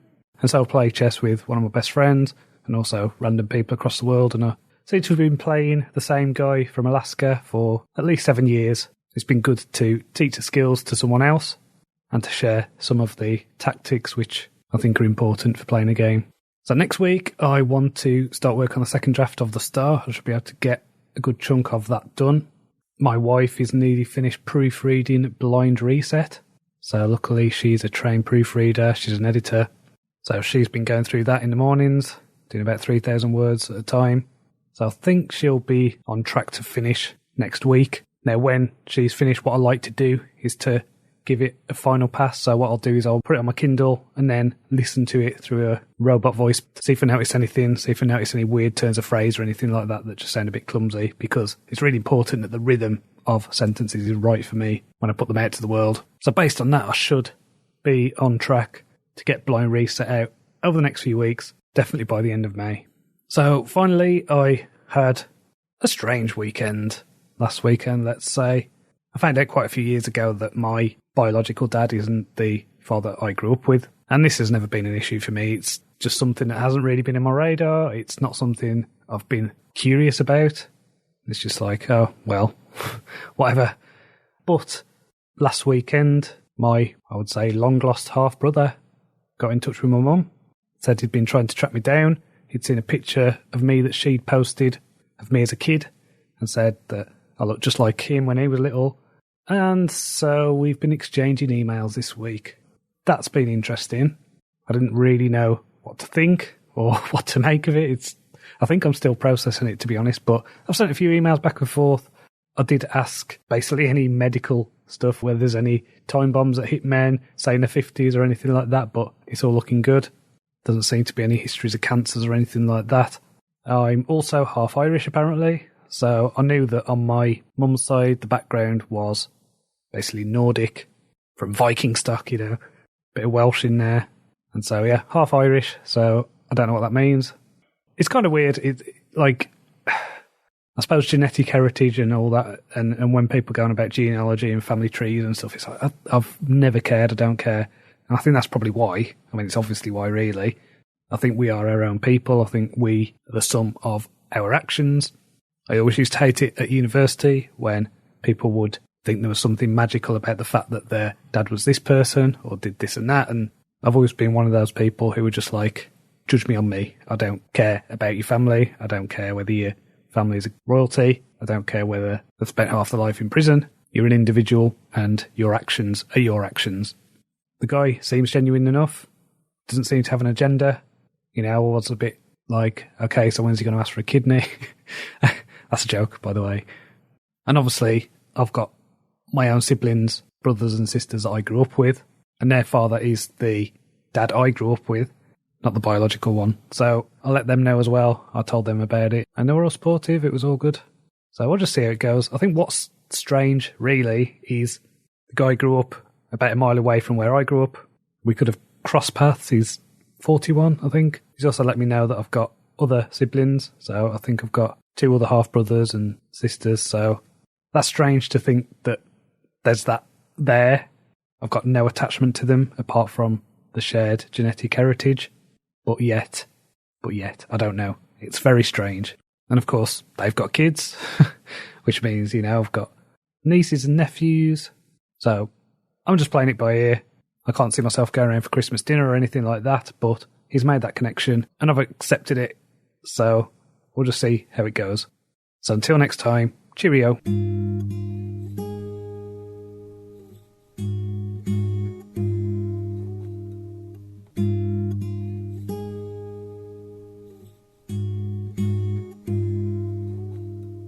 Hello, welcome to Jon's Author Diary for the week ending May the 10th, 2020. I've had a busy week this week. I finished writing The Star, so that is book 17 of the Ravenglass Chronicles. And so book 18 is called The Moon. I've got a bunch of ideas for that book, but that is going to be shelved for a little bit. So I can turn my attention to Cleric of the Wasteland. Now, I know that I said a few weeks ago that I'm going to just focus on getting this Ravenglass stuff done. I think because this book took a little bit longer than I would have liked, I'm going to get that done next. I'll be honest, I'm a little bit daunted by it. I need to add nearly 30,000 words to the word count, and it's been a while since I looked at the draft, so if you recall, I finished writing the first draft of this last July, so I have no idea what to expect when I open it up. I think what I'll probably end up doing is turning the first draft into an ebook and listening to the audio of it. So I've got an app on my phone called eReader Prestigio, which will read the text to you in a robot voice. So I'm going to do that, remind myself of the story, revisit the outline, maybe make some notes on bits that need expanding, and then by Monday I should be able to get started on that and hopefully get that done by the end of June at the very latest. So luckily with the Ravenglass stuff, I've got my release for May, I've got my release for June, so there shouldn't be any disruption in terms of the release schedule for the Ravenglass stuff. And then I'm looking at a September release for Cleric of the Wasteland at the latest. So there's a lot of things going on at the moment. I am clearing the backlog of projects. So at the start of 2020, that was my goal. I wanted to clear all my open projects. There's only a few left dangling now. The only major project that is something that I can control is the Cleric of the Wasteland project. So that will get done. And then, of course, I'll get to start the new series next year. Blind Reset is proofread, formatted. It is ready for release on the 12th of May. So this is both my birthday and the 2-year anniversary of the release of Book 1. For me, that is too long between books, really. But what it does is it gives me more options to market Book 1 and things like that. So quite looking forward to getting it out there, ticking it off. It's another one off the backlog. I've got 3 projects left on the backlog now. So that's Finish Your First Novel, Cleric of the Wasteland and the Black Death Trilogy. Now I've mentioned before that if I hit the hard limit of December, then I'm going to take the scenes that I've written, tweak them a little bit and release the story as a standalone because it will work as a standalone with a few little minor tweaks. So last week I had an email off a reader who recommended a book to me. So I mentioned that I'd read Rich Dad, Poor Dad. And the person rubbished that book and said that I should read Millionaire Fastlane instead, by MJ DeMarco. When I first heard the title of this book, I just thought, wow, that is the spammiest title of any book ever. Millionaire Fastlane.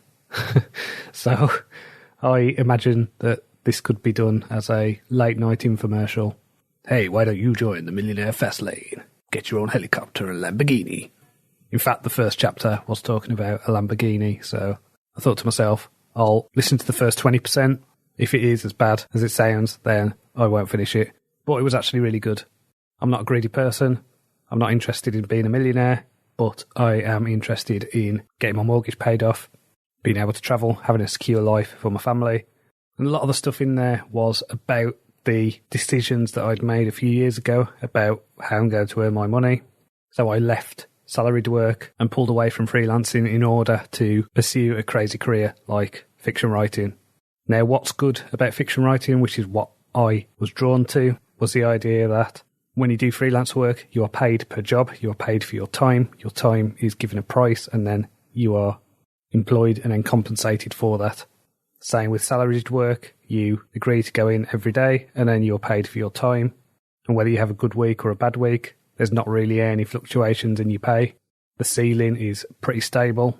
Now, what I like with what I'm doing is, yes, the risks are higher, but there's no ceiling in terms of my earning power. You know, I could write the next Harry Potter, or I could write the next 50 Shades of Grey. I can produce something today that I can keep selling 10, 20, 30 years from now. In fact, my family can make money from something that I've done 75 years after I'm dead. This is one of those things where I put in my time and then I can squeeze that asset. That's how I'm seeing it, as an asset that I can keep revisiting, I can keep selling. It's infinitely reproducible. And so, as I've got more products out there, I've got more books that people can read, then that raises my income. Even if it's a lot of mediocre incomes. You know, Blind Reset's coming out, that's my 5th full-length novel that's being released. I'm about to release The Tower, which is book 16, so I've got 16 novellas in my Ravenglass series. So each of these generates a little bit of money every month, and it all adds up. And when you have something that sells really well, which my first Ravenglass box set does, then there's no real ceiling for that. This is why I'm doing what I'm doing. It's crazy, it's risky, but the rewards to me outweigh the risk. So I did enjoy the Millionaire Fastlane book because it did talk a lot about this kind of thing, about the idea that there's a fast lane to wealth and that there's a slow lane, and it talks about a sidewalk, you know, it's using basically these metaphors for wealth creation.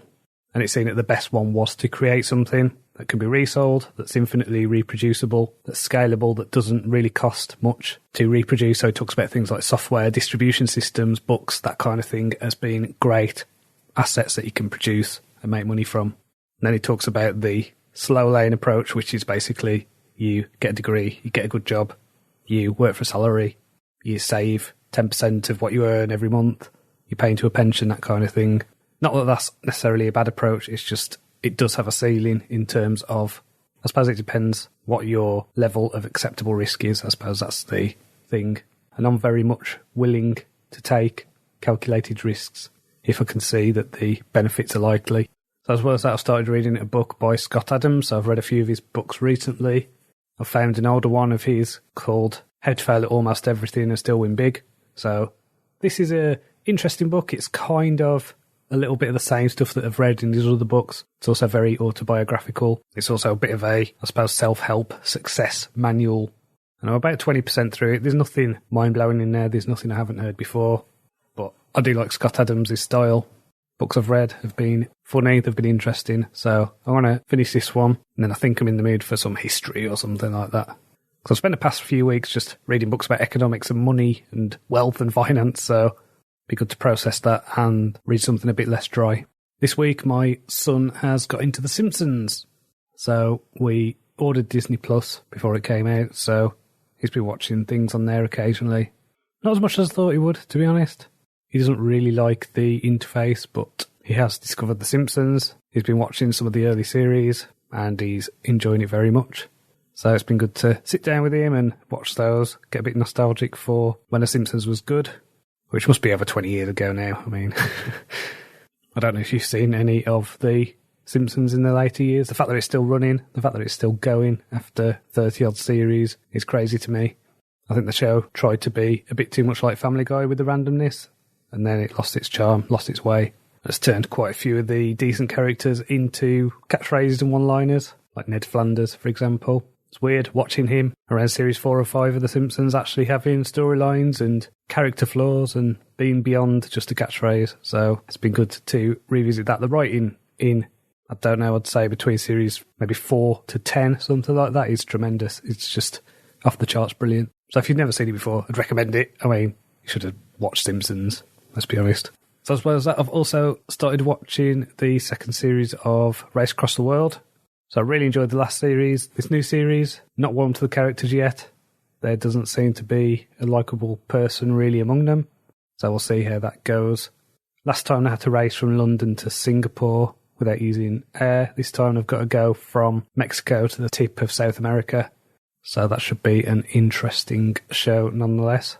One of the teams has already visited some Mayan ruins, so that always piques my interest when they go and visit megalithic sites.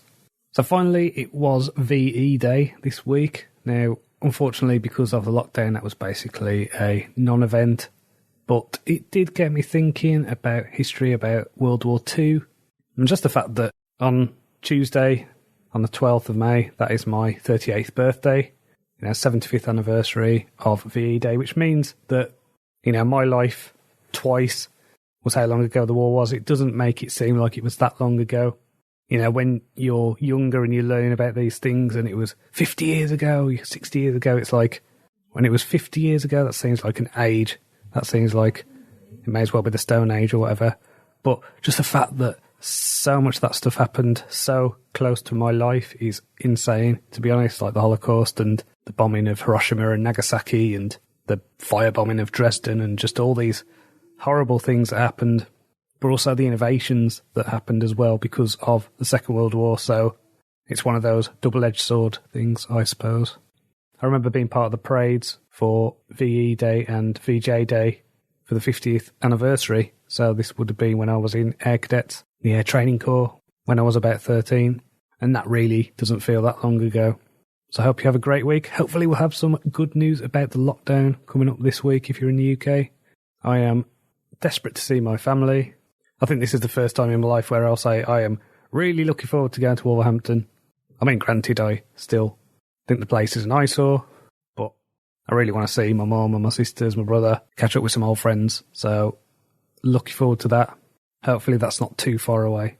So take care, and hopefully there's some good news at your end as well. So until next time, cheerio.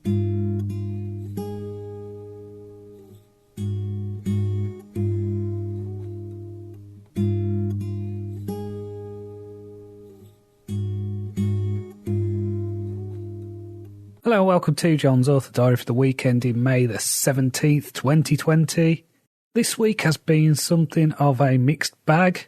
It was my birthday on Tuesday.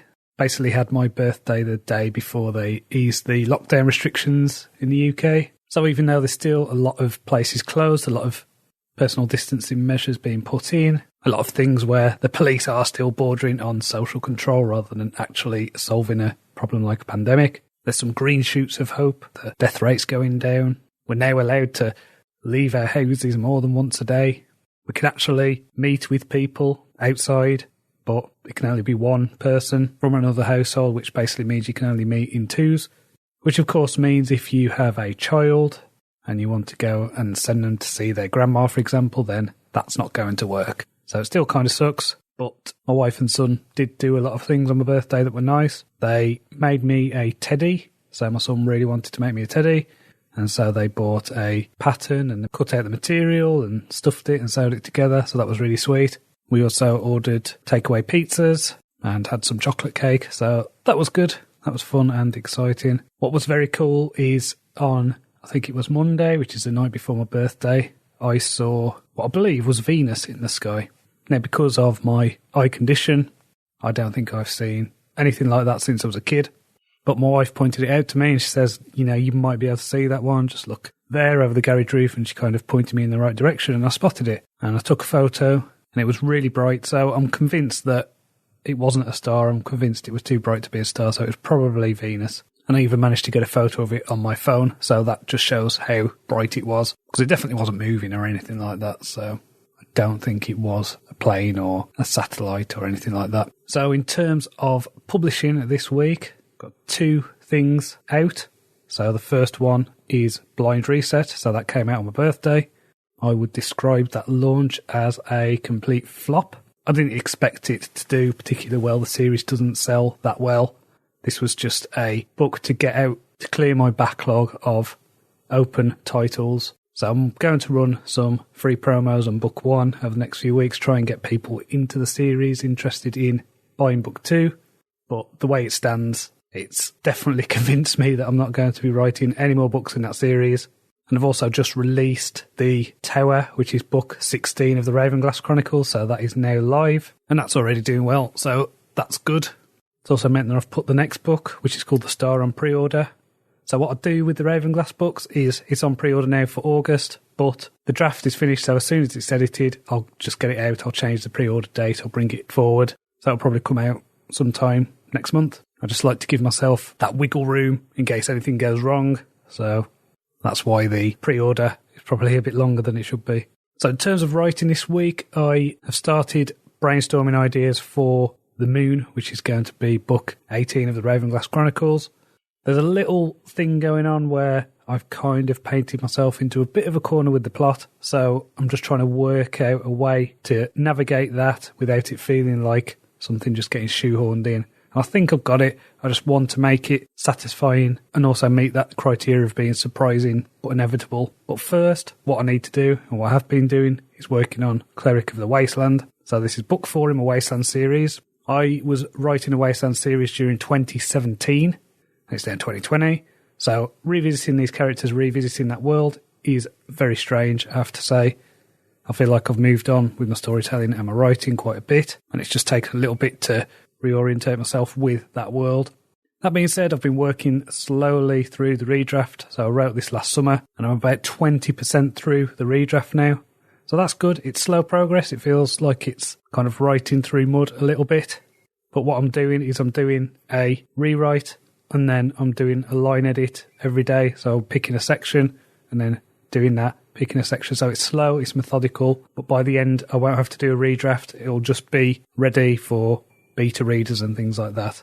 So based on that, I think it's going to take me 5 weeks to do, maybe 6 if things get a bit slow around the end, I don't know. But I'd like to get that done by my wife's birthday, so that is on the 14th of June. So that works out quite well if I can do that. So in terms of reading, I've read a few books this week. They were psychology books. I read one called Influence and one called Persuasion. So when I read the Scott Adams book, Head to Fail at Almost Everything and Still Win Big, he talked about the idea of talent stacking, which I think's a really cool idea. So this is the idea that you build up talents in different areas that can overlap. So he gives the example of his success with the Dilbert comics was because he had slightly above average talents in different unrelated areas that crossed over. So he talks about the idea of not being the funniest guy in the room, but he's probably funnier than a lot of his friends, about him not being a very good artist, but can draw well enough. And he's also pretty good at noticing things that other people don't about their workplace and turning it into a joke. So on their own, they're self-confessed mediocre talents, but when they come together, they create something really cool, really interesting. And one of the things he does talk about, and he talks about this in another book I've read of his called Win Bigly, which is the idea that persuasion is an excellent tool to have. So I read 2 key texts, I suppose, on this subject, which are Influence and Persuasion. And the reason I want to get better at persuasion is because that allows me to tell better stories. That allows me to communicate better and to keep people interested in my work. So I was thinking about what my talent stacks are. What am I good at? What kind of things have I built up over time? And, you know, my background is probably a bit odd. It's probably a bit different to a lot of people. I spent a lot of time in university studying. So I did philosophy, I did art, did a master's in history of art, and then I did a PhD in the history of art. So I've got things like the ability to focus, the discipline that's required to do a PhD, the ability to be driven on your own, and understanding the best ways to learn and things like that. So that was that background, the academic stuff. And then there's the journalism side. While I was doing my PhD, I was editing a magazine, doing journalism, writing for the Yorkshire Post, and then became a political reporter after that. And what that taught me was how to gather information, how to have a broad understanding of things. Because the one thing about academia is you get very narrow focus. You become an expert at something very specific. So if you want to know about the life of the sculptor Jacob Epstein, I'm probably one of the preeminent people in the world to know about his life and work. But to me, that's really uninteresting. What I prefer is to know a lot about a lot of things in a lot of different disciplines. So through the academic stuff, through the journalism, I learned to write. I learned how to have an argument, how to construct a sentence, learned about grammar, learned about communication, speaking in public. You know, I did 3 years worth of teaching when I was doing my PhD as well. I can also do a lot of audio stuff. I'm very good with audio. I've been doing sound engineering since I was 16. Been playing in bands, playing music, and this has all helped with things like podcasting. And then I mentioned a few weeks ago about working with stockbrokers and having an interest in business and entrepreneurship. So all those different things, all those different elements come together to make my talent stack, which for some reason is perfect now for what I'm doing. It's almost like I've done all these things in the background which seem completely unrelated and have all meant that I'm perfectly positioned in the right time, in the right place, with the right set of skills to be a successful indie author. So I couldn't have done this a decade ago. I didn't have the skills as a writer, the abilities to learn and communicate and things like that. So I think that's my talent stack. I think that's what my unique perspective on this is. It's something that I can keep improving, I can keep working on, I can become better, I can use it all to make me a better writer, to make me a better author. I think that was a bit of a tangent there, as I was telling you about the books I'm reading. So I'm also reading a book, a fiction book. This is called Tekla. This is by Stephen Bruce, and it's a third book in his Vlad Telos series. So this is fantasy, assassin stuff, sword and sorcery. I've read the first couple of his books, really like them, a lot of fun. I figured that I need to start getting into the mindset of what's going to be my next series. So you'll hear me talking about assassins, you'll hear me talk about thieves, you'll hear me talk about heists and con artists and that kind of thing. So that's the stuff I'm going to try and look at over the next few months, probably until the end of the year. So this is going to mean a combination of reading fiction, reading non-fiction, gleaning what I can, letting it seep into my subconscious, and then that can inform the way I outline the next series. So next week then is all about carrying on with Cleric of the Wasteland and hopefully enjoying the weather, because it looks like it's going to be a nice one next week. So thanks for listening, and until next time, cheerio.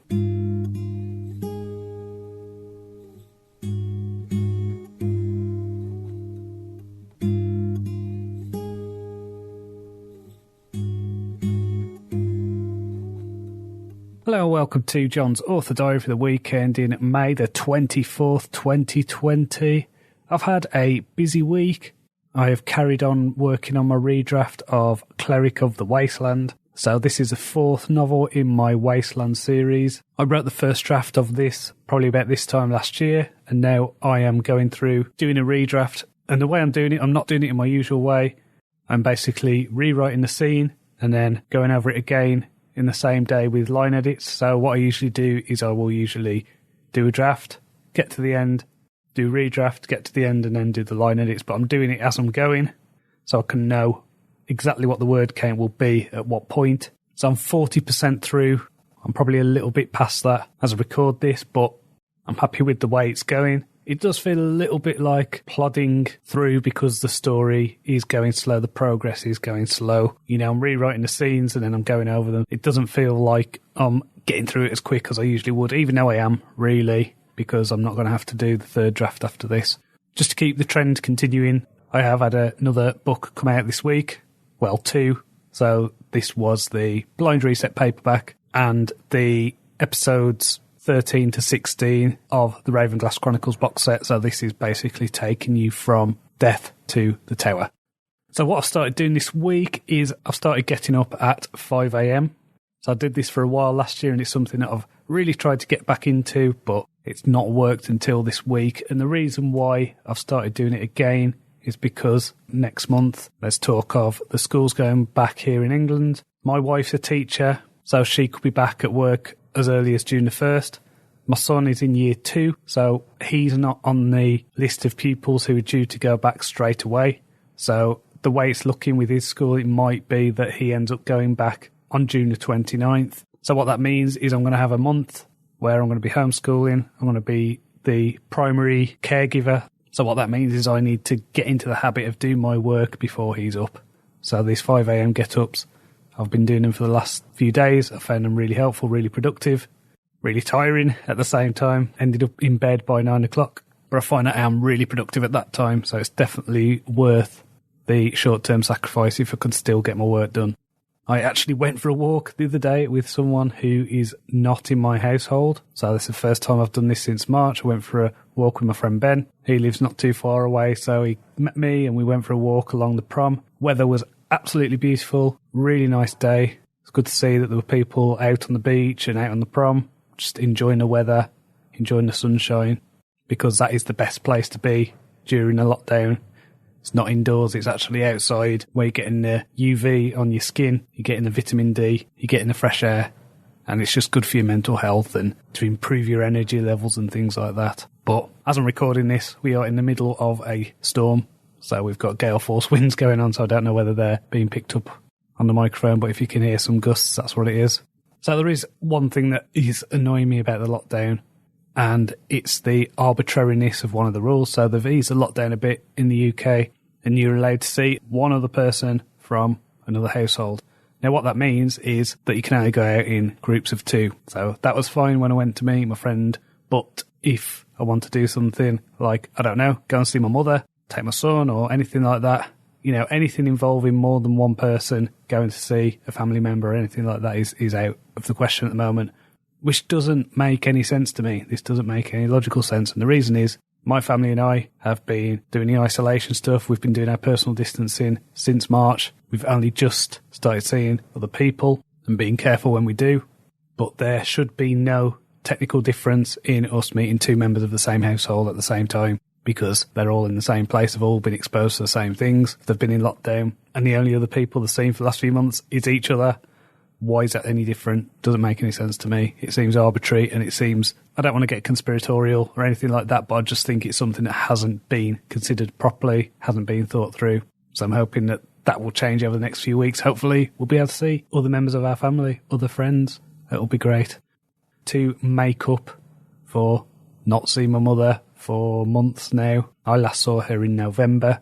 We usually see each other every 3 months, something like that. And obviously I haven't seen her since then. So next year I'm going to take her on a trip to Egypt. So this is a bit of a bucket list thing for me. I've been fascinated by ancient Egypt for as long as I can remember. So I'm going to take her on a Nile cruise next year. So we're going to do things like go to Cairo, see the Great Pyramid, Giza Plateau, the Sphinx, all that good stuff, and then the temples of Ramesses and going to Luxor and all that kind of thing. So it's really exciting. Really looking forward to that. It's going to be well needed, and I cannot wait. So in terms of reading this week, I finished reading Tekla by Stephen Bruce.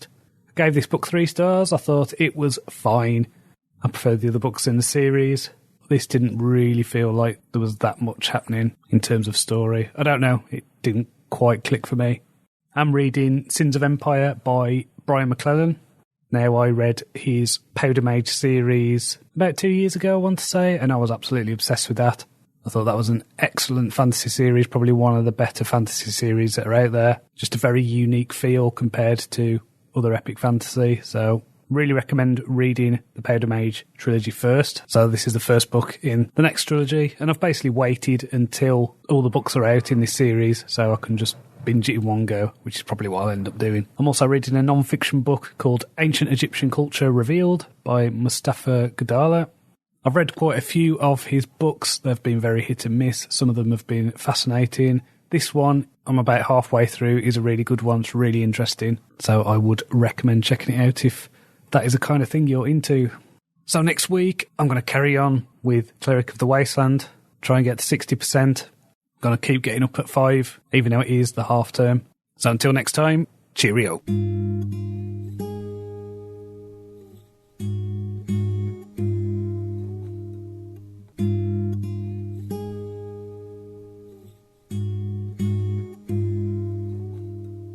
Hello and welcome to John's Author Diary for the week ending May the 31st, 2020. This week has been half-term week, so that has meant that I've done very little in the way of work. Last week, I mentioned that I'd like to get to 60% in Cleric of the Wasteland. I'm probably around 50%. I have done a bit here and there, but I have no way done anywhere near as much as I would on a normal working week. So I've spent most of this week just enjoying the sunshine and playing with my son and that kind of thing. So he's not been getting homeschooling this week. And the weather has been so nice. I'm convinced that the end of May is the best time of year for weather in this country. I think by the time you get to the actual school holidays, you've passed the peak of the sunshine, and I've found over the years that the end of May is just brilliant. It's usually the period from my birthday until start of June is usually just great. So that has meant just going out, enjoying the beach, going on walks. That's been really good. So I've paid my deposit now for Egypt next year, so I am going. It's going to be 2 weeks away. That is going to be really cool. Really looking forward to that. It's basically 3 days in Cairo, then a week-long Nile cruise, and then 3 days at a Red Sea resort.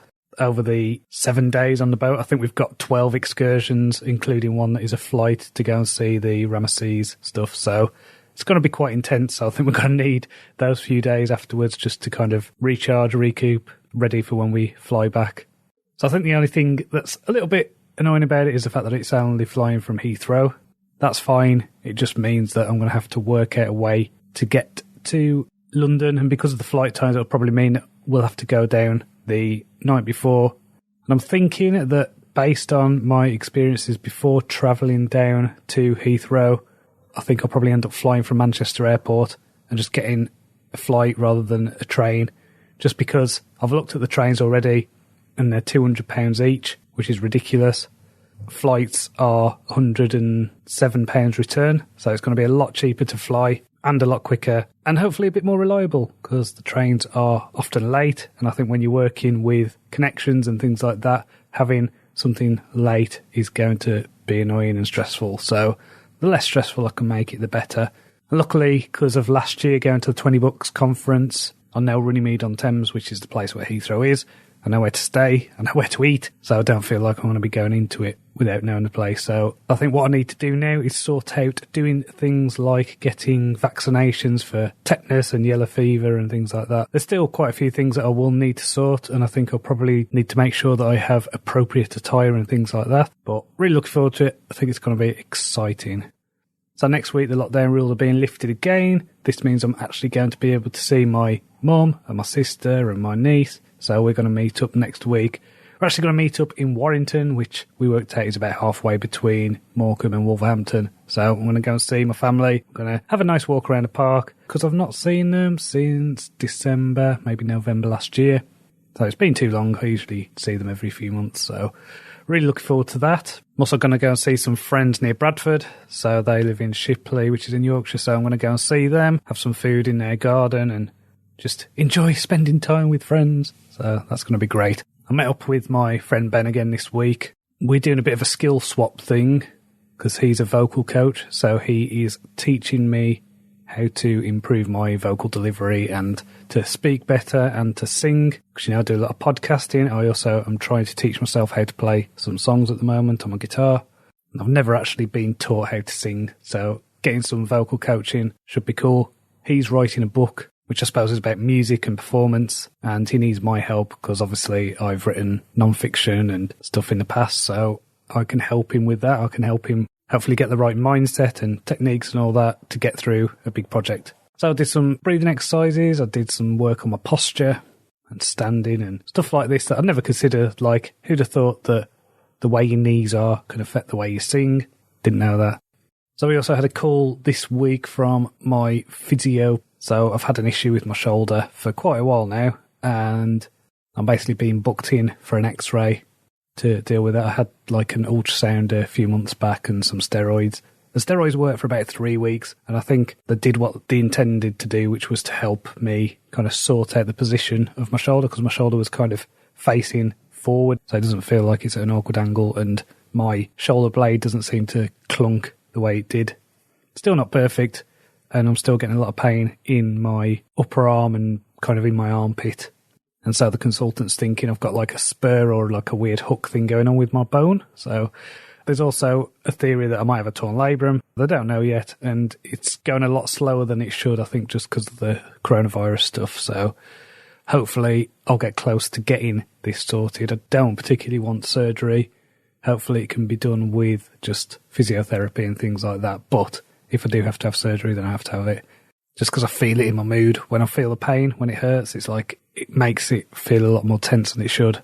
And I don't like that. So I'm going to get that sorted, hopefully get that fixed in the not too distant future. I admit I'm slightly nervous about going into the hospital to get my X-ray. I've basically just got to go to Lancaster Hospital, turn up with a letter and go, hey, can I have an X-ray? And they'll give me one. But of course, they are coronavirus hotspots, hospitals, care homes, those kind of places. So I'm sure it'll be absolutely fine. I'm sure getting zapped by X-rays will help kill any viruses in the area. So I did a masterclass this week by David Sedaris. So this was about humour and storytelling.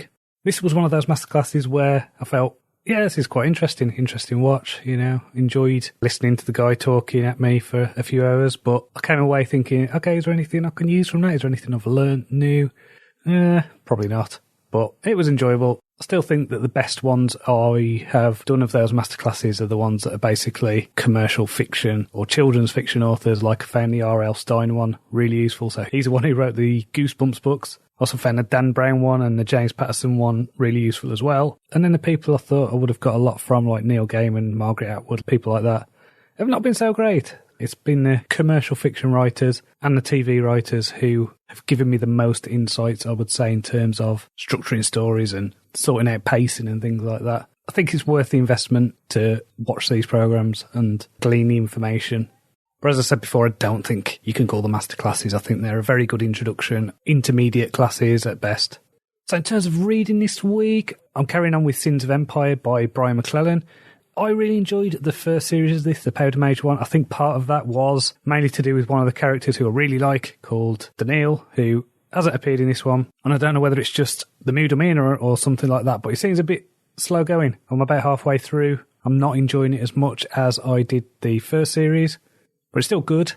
It's just, I don't know, I'm finding myself more drawn to non-fiction at the moment, so I read a book called Creativity by Mihaly Csikszentmihalyi, which was really good, a really interesting take on personality traits, tics, flaws, that kind of thing of creative people. And it's like, I was reading it, I was like, yep, recognise that, definitely recognise that.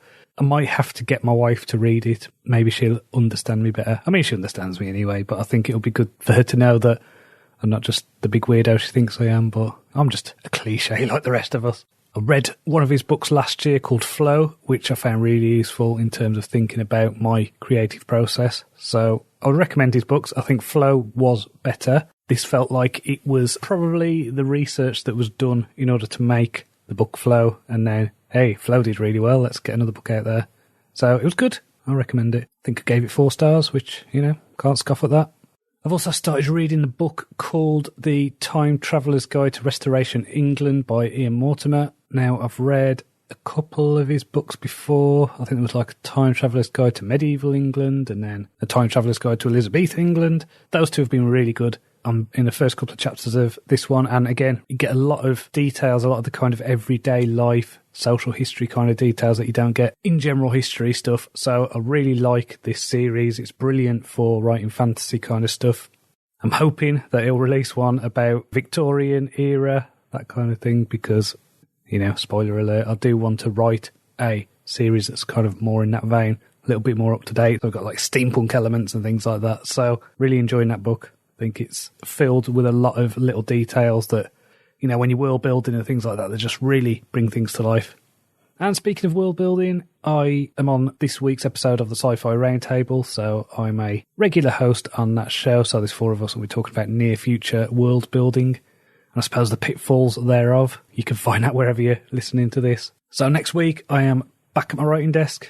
I want to try and get Cleric of the Wasteland finished by the time my wife goes back to work. Now, it's looking like it's going to be June the 16th at the earliest. So if I can get it done by then, that'll be awesome. So until next time, cheerio.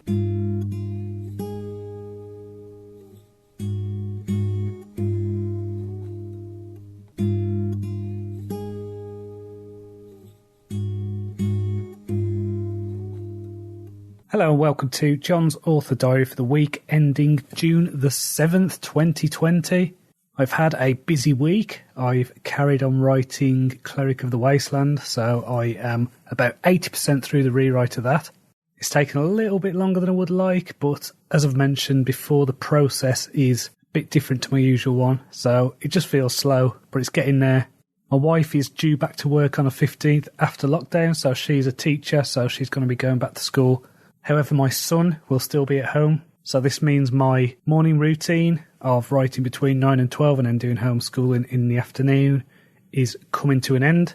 So this week I have been getting up at 5 a.m. in order to train myself so that when the 15th does come, I can do a few hours writing between 5 and 8 and then do the homeschooling all day. So it's not ideal.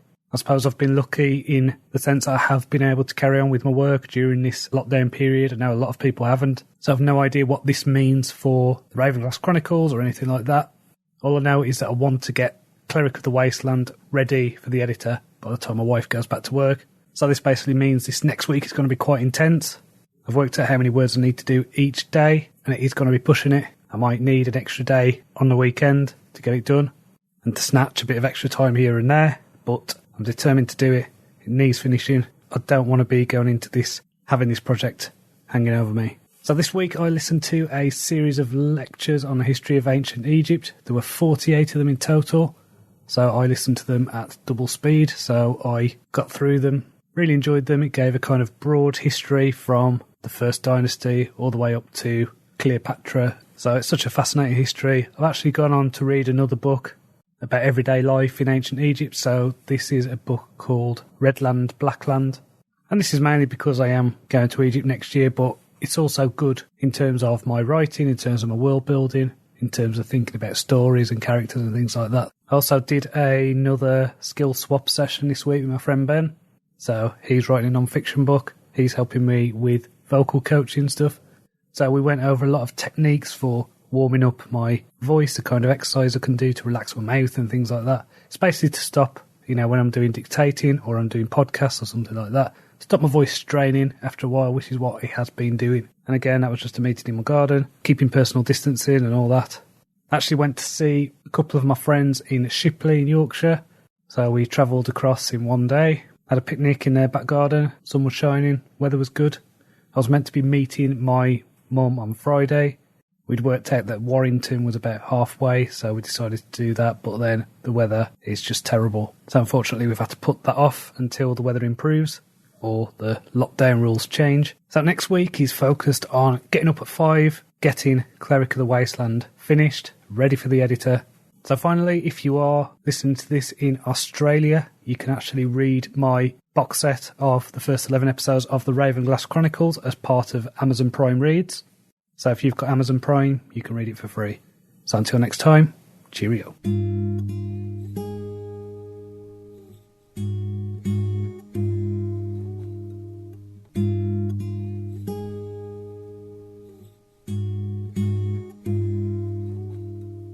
Hello and welcome to Jon's Author Diary for the week ending June the 14th, 2020. I have finished my rewrite of Cleric of the Wasteland. Woo! So it's been a really intense week. I've been getting up at 5 a.m. every day in order to try and get this draft done, because I was under the impression that my wife will be going back to work on Monday the 15th. So I was getting this project out of the way because I knew that I would have to be doing homeschooling full time. But things have changed. My wife isn't going back to work on that day. She's actually going back on the Wednesday coming up. She's going in for basically half a day. And then she's going in on the Monday after that for half a day. And then 2 weeks after that. And then I think that's it for the rest of the term. So she's still doing the virtual teaching stuff, but she's basically got to do 1.5 days until September. To me, this is great. I think I've really pushed myself this week, so I am so tired. I finished Cleric on the Friday, so that's done. It's in the bag. It's all ready. It's on pre-order for September. If I get it back before then I'll just pull the launch date forward. I've also got the Star, which, if I remember rightly, is book 17 of the Ravenglass Chronicles. So I've got that back now from being edited, proofread. I just need to do my final audio check. So this is where I listen to it. I need to get it formatted, sent to my advanced reviewers, and then I'm probably going to pull the pre-order forward for that so it comes out probably next Saturday, something like that. So next week is still up in the air. I should probably have a few days off or do something that's just a bit lighter, a bit less intense. So I might not be writing for a bit. I do need to start work on The Moon, which is book 18 of the Ravenglass Chronicles. I've got a vague outline done for that, so what I'll probably do is get the outline really good and then start writing that, maybe from Thursday. I don't know. It might come earlier, I don't know. I just need to see what my energy level's like, how tired I am. I've got a feeling I'm going to burn out if I continue on this pace, but it was literally because I thought I wasn't going to be able to do morning sessions. But at least it gave me that final push to get it done. So never say never, but Cleric of the Wasteland will be the last book in the Wasteland series. I think it's a good time to put a bow on that. It feels at the moment, the way everything's going, that we are in a bit of a post-apocalyptic novel. We've got a pandemic, we've got riots, all that kind of stuff. I'm expecting EMPs to go off or for the dead to rise or something like that. So it's kind of a crazy time to be working on post-apocalyptic stuff. And it does convince me that I just need to double down on writing a fantasy. Of course, this hasn't stopped my head from drifting towards a kind of military sci-fi space opera thing I've had running through my head for a while.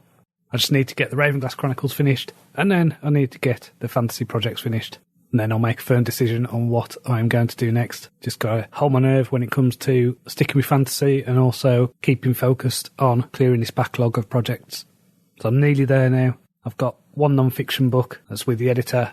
I've got the Black Death series, which is in limbo at the moment. I don't know what's going on with that. I'm in a position where I know that if my co-author doesn't come through by the end of the year, that, okay, I'll just draw a line, no hard feelings. I've got my scenes that, with a little tweaking, will make for a full, satisfying novel. It'll be a standalone, it'll be post-apocalyptic. I'm not sure what the appetite will be for a pandemic story, but I just want to clear these projects. I want a fresh start in 2021. And so, as I say, just hold my nerve. So in terms of reading this week, I finished Redland, Blackland, which was about daily life in ancient Egypt. I think this might be one of my favourite ancient Egypt books I've read. I gave it 5 stars on Goodreads. I thought it was excellent. Really enjoyed it. Highly recommend it if you're interested in Egyptology or anything like that. It's a book I would go out your way to read. I'm also reading a book called The Giants Who Ruled America. So this is about giant skeletons that have been uncovered, that are probably from about 12,000 years ago, and an alleged cover-up by the Smithsonian Institute. So these are people who are about 8 foot to 10 foot tall. We've got larger skulls than average sized people. And we've got 2 layers of teeth going on. And these have been found across North America, apparently. So I don't know what to make of this. It's a really strange book because the research isn't archaeological research as such. It's literally a collection of newspaper clippings from the 19th century and early 20th century. So it's interesting, it's fascinating. It does tell a compelling story. Whether it's true, whether these things are a hoax, it's kind of difficult to weigh up, but I'm just interested in it as a bit of a narrative device. And I suppose with a lot of these, what you'd call alternative history kind of texts, I think they're great for fantasy writing. I think they're great for story fuel. So that's good. I'm also reading a book called 50 Prosperity Classics. So this is literally summaries of 50 books about prosperity. What I've realised I've been doing over last few months because of COVID stuff, I've got into the habit of getting up, having my tea, having my coffee, listening to the news, and I'm finding myself consuming too much news. I find the news, especially at the moment, to be very divisive, very upsetting, and so I'm stepping away from it. I'm giving myself a news purge. It's not good for my mental health. So in the mornings now, I've gone back to the habit of listening to a good book, a positive book, you know, kind of self-development book or something like that, and meditating. And so this especially helps when you get up at 5. What you consume at that time of the day really puts you in the frame of mind for the rest of the day. If you consume stuff that is negative or anything like that, then that's going to filter into your mood. What I'm trying to do, what I'm trying to kind of set as a habit again, is to listen to something positive, listen to a book about writing craft, listen to a book about self-development or personal finance or something like that that's just going to point me in the right direction. This is a bit of a Stoic thing, but you kind of look around at the things you can control, the things you can't control. And I know that my mind at the moment is being occupied by a lot of things that I can't control. So it's just a case of pulling this back. You know, if something is important, if something is vital, I will hear about it. I always do. But at the same time, the constant news cycle is not doing my head any good at all. Just a quick reminder, if you live in Australia, that you can read the Ravenglass Chronicles now on Amazon Prime. So that'll be the first 11 episodes box set. Also got the rights back to my story, The Princess and the Tailor, which is a Ravenglass Chronicles prequel. So this tells a story of the meeting of the Empress and the former Emperor. So this will be Kat's mum and dad. And that didn't exactly go very well. So I've got the rights back to that story now. I sent it out to my mailing list. So if you do sign up for my mailing list, then this is one of those things that you will get over time. So it's a free story. There's several free stories on my mailing list, all of them set in the Ravenglass universe. So if you're interested in signing up for that, go to joncronshaw.com and click on the newsletter link. So until next time, cheerio.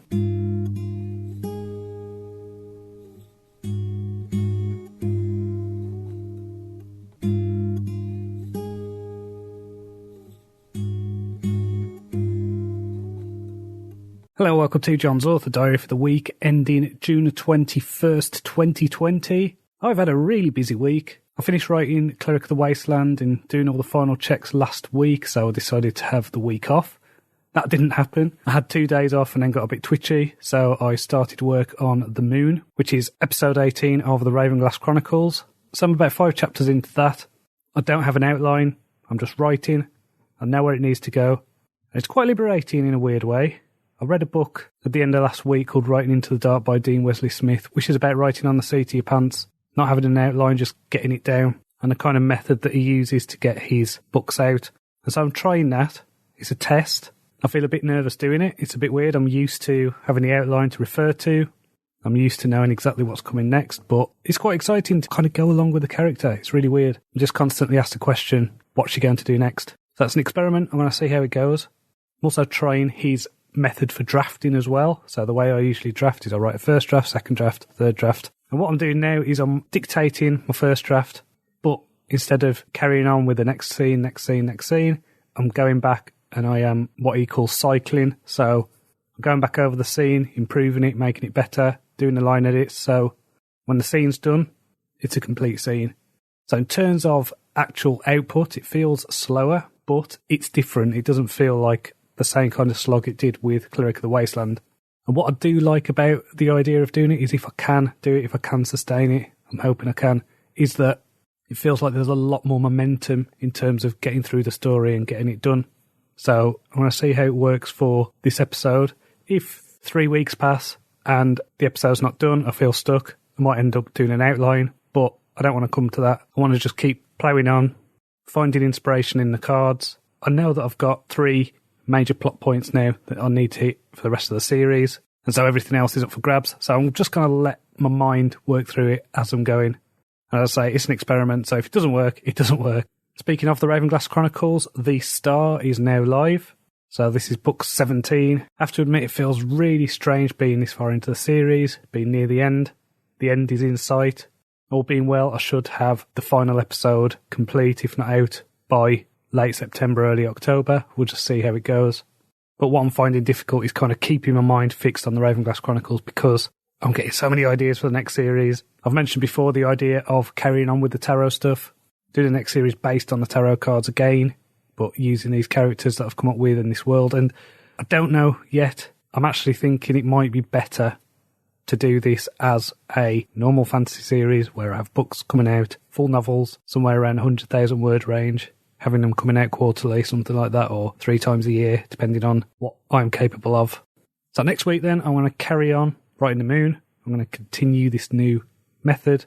Let's see whether it works. I don't know. I'm hopeful that it will. So I'm just going to keep ploughing on. It's just different. That's the thing. It's different. It feels a little bit odd, but at the same time, it feels quite liberating. So I just need to carry on, keep that excitement going, keep that mystery going as well. I think story, structure, and writing is so embedded in my subconscious now. I can't help but get it right. I just need to kind of be confident, I think, in my abilities to do that. So when I had my 2 days off this week, I took part in a couple of online courses. So I did one by Jay Thorne, which is how to write great scenes. And then I did one from The Story Coach, which is about writing science fiction and fantasy. Okay, I've written 6 novels. I've written 19 novellas. I've got a whole bunch of short stories, 3 collections, and random short stories that I sent to my newsletter and things like that. Why am I doing a course like that? Well, the answer is I want to be as good a writer as I can be. So as far as I'm concerned, my education is never done. I also read a few books on marketing this week as well. One of them was called Release Strategies by Craig Martell, and another one was called Relaunch Your Novel by Chris Fox. So both of these books are very much in the weeds of book marketing and things like that. But, you know, this is my full-time job. I want to get my books to as many people as possible. And yes, my Ravenglass Chronicles box set has been doing really well, but I still want to do it better. My medium-term plan is to get my mortgage paid off in the next 4 years. So that's going to mean a lot of hard work, a lot of focused work. I'm calling it Project 42. So it's giving me that focus. It's going to mean paying off my mortgage early. It's focused attention, focused work on this one thing. So even though I'm getting decent royalties at the moment, all that is going into the house and to make sure I've got money to pay my taxes and things like that. So very boring. Yes, I've booked a holiday to Egypt next year, but that's it in terms of treats. I want to be financially independent. This is the whole point of doing this, is to not have to do a 9-to-5 job, not have to commute anymore. So it's a big risk, but there's also the reward element of it. So I did a masterclass this week by Robin Roberts. So she is the presenter of Good Morning America, and this was all about communication, and it was fine. I'm not sure there was much in the way of concrete advice. I think the only thing that was concrete that you could take away from it, if you were so inclined, is to do the Superman pose when you're doing public speaking. The rest of it was just her story and about being able to cry on air and things like that. So Yeah, it was fine. Didn't really add anything to my skill stack. In terms of reading, I've already mentioned the Dean Wesley Smith book and the marketing books. I'm currently reading a book called Greek Fire, Poison Arrows and Scorpion Bombs, which is all about ancient weapons, biological warfare and things like that. So Scorpion Bombs, I've never heard of them before, but these sound awesome. These are going to have to be featured in one of my stories at some point, but they're basically clay pots. They're hurled at the enemy, they smash, and then the enemy is swarmed with poisonous scorpions. So it's horrible, but brilliant. Also finished reading Sins of Empire by Brian McClellan. If you've been listening to this podcast for a few weeks, you'll know that I started that a few weeks ago. It's taken me a while to get through that book. The first half of it felt really slow. I couldn't get into it, but the second half was tremendous. I think I listened to the second half of the audio book in one evening, so it was just excellent storytelling. Now, I don't know whether that was because of the writer, that it took me a while to get into it, or because of me, but really good. I would highly recommend that series. I'm going to listen to the next book of that soon, I think. So I'm actually recording this on the Friday because my mum's coming to visit. So a little bit of a lift in the lockdown means that people who live on their own can choose someone to have in their bubble. And so my mum's coming to visit this weekend. I've not seen her since, I think it's like the end of November. So looking forward to that. Finally, I listened to a really cool podcast this week. This is Brett Weinstein on the Joe Rogan podcast. Now, I've talked before about the idea of trying to view the world in as many different filters as you can. So through as many different lenses, because we've all got our biases, we've all got our knee-jerk reactions that might not necessarily be right, that might be blinkered. And so Brett Weinstein is a evolutionary biologist, and he talks about the big things that are going on right now in our culture. So stuff like the coronavirus and the political unrest and things like that. So it's really interesting to hear this stuff discussed through the evolutionary lens. So do check that out. That's on the Joe Rogan Experience. So until next time, cheerio.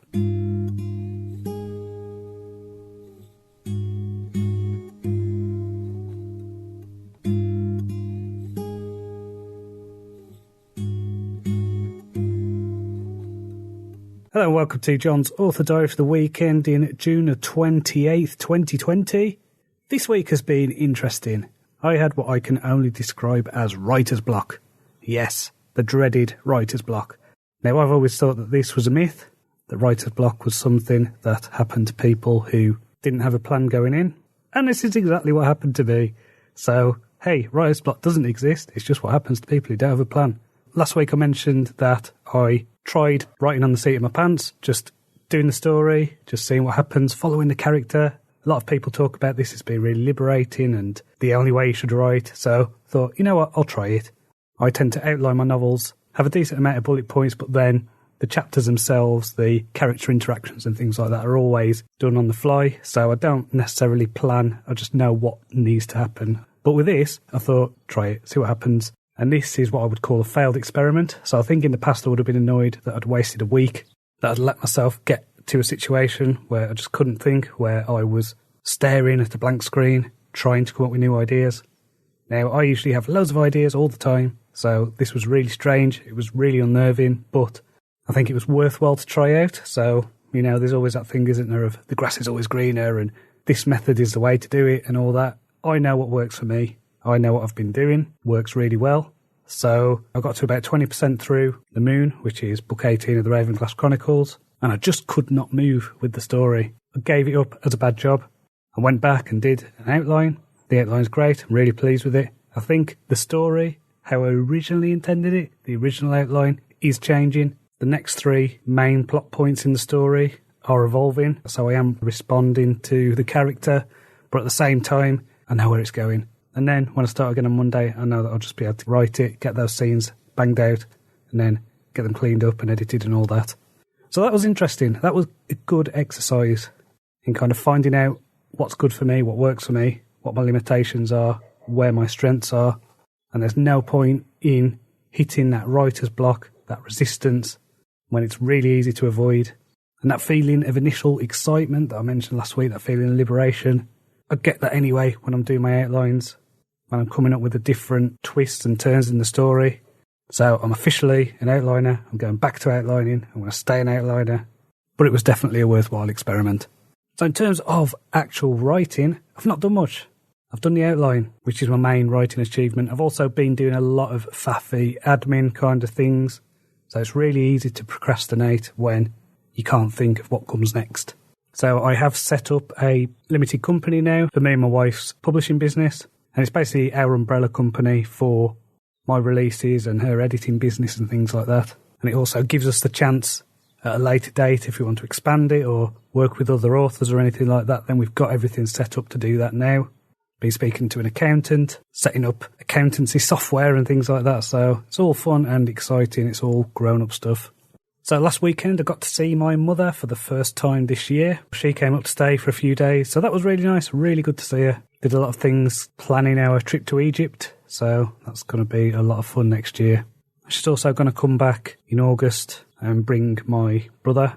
So that should be good as well. Looking forward to that. So in terms of reading, I read Finding Flow by Mihaly Csikszentmihalyi. So I've read a few of his books. I think this might have been his weakest one. It was basically about the idea of getting into a flow state and the importance of that for finding meaning in your life. And so the flow state is basically when you're completely absorbed in something. So I get that with my writing. I see my son get it when he's drawing and playing with his Lego and things like that, where time just seems to slip away and you're in absolute focus. And so it wasn't giving you any advice on how to get into that state, but it was more about why you should. I'm currently reading a book called The Confidence Game. So this is about confidence tricksters and scam artists, and it's very interesting. It's given me a lot of ideas, a lot of potential avenues for my next series. Still up in the air a little bit exactly what this is going to be, but I am leaning more towards it just being a standalone series. So separate from the Ravenglass Chronicles. It'll be set in the same universe. I want to keep that going, but I'm thinking they're going to work better as novels. I really like the Vlad Talos series by Stephen Bruce, which is assassin fantasy. They're standalone novels. They're all set in the same world. They have a story that gradually progresses throughout the series, and you get to follow the character as he goes. So I really like that model. I think that'll work for me, and I do have ideas for the last book. So what I'm thinking is this is going to be one of those series that I'll write, and I'll keep writing it until I get to a point where I want to do something else. When I want to do something else, I'll do the last book, then that'll bring everything together. So I'm thinking probably about 3 of these a year, something like that. Just have to get my outline sorted, get it really good. Not try and pants it this time. I've also started reading a book called The Personal MBA by Geoff Kaufman. So this is a business book. I'm just going to go through that. I've just read the introduction, so the outline of it seems pretty good. Hopefully it will deliver on what it promises. This week I appeared on the Sci-Fi Roundtable podcast. This was an episode all about magic systems, and I do go into a lot of detail about how the magic system in the Ravenglass Chronicles work, what inspired it. I think there's a few surprises in there, probably stuff that I've not mentioned anywhere else. So do check that out. That's on the Sci-Fi Roundtable podcast. You can find it on Apple, Spotify, all those good places. Going forward then, I've got to plan the next quarter. So far, it is very sketchy. I know pretty much what's going to happen over the next month or so, but I do need to get my next quarter down. So what I'm thinking is that Cleric of the Wasteland will come out in July. I have penciled in the date of July the 18th for that. I've also got The Moon to come out, and then probably 2 to 3 more episodes of the Ravenglass Chronicles this quarter. Realistically, I think it's going to be October when I get the last Ravenglass book out. I want to get all my ducks in a row for that. Probably take a little bit of time off actually publishing new stuff, because what I want to do is get a prequel done for the next series before Christmas. And then I have got a few things I want to release, like box sets. So I've got the Wasteland series box set that I'll release probably in November, and then the Gambit one as well, probably in December. And then I'll have more Ravenglass box sets, no doubt. So I will be constantly releasing, but actual new releases that aren't repackages will probably be for a while now, after the Cleric and the Ravenglass is done. If listening to this between June the 27th and 29th, then Blind Gambit will be free on Amazon, so you can just pick that up on Kindle. It's basically like Ready Player One if the main character was blind. So this week I have been carrying on with a skill swap with my friend Ben, so each week we've been meeting up or doing Zoom things where I've been helping him put together a non-fiction book, and he's been helping me with vocal stuff and music theory and things like that. So we've been doing a lot of breath work. I think it's the foundation to good singing and good vocal delivery and things like that. Not that I'm going to have good vocal delivery at the moment, because my voice feels a bit wrecked by all the pollen that's in the air. Hay fever has just been terrible this week. I've enjoyed the sunshine, not enjoyed the pollen. So next week then, I'm going to get into this first draft of The Moon. I'm going to do another experiment. So I am going to do the cycling method. I'm going to carry that on. I'm going to see whether that is what was slowing me down or whether it is just not having a faint idea where I'm going. I'm inclined to think that it's the latter. So until next time, cheerio.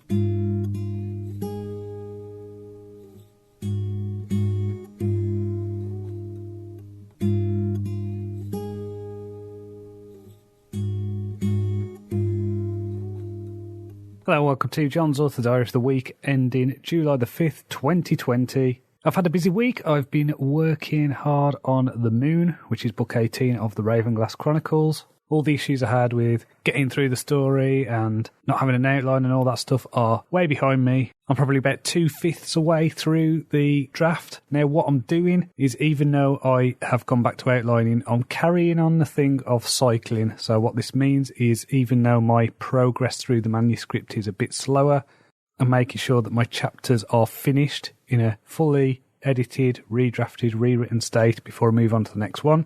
Again, it is just an experiment, but it's working well so far. What I've decided to do as well, which I should have done probably a long time ago, is to change the way I track, the way I work.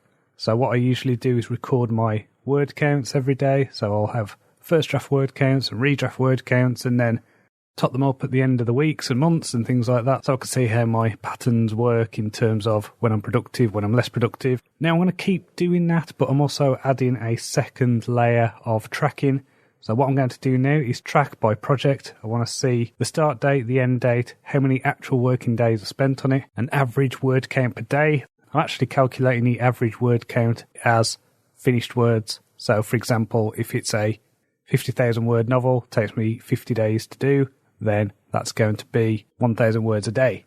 Now, I might be writing 3,000 words a day and doing all the redrafting and things like that, but that's how I'm going to start measuring it. This is basically to give me a better idea of how long it takes me to do things. Because even though I've been doing this for a few years, I still feel like my estimates are off by quite a bit when I try to predict how long a project is going to take. So we'll see how that goes. I've started doing it for The Moon. I'll be interested to see how it works for longer projects. But at the moment, it's looking like a good idea. So I've got to complete The Moon by the 15th. Because we are having a new bathroom fitted. The bathroom we've got at the moment is the one that came when we moved into the house. It is very outdated. I think it was probably fitted in the 1990s. It's got horrible kind of greenish, brownish tiles. It's got handles for the old woman who used to live here to not slip over when she's in the bath and things like that. So that means there's going to be a lot of disruption. That means we're going to probably have to figure out what we're going to do about actually using a toilet, because we have one toilet in the house. So I just want to get everything out of the way. I have a feeling we're going to be doing a lot of day trips. And because of this, because we're getting a bathroom, we had to go to a shop. Now, I haven't been in a shop since March. Could be earlier than that, I'm not sure. But I've definitely not been in a shop since lockdown. And we went to B&Q. And it's a bit of a nightmare. The floors have got arrows and things, which direction you can go, and bits to stand, which is all fine. Doesn't quite work when you've got a guide dog. You know, they can't read the signs, they can't read the arrows. My eyesight's not brilliant. I went in with my wife, so she helped me around, but there's no way I'll be able to manage that by myself. It's a bit annoying. I just need to think, oh well, I don't like going to shops at the best of times, so whatever. But there is a feeling that those measures, the way you're herded through a shop like cattle, is demeaning for everyone involved, and especially people, I think, with disabilities, because it's unworkable for me with a guide dog and visual impairment. So I don't know what I'm going to do if I need to go to shops myself. Probably just stick to ordering off Amazon. I mentioned last week that I decided I was giving up on reading the news and listening to news podcasts and things like that. I've done that. So my time has been spent in what I see as a more positive way. I've caught up on some writing podcasts, caught up on some business podcasts. I don't think I really realised how much time I was spending consuming the news. And so I think it's definitely helped with the pressure I'm feeling in my head. I don't feel quite as frustrated with the world. What is it to say? Ignorance is bliss. And this goes back to a point I made a few weeks ago about the idea of mastery, about the idea of being the best writer I can. I can't be the best writer I can't tell compelling stories if my head is being pulled in several directions at once. I need to be as narrowly focused as I can be. It's strategic ignorance. I won't be ignorant in the sense that, I'll continue to read. I'll continue to read history, philosophy, stuff about psychology, economics and music and all those good things. I'll be constantly pushing to improve my skills as a storyteller, as a writer on a sentence level, and also as a marketer, because I need to sell my books. I need to get them into people's hands. And if that makes me ignorant, then so be it. If it's important, if it's something to do with the lockdown and things like that, then I want to hear about it because my wife reads the news. I will know about things I need to know about, and the rest can go and inflate someone else's amygdala. So in terms of reading, I finished reading The Personal MBA by Josh Kaufman. Highly recommend that if you're interested in starting a business or thinking of doing an MBA. Maybe read that first. I think it's a really good overview of all the things you need to consider when owning and running a business. As well as that, I read The Emotional Craft of Fiction. This is possibly one of the best books on writing craft I've ever read. I would highly recommend this to all authors. If you've not read it, it's going to change the way you think about characters, the way you think about plot, the way you think about outlining, all those things. When I was reading it, I felt like a little switch went off in my head that was like, big realisation moment of how to tell better stories. I don't get that very often now because I've read a lot of books on writing craft, and this one was very applicable to what I'm doing and what I plan to do in the future. So that's The Emotional Craft of Fiction by Donald Mars, which is MAAS. I'm also reading Heaven's Mirror by Graham Hancock. I do enjoy reading his stuff. He's interested in the idea of a lost, advanced civilization that existed pre-Great Flood. So the idea that there was a seafaring civilization that existed before a major catastrophe at the end of the last ice age. I don't know how much I buy what he says, but I enjoy it nonetheless. It's fun to consider the idea that maybe the world isn't what it seems, that maybe there's still a bit of magic and mystery out there. It's good story fuel. And if that wasn't enough, I've started reading Wrath of Empire by Brian McClellan. So this is the second book in his Gods of Blood and Powder series. So I read the first one a few weeks back. Took a bit to get into. Really enjoyed it by the end. Started reading this one. I'm about 3 chapters in. Seems like it's going to be another solid story. Cleric of the Wasteland is now available on pre-order for July the 18th. So that is now ready. It's done. It's formatted. I've uploaded the manuscript. It's another backlog project to tick off my list. So another series closed in 2020. By the end of the year, that'll be 3 series complete. I'll have the Gambit series done, the Wasteland series done, and the Ravenglass Chronicles done. Now, I am still flipping back and forth over what to do next with my Ravenglass series. I know I said a few weeks ago that I'd like to do the Minor Arcana cards for my next series. That's a possibility. I might still do that, but this series that I really want to write, I'm seeing as a bit of a flagship series, so I think it needs to be done in novels. I suppose it could work as a bigger series where I'm using all of the cards to create the entire story arc. Maybe that could be a way of doing it. That would leave me at the end with probably a 12-book series, which I think would work, but I don't know at the moment. I think there's part of me that just wants to try a longer novel, because all of my normal novels are around 50,000 words, so I want to try something that's somewhere in the region of 80 to 100,000, so it's a good fantasy read. But then I do like the momentum of the novella format. It's a bit annoying, and I'm sure over the next few months, until the Ravenglass Chronicles is finished, and until I've written the prequel to this new series, that I'll know what I'm doing. Because I feel that the things that I want to do with the world, with this new series, with this new cast of characters, is a bit bigger than 14 novellas, which will basically be a trilogy when it's done. But then there is a part of me that also thinks, okay, maybe I could, instead of doing 20,000 word novellas, maybe do 40,000 word novellas, make it bigger. So, I don't know. I'll decide. I will order covers soon and see if I can do something where I can maybe get 3D models done that can get manipulated and changed, so I can have a series of covers where I'm not basically using the same cover every time and just changing the text, which is what I've got at the moment with my Ravenglass stuff. So next week, I'm going to be getting back into the 5am. Oops, I need to get the moon finished. So that's going to be a bit of a push to get that done before the 15th. And then, of course, I've got to start putting all my chips in place for the launch of Cleric of the Wasteland. So that'll mean getting in touch with other authors to do a bit of cross-promotion, maybe running some adverts on the earlier books, and maybe running free days on the first couple of books and things like that. So until next time, cheerio.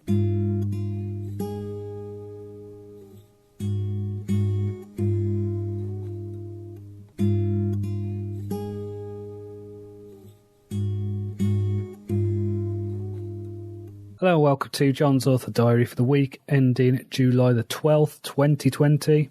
I've had what I would describe as a low energy week. I felt really tired, unmotivated. I'm happy with the way the moon is going. So this is book 18 of the Ravenglass Chronicles. I'm happy with how that's going, but it still feels like every time I go to write or do anything, it's a bit of a slog. Now, I don't know whether this is because of a change in the weather. So the weather over the last month or so has been lovely, and this week has been rainy and storms, and it's just been really difficult to actually get out the house and go for walks and things like that, because I like to go for a walk every day. And there's been quite a few days recently where I haven't. So I don't know whether that is also affecting me. It could also be that I've just been working flat out, really, since, well, I don't know, for a while, let's say. So I had a look on my Streaks app, which is how I track whether I do things like meditating and writing and business and things like that. And I'd noticed that I'd only had 11 days off since February. Now this includes weekends, so that's not a lot. I should probably take a bit of time off. I don't know whether I'm just feeling a bit run down. I don't know what it is. There's a possibility that some of it could be linked to me going to the doctor this week. So I had a weird thing on my face. So this was like on my temple, on my left temple.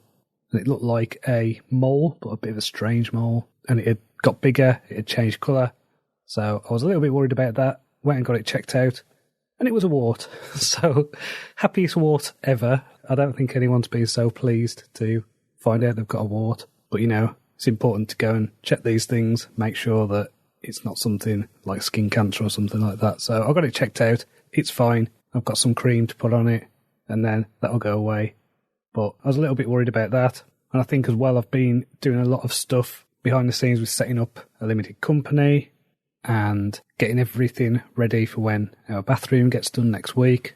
You know, just simple things like ordering tiles and getting toilet roll holders and all this kind of stuff. You know, it just kind of adds up and is a bit of a drain on mental energy, I think. So it's probably not one thing. It's probably just a combination of things. So I think once the moon is done and Cleric of the Wasteland is released, then I'll have a bit of a break. I don't know, probably a week. Though, when I've had breaks before, they haven't exactly worked out well, because I just get twitchy and have to get back to writing. But equally, I need to work where my energy is, and at the moment, I have very low reserves. I suppose there's also the thing of the pandemic. That could be another thing bringing me down a bit. I mean, I have been avoiding the news. I took a decision a couple of weeks back to stop listening to news stuff. And so that has given me the opportunity to listen to more podcasts that are about self-development, about improving my writing, about improving my business, that kind of thing. An author friend of mine recommended an app called Blinkist. So I'm currently trying that out on a 7-day trial. So what this is a app that compresses the major takeaways from non-fiction books into 15-minute audio files. So a lot of non-fiction books that are probably on my list, what I'm doing is I'm taking a listen to them, getting the main points, digesting those, and if I hear one that I really like, then I might get the full book. So it's a good way for me to get the main points, but also to not spend 12 hours listening to an audiobook when I can listen to 15 minutes. So that's good. I'm enjoying those. I think they're really well done. I think they're really concise. I've actually listened to a few books on there that I like and know, just to see how much has been abridged, because obviously getting the points from a 12-hour audiobook and compressing it into 15 minutes is a difficult task, I would say. But I think the people who do this have done it really well. I listened to the summary of The War of Art by Stephen Pressfield, which is one of my favourite books on creativity, and also This is Marketing by Seth Godin. So these are both books that I really like. I think the summaries were very good. Obviously, they don't get the feel and the writing that you get in something like Stephen Pressfield or a Seth Godin. You don't get that voice, which I think is just as attractive as the content sometimes. But I think as an introduction, as a way to kind of get some ideas, get some points. So I've listened to a few books about branding, which is an area in my skill stack that I am lacking, and things about content marketing, which I suppose this is what this is really. This is what a podcast is. Stuff like blogs and social media. I mean, I am socially distanced from social media just because I think it brings out the worst in people. And it's the type of thing I don't really want to get involved with. I don't need that negative energy in my life. So in terms of reading, I'm still reading Wrath of Empire by Brian McClellan. I'm having the same reaction as last time. I think it's just a thing with fiction when my mood isn't great. So I am finding it difficult to listen to that. I'm about 25% in. I am enjoying the story. The story is a good story. I just don't think I'm in the right headspace for it. I'm listening to a writing craft book called The Anatomy of Story by Jon Cronshaw. That is very good. I'm about halfway through that. There's a few things in there that I've not heard before, little nuggets that I will no doubt take forward. I think it's really making me think a lot about the importance of emotion in storytelling. I've read a few books recently that have done that, and I think that's what I need to really think about with my next series, with the characters, is focusing on the emotional aspects of character, drawing them out, delivering them to the reader in a bit of a gut punch here and there. So that'll be good to put those lessons into practice. So as well as that, I have inquired about joining a group that improves public speaking. So there's a group called the Morecambe and Lancaster Speakers, and they do kind of Toastmastering and public speaking and training. Again, this is a skill stack thing. This is a confidence thing. This is me wanting to be a better podcaster. And also because of my job as an author, I would like to go to conventions and things like that, do panels, get my name out there, reach different audiences, reach new readers, that kind of thing. So I'm going to get my public speaking game up. I'm doing the vocal training practice with Ben. That's really helpful. We're also doing a lot about music theory, which is helping me with my guitar playing. So even though I've been playing guitar now for almost 3 decades, my knowledge and understanding of music theory is at quite a rudimentary level. I got very good at one point at playing guitar and composing and writing my own music. I would say that slipped by the wayside a bit when I was doing my PhD over a decade ago, but it's something I always pick up. I do like playing guitar, I do like singing. I don't have the best voice, but hopefully with a bit of coaching, a bit of training, I will improve. So next week then is still a bit in the air. I'd like to get more progress done on the moon. I am about 2/3 of the way through the draft. Now, because I'm doing this cycling method, and again, going back to the energy thing, maybe this is another reason why I'm feeling like it's slow progress. I don't know. I really want to get that done over the next few days because it is going to be difficult working around having someone in doing a bathroom. So if I can get at least a solid first draft, I might just run through the draft for the rest of it and then go back and do the rewrites and things like that afterwards. So until next time, cheerio.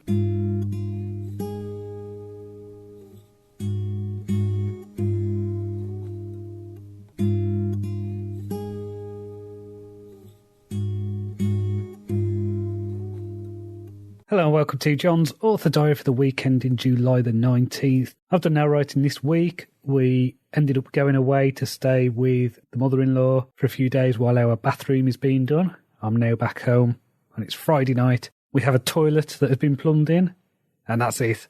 The walls are bare, the floor's bare, there's no sink, there's no bath, there's no shower. But at least the toilet is plumbed in. So we basically stayed in Penrith for a few days, which is in Cumbria, about an hour north from where we are in Morecambe. So we had a really nice time, went on quite a few walks with my son, my wife, did a lot of Pokemon hunting around Castle Park. It was really nice to see so many kids out and about playing in the park. My son was loving it. He was playing on the climbing frame and swings and enjoying the sunshine and being able to do normal kid things because it feels like it's been so long. Today we went around Lowther Park, which is an estate around the shell of a castle.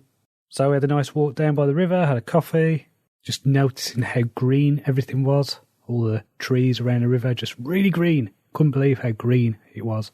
So while I was there, I did manage to do some admin. So this was fun and exciting, as I'm sure you'd appreciate. So I did a lot of things to do with setting up Facebook ads and doing my tax return and speaking to my accountant. Woohoo! So that was rock and roll. That was fun. But it was stuff that needed to be doing. I've been putting off my tax return for months, but it needs doing. It took me a bit to kind of get everything together, all my expenses and all that. That's all done. It's out the way. I'm going to keep hold of the money I owe in savings until the very last day when I need to pay my taxes. May as well get the most out of it. So in terms of book news, Cleric of the Wasteland is now live. So that is book 4 of the Wasteland quadrilogy series. Yeah, it's the end of the series. It's the last book. It's a bit dark, but at the same time, it's got glimmers of hope. So I think it should make for a satisfying end to the story, like a nice epilogue to the entire series. Bring everything full circle. If you remember, start of 2020, I wanted to get the Blind Gambit series done. That's ticked off. I wanted to get the Wasteland series done. That's ticked off. There was a few non-fiction books I wanted to get done. They've been done. There is a non-fiction book in the back of my mind that I haven't started. I did some outlining for it, and it does feel like a bit of a loose end, so I might end up writing that. I don't want to necessarily, but I feel like I've done the groundwork and I could probably get a first draft knocked out in less than a week, and then obviously editing. So it's probably going to take me a few weeks to do. It might be the necessary palate cleanser after finishing the Ravenglass Chronicles. Speaking of which, I've made no progress on that since I last spoke to you, so the Moon is still waiting for me to finish. I don't know if I'm going to get anything done next week just because of the bathroom stuff, so it might just be, okay, maybe I just take a week off. It's the summer holidays now, so my wife and son are off school and work. Yes, they've been working at home for months, but they won't have to do schoolwork, won't have to do homeschooling. We're treating it as holiday, so we're going to go and see friends, hopefully. And I don't know, we just need to sort it out because I don't want to be in the house when a guy is doing our bathroom. So in terms of reading, I've not been able to get back into fiction. I wanted to carry on reading the next Powder Mage book, but I just haven't been in the right headspace. Don't know why, but just not into fiction at the moment. So I read Tribes by Seth Godin, which is a kind of business book about leadership, about gathering tribes around you, and yeah, it didn't really say a lot. It was basically a book that had been written around one core idea, and then it felt very padded out. I also read a book called The Origins of the Sphinx by Robert Bauval and Robert Schoch. If you watch Ancient Aliens, you might recognise Robert Schoch as a guy with a beard who talks about geology and things like that. So this is bringing together Robert Bauval's research and his research on the Sphinx. So Robert Bauval's angle is he describes himself as an astroarchaeologist. So what this means is he's interested in the alignment to the stars and the precession of the constellations and the way that ancient structures are aligned to the cosmos. And then you've got Robert Schoch, who is a geologist, so he's dated the Sphinx to be much older than Egyptologists have dated it. So he and Robert Bauval both give quite a compelling case as to why this structure is probably built at the end of the last ice age, at the end of the Younger Dryas, because it shows evidence of water erosion. So imagine rainfall going down on something for thousands of years. Now, of course, Egypt, being the type of region it is, hasn't had rainfall like that for at least 6,000-7,000 years, something like that.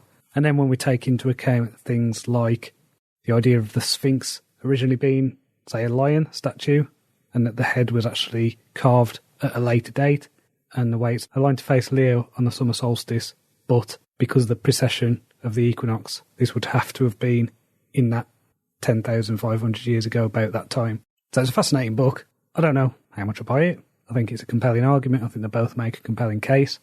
I don't know enough about geology to be able to go, oh no, I think it's this. You know, there's no way that I can falsify it with my own knowledge or anything like that. So interesting set of arguments, interesting research. Cool that it kind of brings together these two very different ways of looking at the same object. I really like that. And as I've mentioned before, I'm interested in this idea of a ancient civilization, a lost civilization that was perhaps advanced in ways that we might not understand. You know, they might not necessarily have had engines or anything like that, but they might have had technologies or ways of seeing the world that are different from our own. And I guess the relationship between the land and the sky and the movement of huge stones and things like that. So, yeah, it's all fascinating stuff. Great story fuel, regardless of whether it's true or not.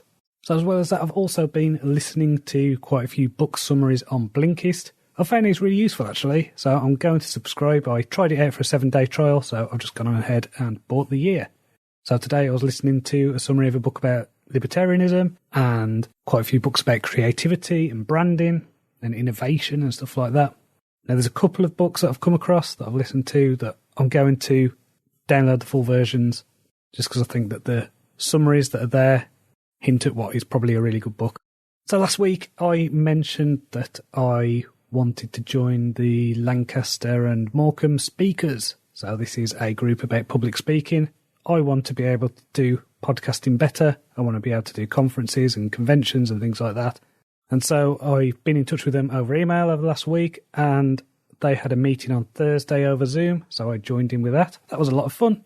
It was like a mixture of improv. There were people doing speeches and evaluation of those speeches and things like that. And then I think they're going to be doing debates, and there's another one in a couple of weeks. So I'm going to do that. And then I think they're going to get back to the physical meetings in September. So next week is still up in the air. I'm just going to see it as a week off. If I get anything done, then that's a bonus, but I'm actually going to try not to. I was feeling a little bit burned out at the end of last week. I think I just need a break, to be honest. So until next time, cheerio.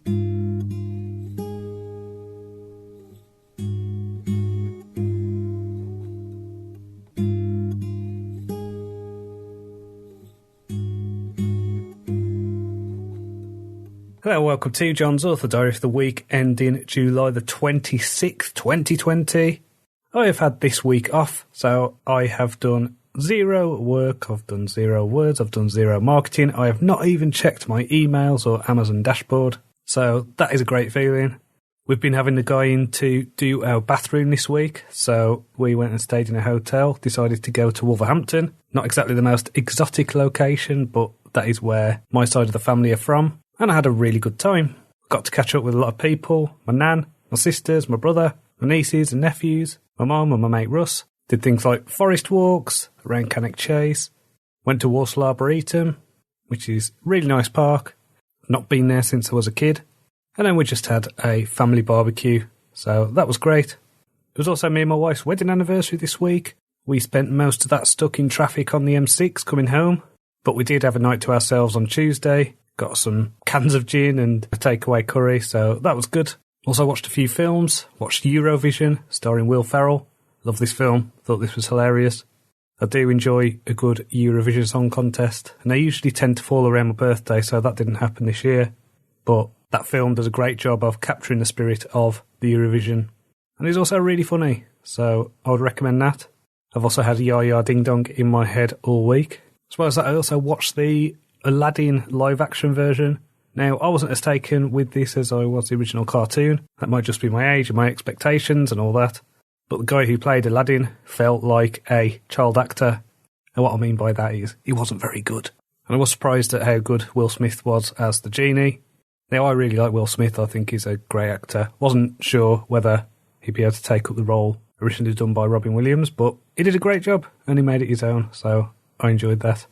I haven't done much in terms of reading this week. I've been listening to an audiobook called The Essentials of NLP. So this is a psychological practice called neuro-linguistic programming. And it's basically used to disrupt bad habits and things like that. Now, what I'm using it for is to help me with thinking about characters and characterization. And I've got some cool stuff from it that I am going to use going forward. So I'm going to start thinking about my characters in terms of their primary sense. So someone who is driven by auditory stuff might say things like, I hear what you're saying, or sounds good to me. I don't like the sound of that. People who are led by visual stuff might say, yeah, that looks great. So it's little subtle things that I can add to dialogue and things like that that will give just a deeper sense of characterization that, okay, I'm explaining it now, so if you read it, you'll recognise it. But what I hope it'll do is differentiate the characters a little bit more in ways that aren't necessarily immediately obvious or detectable by readers. I'm about halfway through the book, so I'm assuming that as I go deeper into it, maybe there'll be more about, okay, maybe visual people are more driven into these directions, maybe audio people are driven in these directions. I'm interested to see how that pans out. So next week then, it's all about getting the moon finished. So we're still going to have the guy in doing the bathroom. We have a toilet, we have a bath, we've got tiles and a floor, so that's good. Sink needs plumbing in. We've not got a shower yet. I was thinking he needs to put in a radiator and drill on toilet roll holders and things like that. But he says it's going to be deep into next week before he's done. He's also replacing the doors around our house, so the quicker that gets done, the better. But if I can get the moon finished by the end of next week, then that will be a success. It feels like the pressure's on a little bit for me to get that out. Finally, you can hear me on this week's episode of the Sci-Fi Roundtable, talking about archetypes. If you are into geek story stuff, check that out. It's Sci-Fi Roundtable. You can find it wherever you have found this. So until next time, cheerio.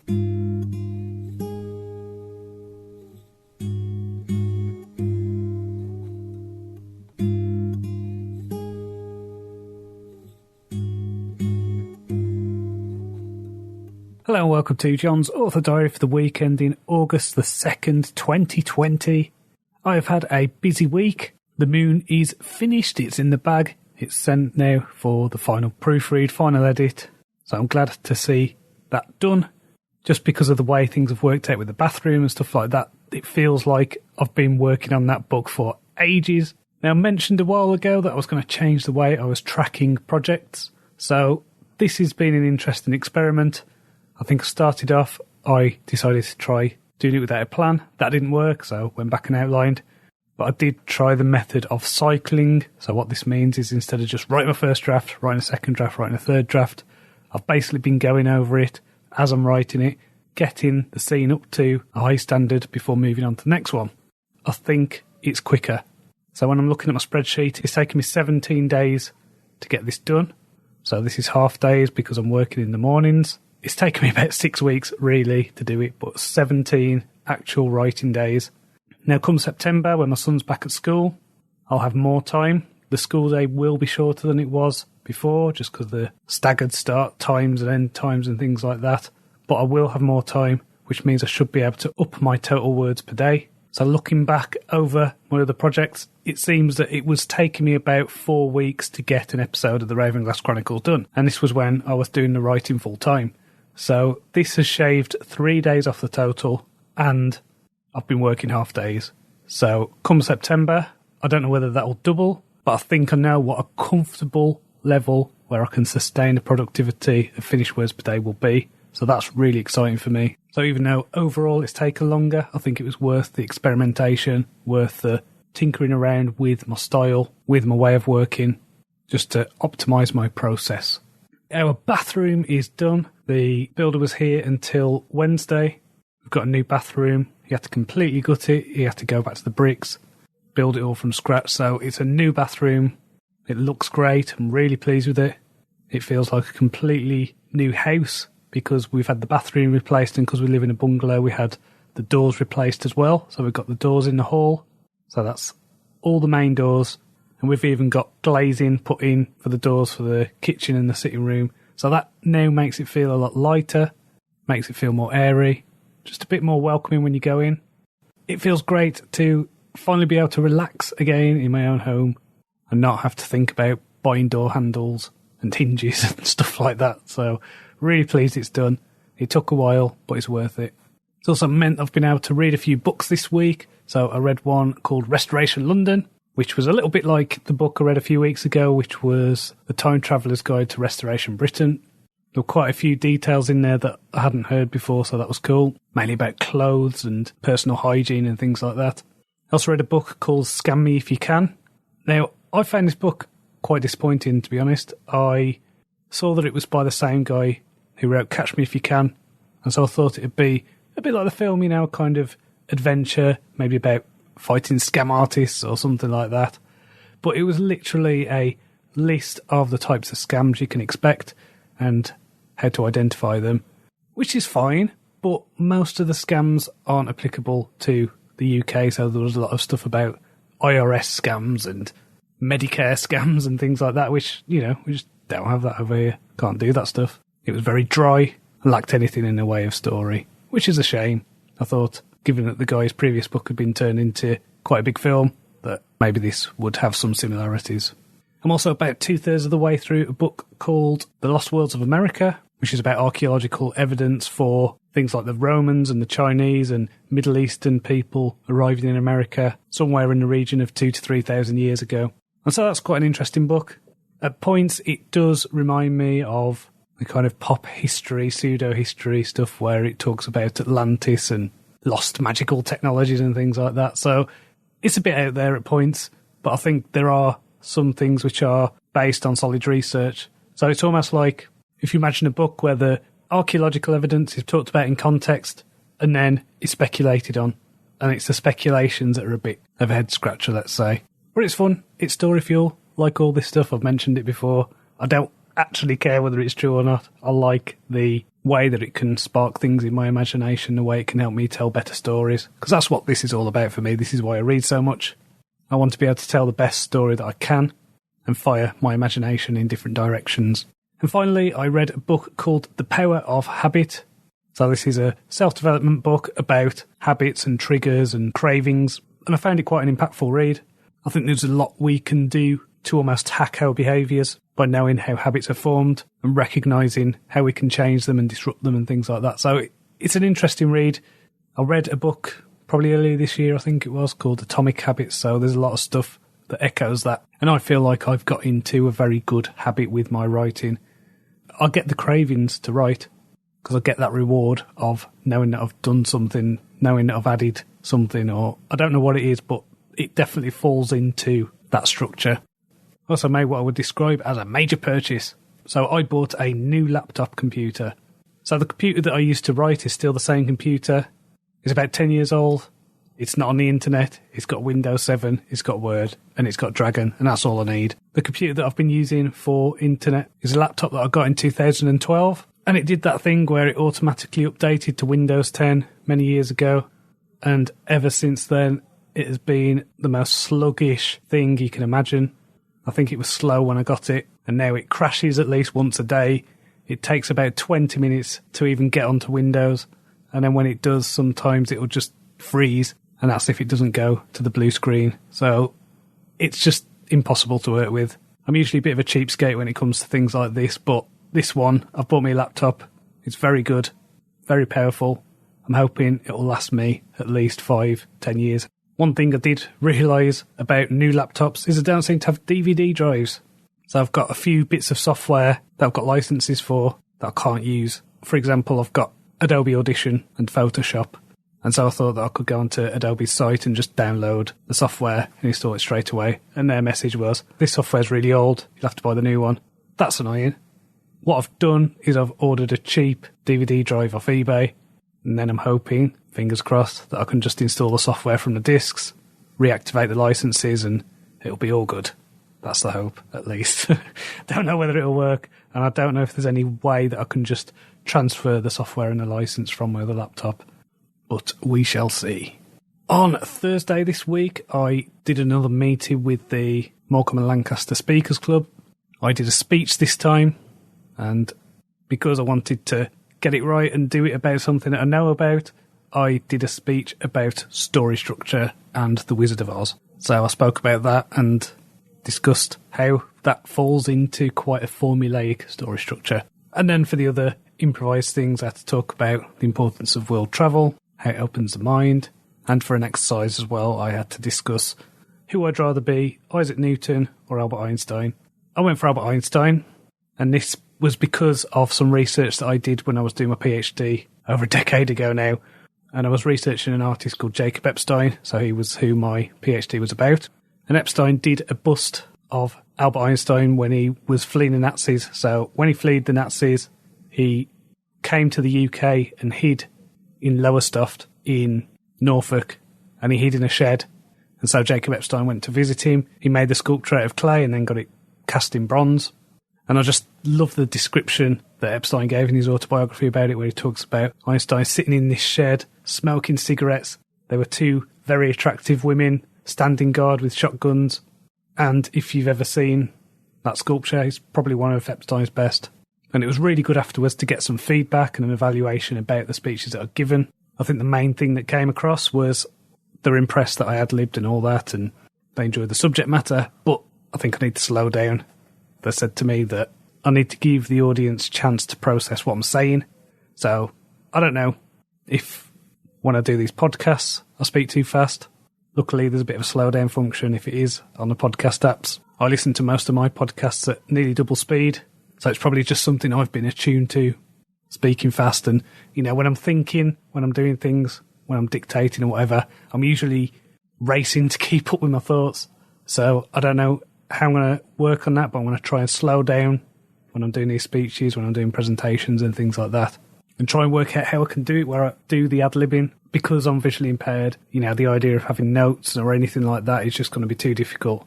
So I need to prepare, and I need to know what I'm going to say, but then I also need to speak slower. So next week, I've got my mum and my brother coming to visit on the Wednesday. I think they're going to stay for a few nights. But apart from that, I don't really know what my plans are. I'll probably start planning the next Ravenglass book. So this is a book called The Sun. I need to refresh my memory on what the card means and start planning out some ideas. My favourite hotel, where I usually go and plan my books, is open again. And because of the weird deal that's going on to try and get people to go and eat out, I'll be able to get some half-price coffees. So that'll be good. Looking forward to that. Go and sit, look at the sea, plan my next book. So until next time, cheerio.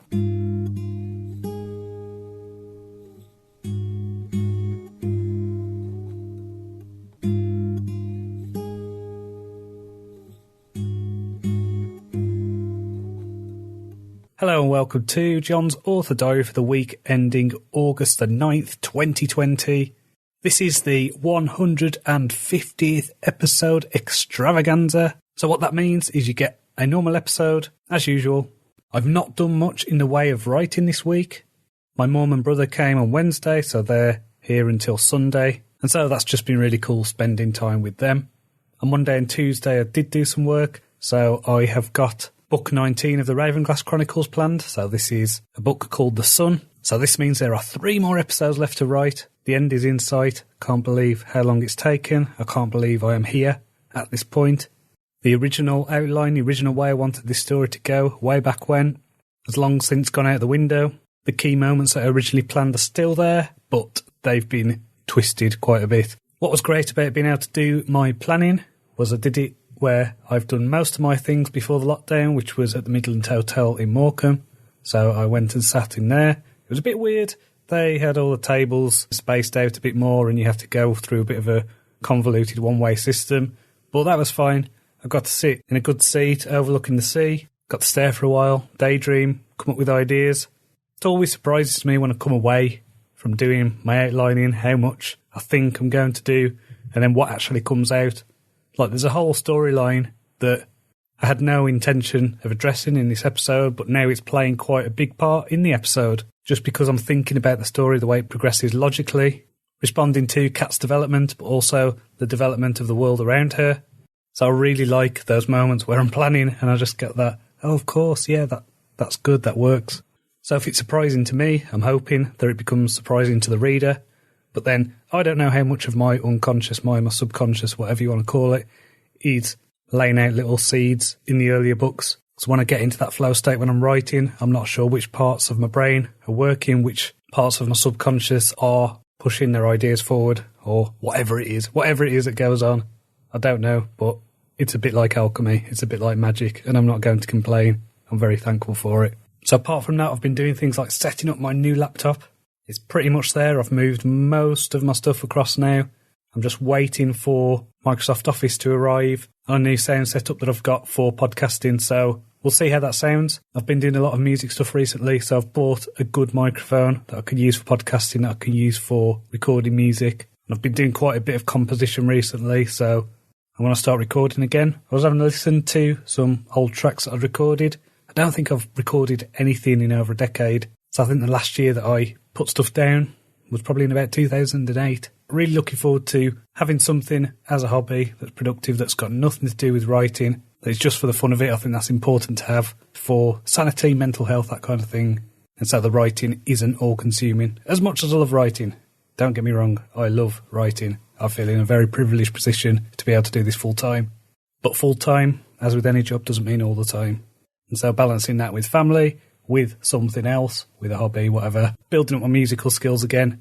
I've been carrying on with my skill swap meetings with my friend Ben. So I'm going through the process of helping him with a non-fiction book, also helping him with podcasting stuff. He's a music coach, so he's been helping me improve my music, understand music better. And I felt like I've got a new connection, a renewed connection with my guitar. And the kind of music that I'm writing is very different to anything I've written before. Ben described it as something like Middle Eastern Stonehenge stuff. So that's quite cool. I suppose the ancient Egypt and the being immersed in a lot of reading about ancient civilizations and things like that. Maybe that's just filtering through into the music. So in terms of reading this week, I've read a few interesting books, I would say. I've read The Lost Book of Enkai by Zecharia Sitchin. This is a translation of very ancient Sumerian tablets. So we're talking some of the earliest writing known to man.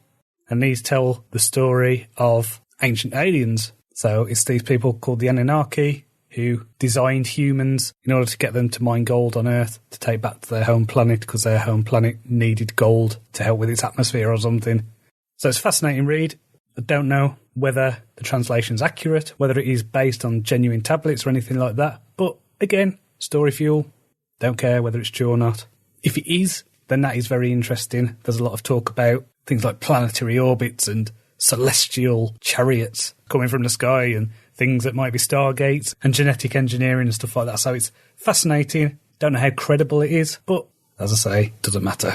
I've also read a book this week called Occult America. This was a history of secret societies, the occult, the esoteric, that kind of thing, in a way it influenced the development of America and American culture.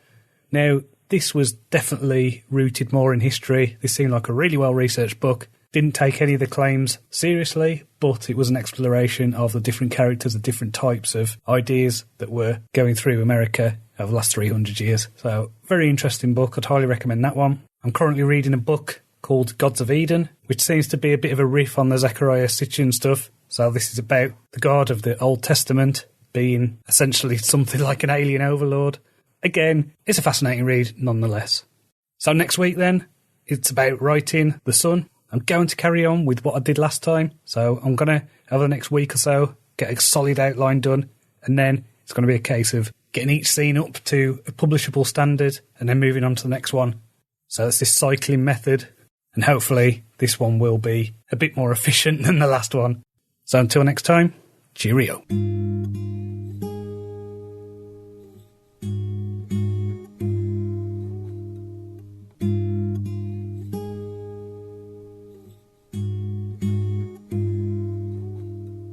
Hello and welcome to Jon's Author Diary for the week ending August the 16th, 2020. I have had what can only be described as a frustrating week. In terms of actual new words written, there are zero. So I've not managed to do any new writing whatsoever. I found the heat this week a bit too stifling to write. The only things I've done in terms of actual writing kind of stuff is I've written up my outline for The Sun, which is book 19 of the Ravenglass Chronicles. And I've got the moon back from the editor, so I've gone over that with an audio edit, so that is going to be ready to come out next week.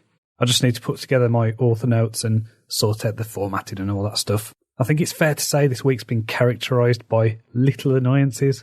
So the main one, because of all the stuff going on in Spain, I've had to postpone our holiday until next year. So the idea was I was going to have a holiday in October in order to get some sun, in an effort to hopefully stave off the seasonal affective disorder. So this has been postponed for a year, so this is going to be October 2021, and it's also going to cost us an extra £400 for no real reason. So that's a bit annoying, but we're going to do it anyway, and we don't have to have that faff of our government suddenly turning round at midnight on a Sunday and going, oh, by the way, if you come back from Spain, then you've got to stay in quarantine for 2 weeks. That's completely unworkable, so we've postponed. And it's just been things like accidentally paying my water bill and sending the water company an extra £300 for no reason. £260 bill, accidentally put a 5. Don't know how that happened. So I'm just going to see that as, okay, my next water bill is paid. That's with them now. Also had a few faffy things with my bank. So that ended up being on hold all morning. Then having to call back, being on hold again. Then them calling me back the next day. And faff. Just too much faff. And that's not all. There was also the microphone that I ordered last week. So I've ordered a new microphone for podcasting, and it arrived and it was incomplete. So it was meant to be a microphone and a adapter to go into the PC. It was just the microphone. And so I've had to send that back. This ended up being a company in Germany, and it's still with them. I don't know what's going on with that. Hopefully I'll get that next week. Hopefully they've received it. I don't know anything that's happening with that. Also ordered Microsoft Office a few weeks ago on eBay. Turns out the guy's a scammer. Closed the account. Now I am struggling to get the money back off eBay because you can't seem to do the resolution centre thing the same. And just a faff. All faffy, annoying stuff. And there are quite a few other faffy things on that kind of same kind of vein that went on, but I just won't go into them because I don't want it to turn into a moan fest. Over the past few months I've talked about how I'm finding it difficult to listen to fiction. I'm really struggling to get into it. So what I've done is I'm revisiting a thing that I did a few years ago. So this was where I listened to a short story, a poem, and an essay every day for 1,000 days. This is called the Ray Bradbury Challenge. Now this is a great way for me to get back into fiction. Really enjoying listening to short stories again. I think of all the forms of fiction, short stories are actually my favourite. I think when they're done well, they can be just perfect. They can completely blow your mind. So if I could make a career just writing short stories, then I would. But unfortunately, this isn't the 1950s anymore. the market just isn't there. It was really nice revisiting some of the magazine podcasts when I did the Bradbury Challenge last time. So stuff like Beneath Ceaseless Skies, Lightspeed Magazine, Nightmare Magazine, Clark's World, all those good science fiction and fantasy stories. I think what I've noticed is the stories are a bit more political than I'd like. I think that's just a sign of the times that everything has to be framed in a political way, which is really tedious. I'm so bored of everything being political. I just want some good escapist fiction. That's what science fiction and fantasy is meant to be, or at least for me it is. That's why I read it. But that being said, I did read a really cool story from Lightspeed Magazine by Rati Mehrotra, which is called The Witch Speaks. I really enjoyed this. This was about a witch who lived in India. She was Hindu. And there were a lot of really interesting threads going through the story, so I'd recommend checking that out. That's on Lightspeed Magazine. They've got a podcast. It's also on their website if you like the text version. In terms of actual reading, I've been reading quite a bit of non-fiction, kind of in the same vein I was reading last week, kind of esoteric stuff. So I read a book called The Kybalion and another one called The Emerald Tablets of Thoth the Atlantean. And then I've read a couple of Zecharia Sitchin books. So this is the guy who did the Book of Enkai. And so I read a book called End of Days, which ended up being book 7 in a series. So I went back and got the first one, which was called The 12th Planet. And I've just finished the second book in that series called The Stairway to Heaven. I'm reading the third book at the moment, which is called The War of the Gods. Now, for some reason, the audio narration on this one is actually really frustrating to listen to. So I'm listening to it through the RNIB app. So this is a library for visually impaired people. And the narrator reads every quote and every bracket. So it's like open quote, blah, blah, blah, close quote, blah, blah, blah. And it seems that this writer, Zecharia Sitchin, uses lots and lots of quotes and brackets and quotes within brackets and quotes within quotes. So it's actually really difficult to discern what's being said at points because it's like bracket, open quote, blah, blah, blah, open quote, blah, blah, blah, close quote, blah, close quote, close bracket. It sounds like someone is actually dictating it into Dragon because that's what I have to do when I'm writing my books. You know, you have to speak the punctuation. So I'm not sure whether I'm going to get through this book, which I say I might just have to go back to Audible because for some reason the first book, The 12th Planet, wasn't on the RNOEB app, so I had to get that off Audible. So next week then, hopefully it will be a bit cooler. I feel like the heat is getting to me this week. I feel like this is probably the grumpiest I've felt in a while. Because I do my work in the attic, it's like a greenhouse. So I've not been able to do what I wanted to. So hopefully it'll be cooler. And I want to get a good chunk of the next Ravenglass book done. So this is going to be The Sun. The outline's there. It's ready to go. I just need to get on with it on Monday. So until next time, cheerio.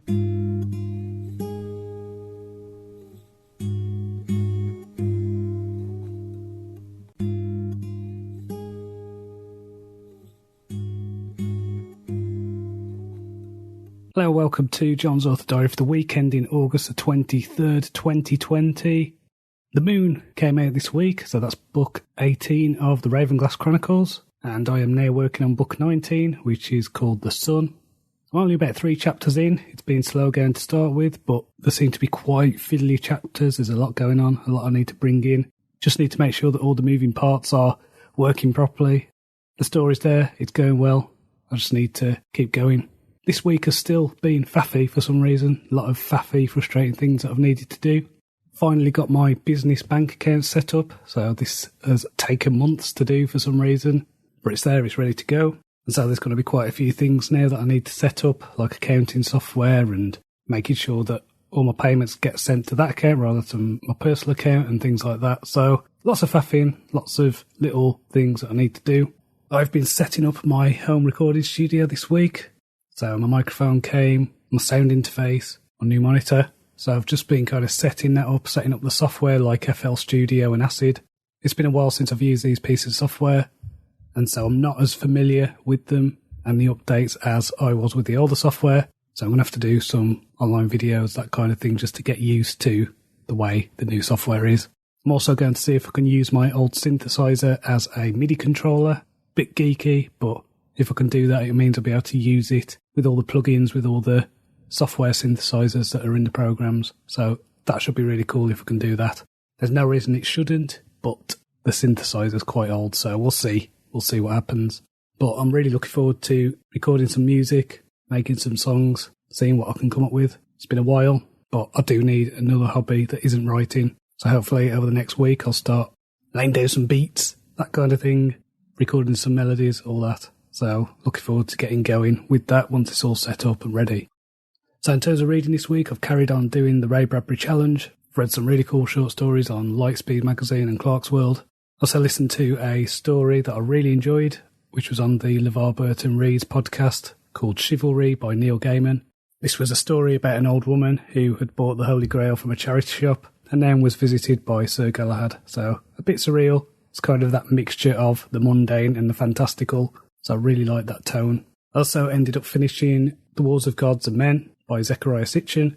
So I mentioned last week that I wasn't getting along very well with the audio version that was on the RNIB app, just because the narrator was saying all the brackets and quotation marks. So it was almost unlistenable at points. So I ended up just getting it on Audible. Really glad I did that. Really enjoyed the book. Listening to it again without the quotation marks, it was just such a different experience. It was so much better.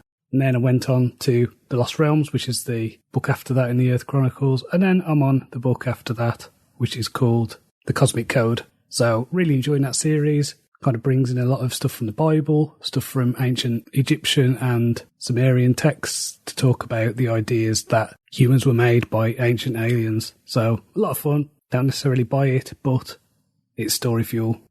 So I carried on my skill swap with my friend Ben this week. So I've been helping him write a non-fiction book. I'm helping him with podcasting. He's helping me with music things because my voice is a bit ropey at the moment because of hay fever. I've been doing more kind of music theory stuff. This week I went out with my son and we went and recorded some found sounds, I think you call them, with my flash recorder. So we went to the beach, we got noises of stones and seagulls and stuff dropping into the water and all that stuff. So I'm going to process those. I'm going to use them to make beats, come up with some original music using those sounds. So that should be fun. Probably combine them with a bit of acoustic guitar, that kind of thing. Then I also did the Lancaster and Morecambe speakers. Luckily I didn't do a speech this week, but I did do a couple of the exercises, a couple of the tasks. Bit difficult just because my voice is a bit strained this week. But next week I'm going to be running the warm-up exercises, and then the week after that I'm going to be doing a speech. So I'm thinking of either doing a speech about Stoicism or guide dogs. So I'll see which way my mind gets pulled. So next week then is all about carrying on, writing The Sun. I'd like to get the bulk of it done before the bank holiday if I can, because I'm going to be having a few days off over the bank holiday weekend. And then the week after that is when the schools go back, so my wife and son will be back at school. I'm assuming that's going to be strange. My wife is going down to 3 days a week, so she's dropping in another day so she can focus on building up her editing business. Changes ahead. Part of me is looking forward to getting longer writing time, but another part of me is just going to miss having them round. So until next time, cheerio.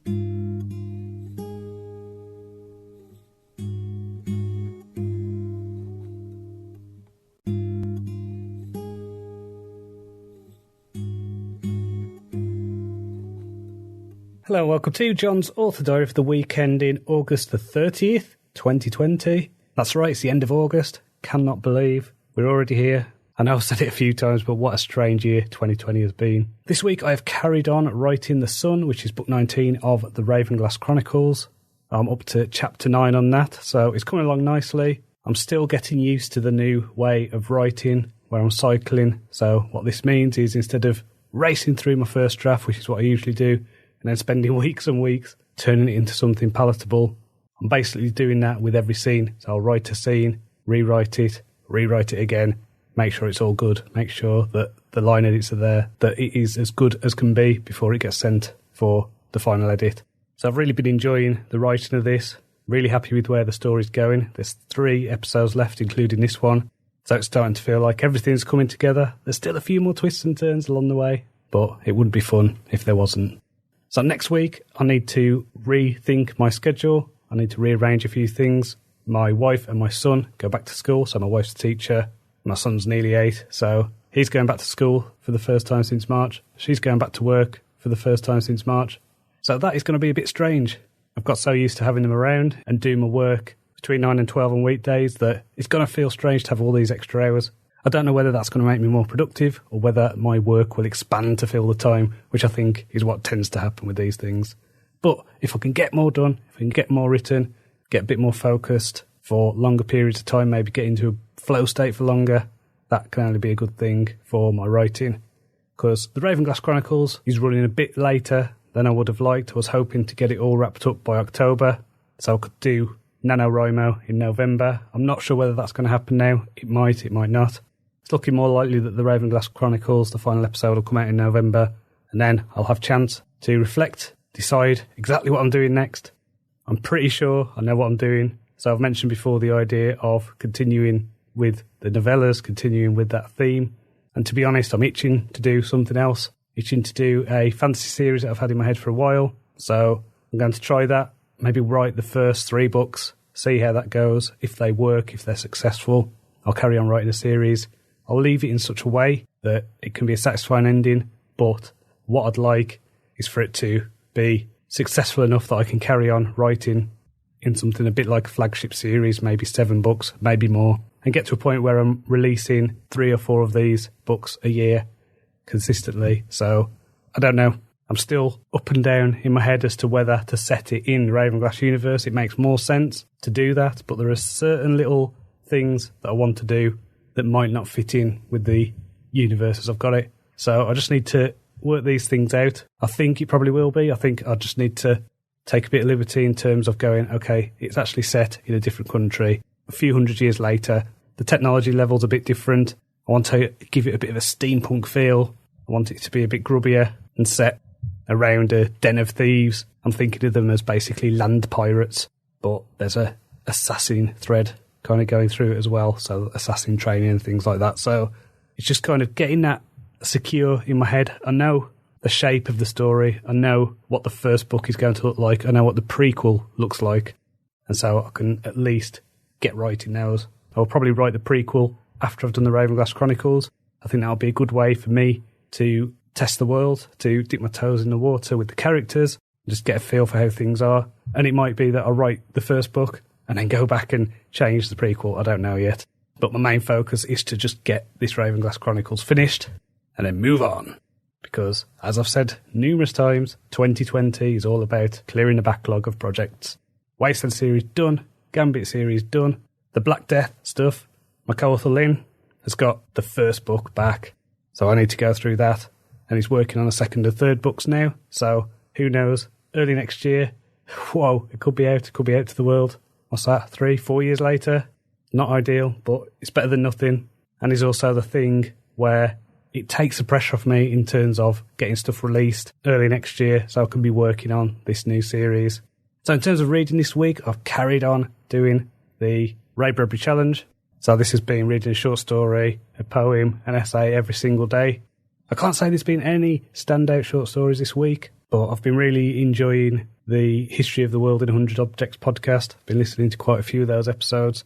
Now, I'd listened to most of those before, so I've probably got about 5 left now, but really enjoyed that series, so I'd recommend checking it out. And also just the thing of getting back into poetry. Like, I've not listened to poetry in ages, not since I did the Ray Bradbury Challenge last time, and I don't know why I stopped, to be honest. I think what is interesting about listening to poetry is it gives you solutions to problems, it gives you the tools and the equipment to deal with things in writing, and so I'm really glad I've started listening to poetry again, just to remind me of the different patterns and the different rhythms and the different ways you can use simile and metaphor and things like that. So definitely worth me doing that. So in terms of reading, I read a book on writing craft called Zen and the Art of Writing by Ray Bradbury. Now, there is the stuff in there about reading a poem, an essay, a short story a day. There was also some great stuff about how you can use nouns to generate ideas. You just write a list of nouns and then use that to think about ideas, make connections, do word association, that kind of thing. And just that reminder that writing isn't a sprint, it's a marathon. And that the way you do it is just do it consistently. You know, he talks about writing 1,000 words every day. I write every weekday, and I have done for years. So just having that discipline, having that focus, and getting the words down regardless, that's something that I need to keep in mind. Because, you know, 1,000 words a day means 360,000 words a year, which can be, 5-6 novels, something like that. So I read a book called The Antidote, which is a self-development book about Stoicism. This was framed as happiness for people who hate positive thinking, A lot of it was Stoicism and Zen Buddhism thrown in there. So, interesting book. I'd really recommend that if you've not read any Stoicism stuff. I think it gives you a great outline of some of the key tenets. And what it's made me want to do is now look into a bit of Zen Buddhism stuff, read some of that, see what else I can pick up. On the back of an episode of the Sci-Fi Roundtable, which is on cryptids and cryptozoology, so basically weird and wonderful monsters that people think might be real, I read a book called Operation Trojan Horse by John A. Keel. Now, this is a book about what he calls ultra-terrestrials. This is the idea that things like UFOs, like the Fae, like Bigfoot and all that kind of stuff, anything that kind of falls into that mysterious beings bracket, he claims that they're all part of the same thing. They're all part of a weird Trojan horse thing.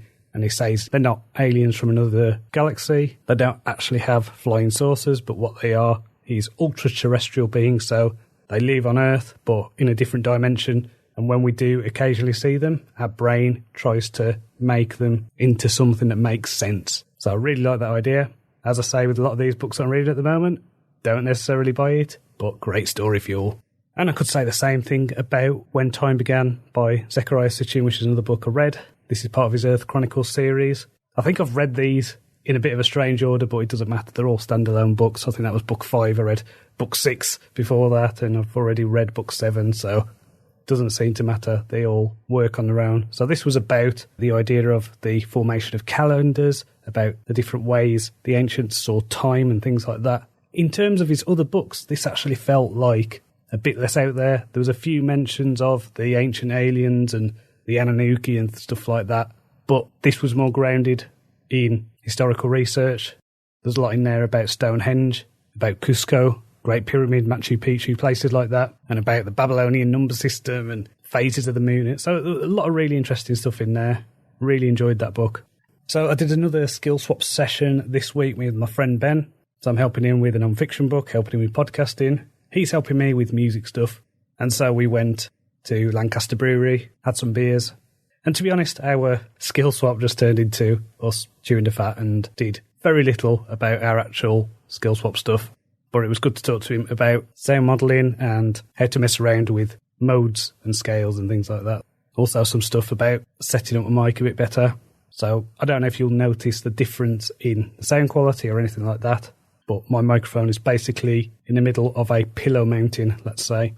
I also did the Lancaster and Morecambe Speakers Group again this week. Really enjoyed that. I'm really enjoying these meetings. I think I'm getting a lot from them in terms of learning how to speak. I'm deliberately trying to speak a bit slower, a bit clearer. Again, I don't know if you could tell. I hosted the warm-up this week, so what we do when we start is we do a warm-up where we're given a random prompt and then we have to speak for a minute about that. So my topic was, if you were a bird, what kind of bird would you be and why? So very simple. Gave people a lot of scope for imagination. I chose a kingfisher. Next week I'm going to be doing a speech on the theme of travelling. I don't know what I'm going to do yet. I'm thinking probably I'm going to do about travelling with a guide dog. So I might call it something like Travelling with 6 Legs or something like that, just to give it a ambiguous title. Also hosted the episode of the Sci-Fi Roundtable this week. So this was an episode all about monsters in the mainstream. So you should be able to find that wherever you find this. So next week, I'm having Monday off. It's a bank holiday. So I'm going to be hanging out with my wife and son. And then Tuesday, I don't know what that's going to look like. There'll probably be a lot of running around preparing for school, making sure my son's got his uniform ironed and school shoes polished and lunchbox ready, all that kind of stuff. I think it's going to be a bit weird for him just because of all the social distancing rules and having to use hand sanitizer all the time. But I'm just hoping that he enjoys it and he gets a lot from it. And it's not like a depressing experience or anything like that, because I really wanted to have a positive relationship with education. I know that I'm going to be working Wednesday, Thursday, Friday. The days are a bit compressed because they're doing a weird thing with staggered start time. So I think my son's school times are something like 9:15 till 3 o'clock. So really, that gives me probably about 4 hours a day to work when I take into account my lunch and taking Digit out for a walk and things like that. And because my books have been doing well this past year, we're able to give my wife an extra day off work. So she's a part-time teacher now. She's going down to 3 days a week. So she's going to be at home with me 2 out of the 5 days, which will give her an opportunity to build up her editing business and to help me with some of the faffier tasks that I often put off and should probably do. So until next time, Cheerio.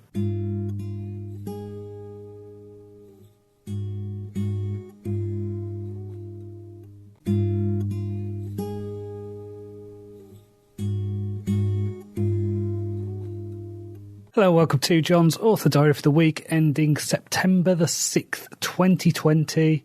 I've had a busy week. I've been working on The Sun, which is book 19 of the Ravenglass Chronicles. Now, I still feel like I'm not even halfway through yet. There seems to be a lot of story in this book.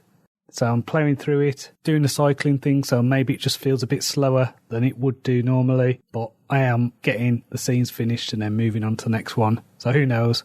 I'll see when I do my tracking and look at the word count at the end and things like that. But I am really enjoying writing it. I'm enjoying the experience of this and kind of starting to bring things together, starting to put all the pieces in place for the final couple of episodes. So it's starting to feel like I'm getting a bit closer to the end. So that's pretty cool. That's a good feeling. Now, I'm not committing myself to anything, but this is just an idea that I've been having this week. I think before or around the time I was planning the Ravenglass Chronicles, I had the idea for another fantasy series or maybe a fantasy standalone that was set in a completely different world that is the type of story that would probably be more suited to doing a traditional publishing deal. So it's a little bit more out there. It's a very strange world, and it's kind of a bit more of an artsy story, a bit more of a literary style than what I'm doing at the moment, which I think has a more of a commercial feel. I am thinking that I'm planning to go to Egypt next year, and I think that there will be something about that visit that will give me ideas that will change something or will be quite an important experience. So I'm thinking that I might use the next few months after I've finished the Ravenglass Chronicles to write this story, to write this new story. This is one of those ideas that came to me in a dream quite a while ago, and it's one that's just been pestering me, I would say. So it might just be a standalone, and it might be that I write it and send it off to traditional publishers. I am an indie author, but there are certain things that I can't do as an indie author that I can if I've got a book that's published by a so-called real publisher that is past the gatekeepers in London or New York or wherever. So I'm going to try it out anyway. I'm going to send it off to publishers, maybe. That's if I do it.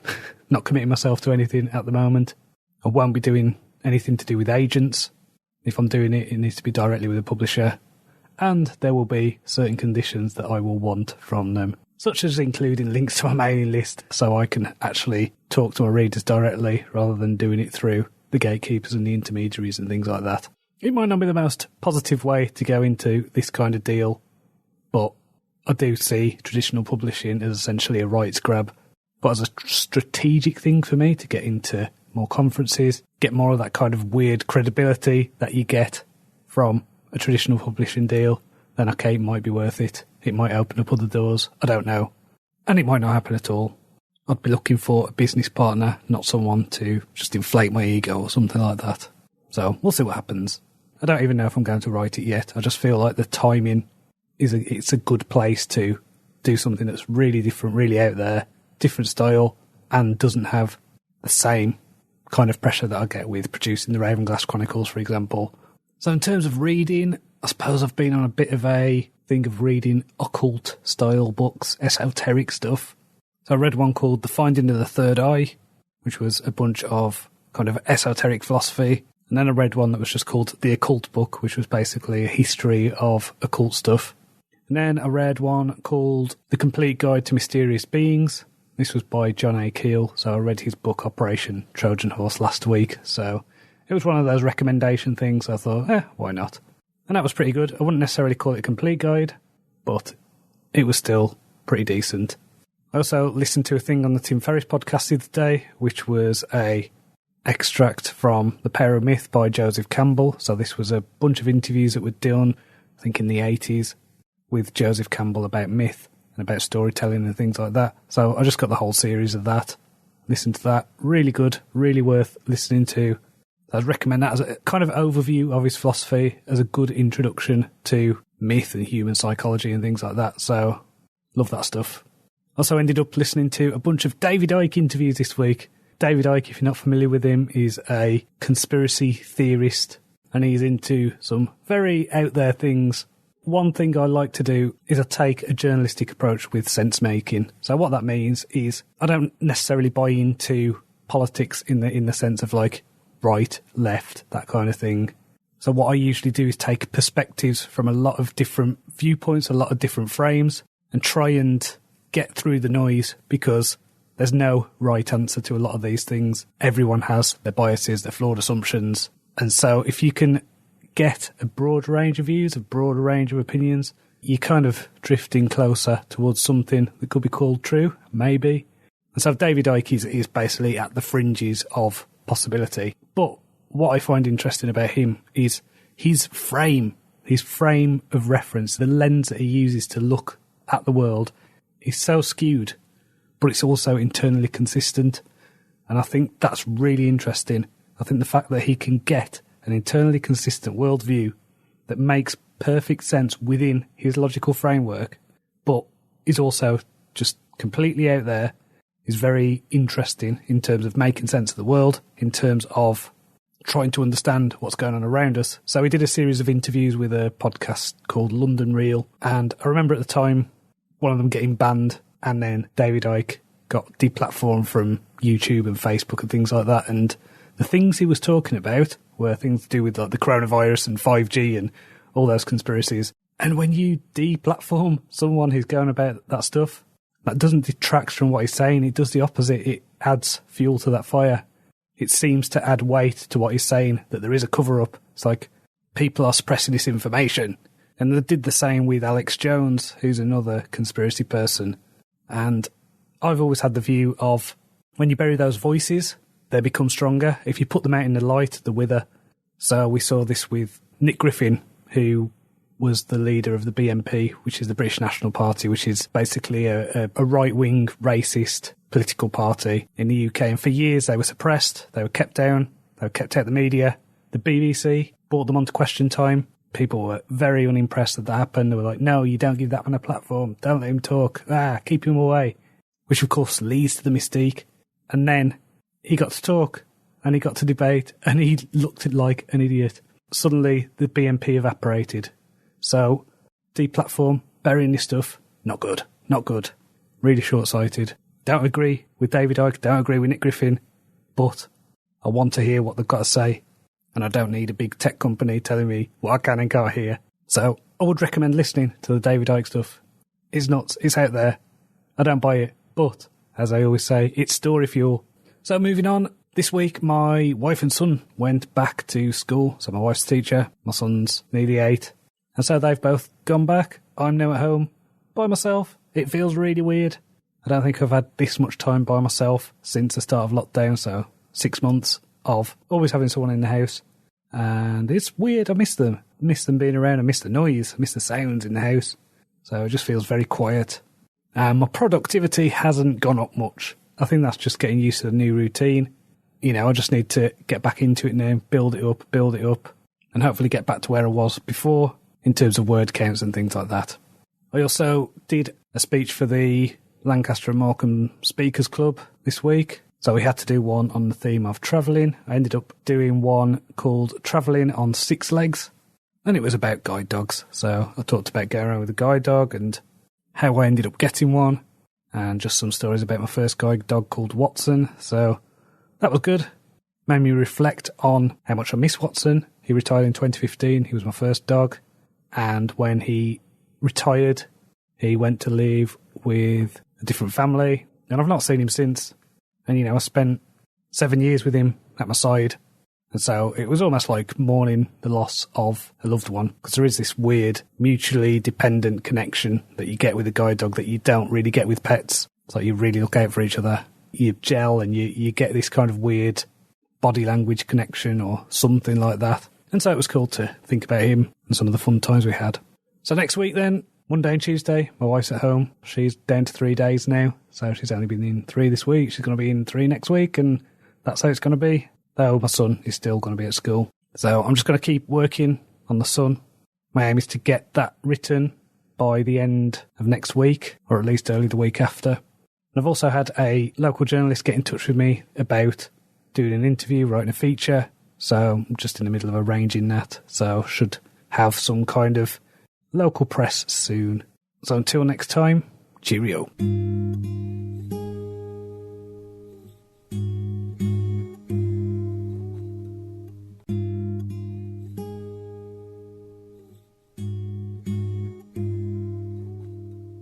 Hello and welcome to Jon's Author Diary for the weekend in September the 20th, 2020. I've had a mixed bag of a week. It's mainly been spent working on my outline for the last 2 books of the Ravenglass Chronicles. There's a lot of moving parts, there's a lot of things going on. So I've just been working on my outlines, making sure everything's in place, everything works well. That the ending is going to be satisfying, that it's going to be surprising but inevitable. So I've actually had a few readers email me recently telling me where they think the story's going. And what's interesting is they've guessed what my original intention was for the ending. This to me means that I must have laid some clues, pointed people in that direction. So if they're thinking about that on a subconscious level, that's where they're being led, then it's going to be surprising for them. So I'm looking forward to getting that started on Monday. I'm actually recording this on Friday morning. And this is because my wife and I have spent this morning from about 5:30 scrambling to get everything together for my son's birthday party. Now, my son's birthday isn't for another 10 days, and his party was meant to be on that day, but the government announced this morning that from tomorrow we're going to be in a local lockdown. It's meant we've had to pivot, it's meant we've had to scramble to get everything done, because my son, he loves his birthday, he loves his birthday party, he talks about it for months. And during lockdown he's been really looking forward to it, and there was no way I was going to take that away from him. So we told him this morning that it's going to be brought forward. He was completely fine with it. I expected him to get upset. He didn't. He understood what was going on. I think he's pleased that we've managed to find a solution. So scramble messages to his friends' parents. My wife going to supermarket at 6 this morning to do some shopping. I'm about to make a cake and sort out decorations while he's at school and my wife's at work. So it's going to be a busy day. And it's a bit out of the blue, but I think the kids have been through enough already this year. So he's having a party. So in terms of reading this week, I would say that I've read a combination of esoteric and writing craft books. So I finished off a book called Hidden Wisdom, which I started last week. That was really interesting. Kind of an overview of mystical thought and traditions in the West. And then I read a book called The Craft of Scene Writing, which was a book for screenwriters. But as I found in the past, a lot of the stuff that is in the screenwriter's craft is really useful for people writing novels. I also read a book called The Return of Odin, which is about how the influence of Norse mythology and the spirit of the god Odin has influenced lots of mystical and religious traditions, including the darker side of that with Nazism and far-right extremism. I'm currently reading a book called Murder Your Darlings, which is a summary of some of the key lessons in a wide variety of writing craft books. Quite a few of the books in there I've never even heard of. Some of them I don't even think you can get anymore, not available, like museum catalogues and things like that. So really interesting, a lot of good lessons in there. As I've said before, this is an ongoing process for me. I'm never going to be done learning how to be a good writer. So it's part of an ongoing journey towards mastery. I've also been listening to a podcast this week called The History of Pirates. So I've listened to the first couple of episodes of that, just to start getting some ideas for my next series. I feel like I've been going back and forth in my head for months about what I'm going to do next. I'm still not decided. I know it's going to be one of 3 things. It's either going to be a standalone, set in a weird world, that's got nothing to do with anything else. So I'd put that as number 3 really, because that is the least likely for me to do that. And then there's this new series. So this is what I'm going to do. The new series is going to happen either after the standalone or as the next thing I do. Now, it's more about how I'm going to structure this. I think there's benefits to both ways I want to do it. There's the way of doing it where I write them as standard novels and try to release 3 of those a year. Then there's sticking to the novella model. So this is writing a serial, getting the bits out monthly, again using the tarot to keep that going. You know, I really like the idea of doing the entire tarot. There's 78 novellas, which is ambitious. Some might say a bit nuts, but I do like the idea of it. But then I know that there's a lot of readers reluctant to try a serial, to try that different method. So I just need to work out what works best for me in terms of it being sustainable over a long period of time and balancing that with reader expectations. So it's a difficult one. I'm still not decided yet. I am leaning more towards doing them as novels because I feel like if I do the novella thing inspired by the tarot, then I'm almost trapped by the amount of episodes I can do. So each suit has 14 cards. So that would mean 14 novellas. Now that might work. That might work really well, but I don't know. I don't know what the shape of the entire story is yet. I know what the shape of the beginning is. I know what the shape of the end is. Everything else, I don't know. Don't know how long I want it to be, because I want to do a series that has got the potential to have many books with a recurring set of characters, almost like in the pulp days, like a Doc Savage stuff or something like that, where you get the same characters put in different situations and then fun stories ensue. There is, of course, the compromise thing, which is I do shorter novels, so maybe around a 50,000 word mark rather than the 80 to 100,000 word mark. So it's more than a novella, but it's not like the full-length epic fantasy novel that people would expect. So it could be that I do something like that. I don't know. I think there's benefits to all of them. I just need to work out at the time what kind of stories I want to tell. And I think I'm just going to sit down and write the prequel and write the first book. And I think the length of the first book will dictate what the rest of the series is going to look like. So I think that will make my mind up then. So next week then, it's going to be about working on Judgment, which is book 20 of the Ravenglass Chronicles.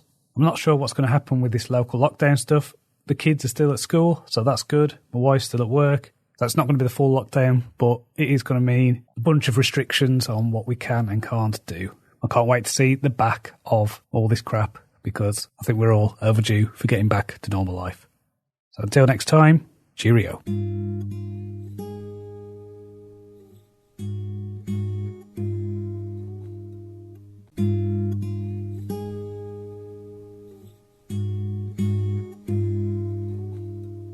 Hello and welcome to Jon's Author Diary for the weekend in September the 27th, 2020. Yes, it's my last episode of September, which means we're drifting into autumn now. So I can feel the temperature dropping, and I can feel the start of the usual slowdown at this time of year. So I have been doing my work this week. It's been a bit of a struggle, but I would say I'm about a third of the way through my first draft of Judgment. So if you've been listening to my process in recent months, I did start doing a thing called cycling, which is where I'd write a scene, finish it, go on to the next. I'm going back to the way I used to do things just to make sure that what I'm doing is the right thing. So I'm just going through the first draft on this one, and then I'm going to do the second draft, third draft, do it how I used to, compare them, see which one feels better. So far, this one feels like there's a lot of momentum. I'm just getting through the scenes. So there is a plus to that in terms of just getting the story out of my head, down on the page. And then, obviously, I know that I've got quite a while of tweaking and editing and all stuff like that. So what this means is I should have this done by the time the October half-term holiday comes. And so, November means I will be doing NaNoWriMo. Now, I'm going to be doing NaNoWriMo to finish the final book of the Ravenglass Chronicles. There's a lot going on in this book. I'm assuming it's going to be a lot longer than the usual episodes. I'll have a lot of things to tie up. Probably have an epilogue or something like that to write. And it's going to be quite involved, quite a lot of work. So I'm counting it as my NaNoWriMo challenge for this year. Now, what I figured is with the American election coming up, there is no point in rushing any of this stuff out. It might be that Judgment comes out mid-November with the final episode, hopefully being ready by early January. So I did want to have it all done and dusted by now, but the world has other ideas. But this is fine. This will mean that by the time I get to the end of 2020, the backlog will have been cleared. My co-author on the Black Death series is going through book 2 now. Last time he told me he's done the first 8 chapters, so that's good. Whatever happens, something is coming out in February for that series, so I'm determined to make that happen. So book 19, The Sun, that is now back from the editor. I'm going to go through that with one last proofread and then get it out as soon as possible. So based on whatever Amazon does with their delays on pre-orders and things like that, this looks like it's going to be out either the last day of September or the first day of October. Hopefully I can get it in by the end of September just to squeeze that in, because the way Amazon payments works is they're 2 months behind. So the September payment will be one that comes at the end of November. So that's my Christmas money. And as I've built up quite a few pre-orders, that would be nice to get then. So in terms of reading this week, I finished reading Murder Your Darlings by Roy Peter Clarke. Really enjoyed that. It's a good guide to writing.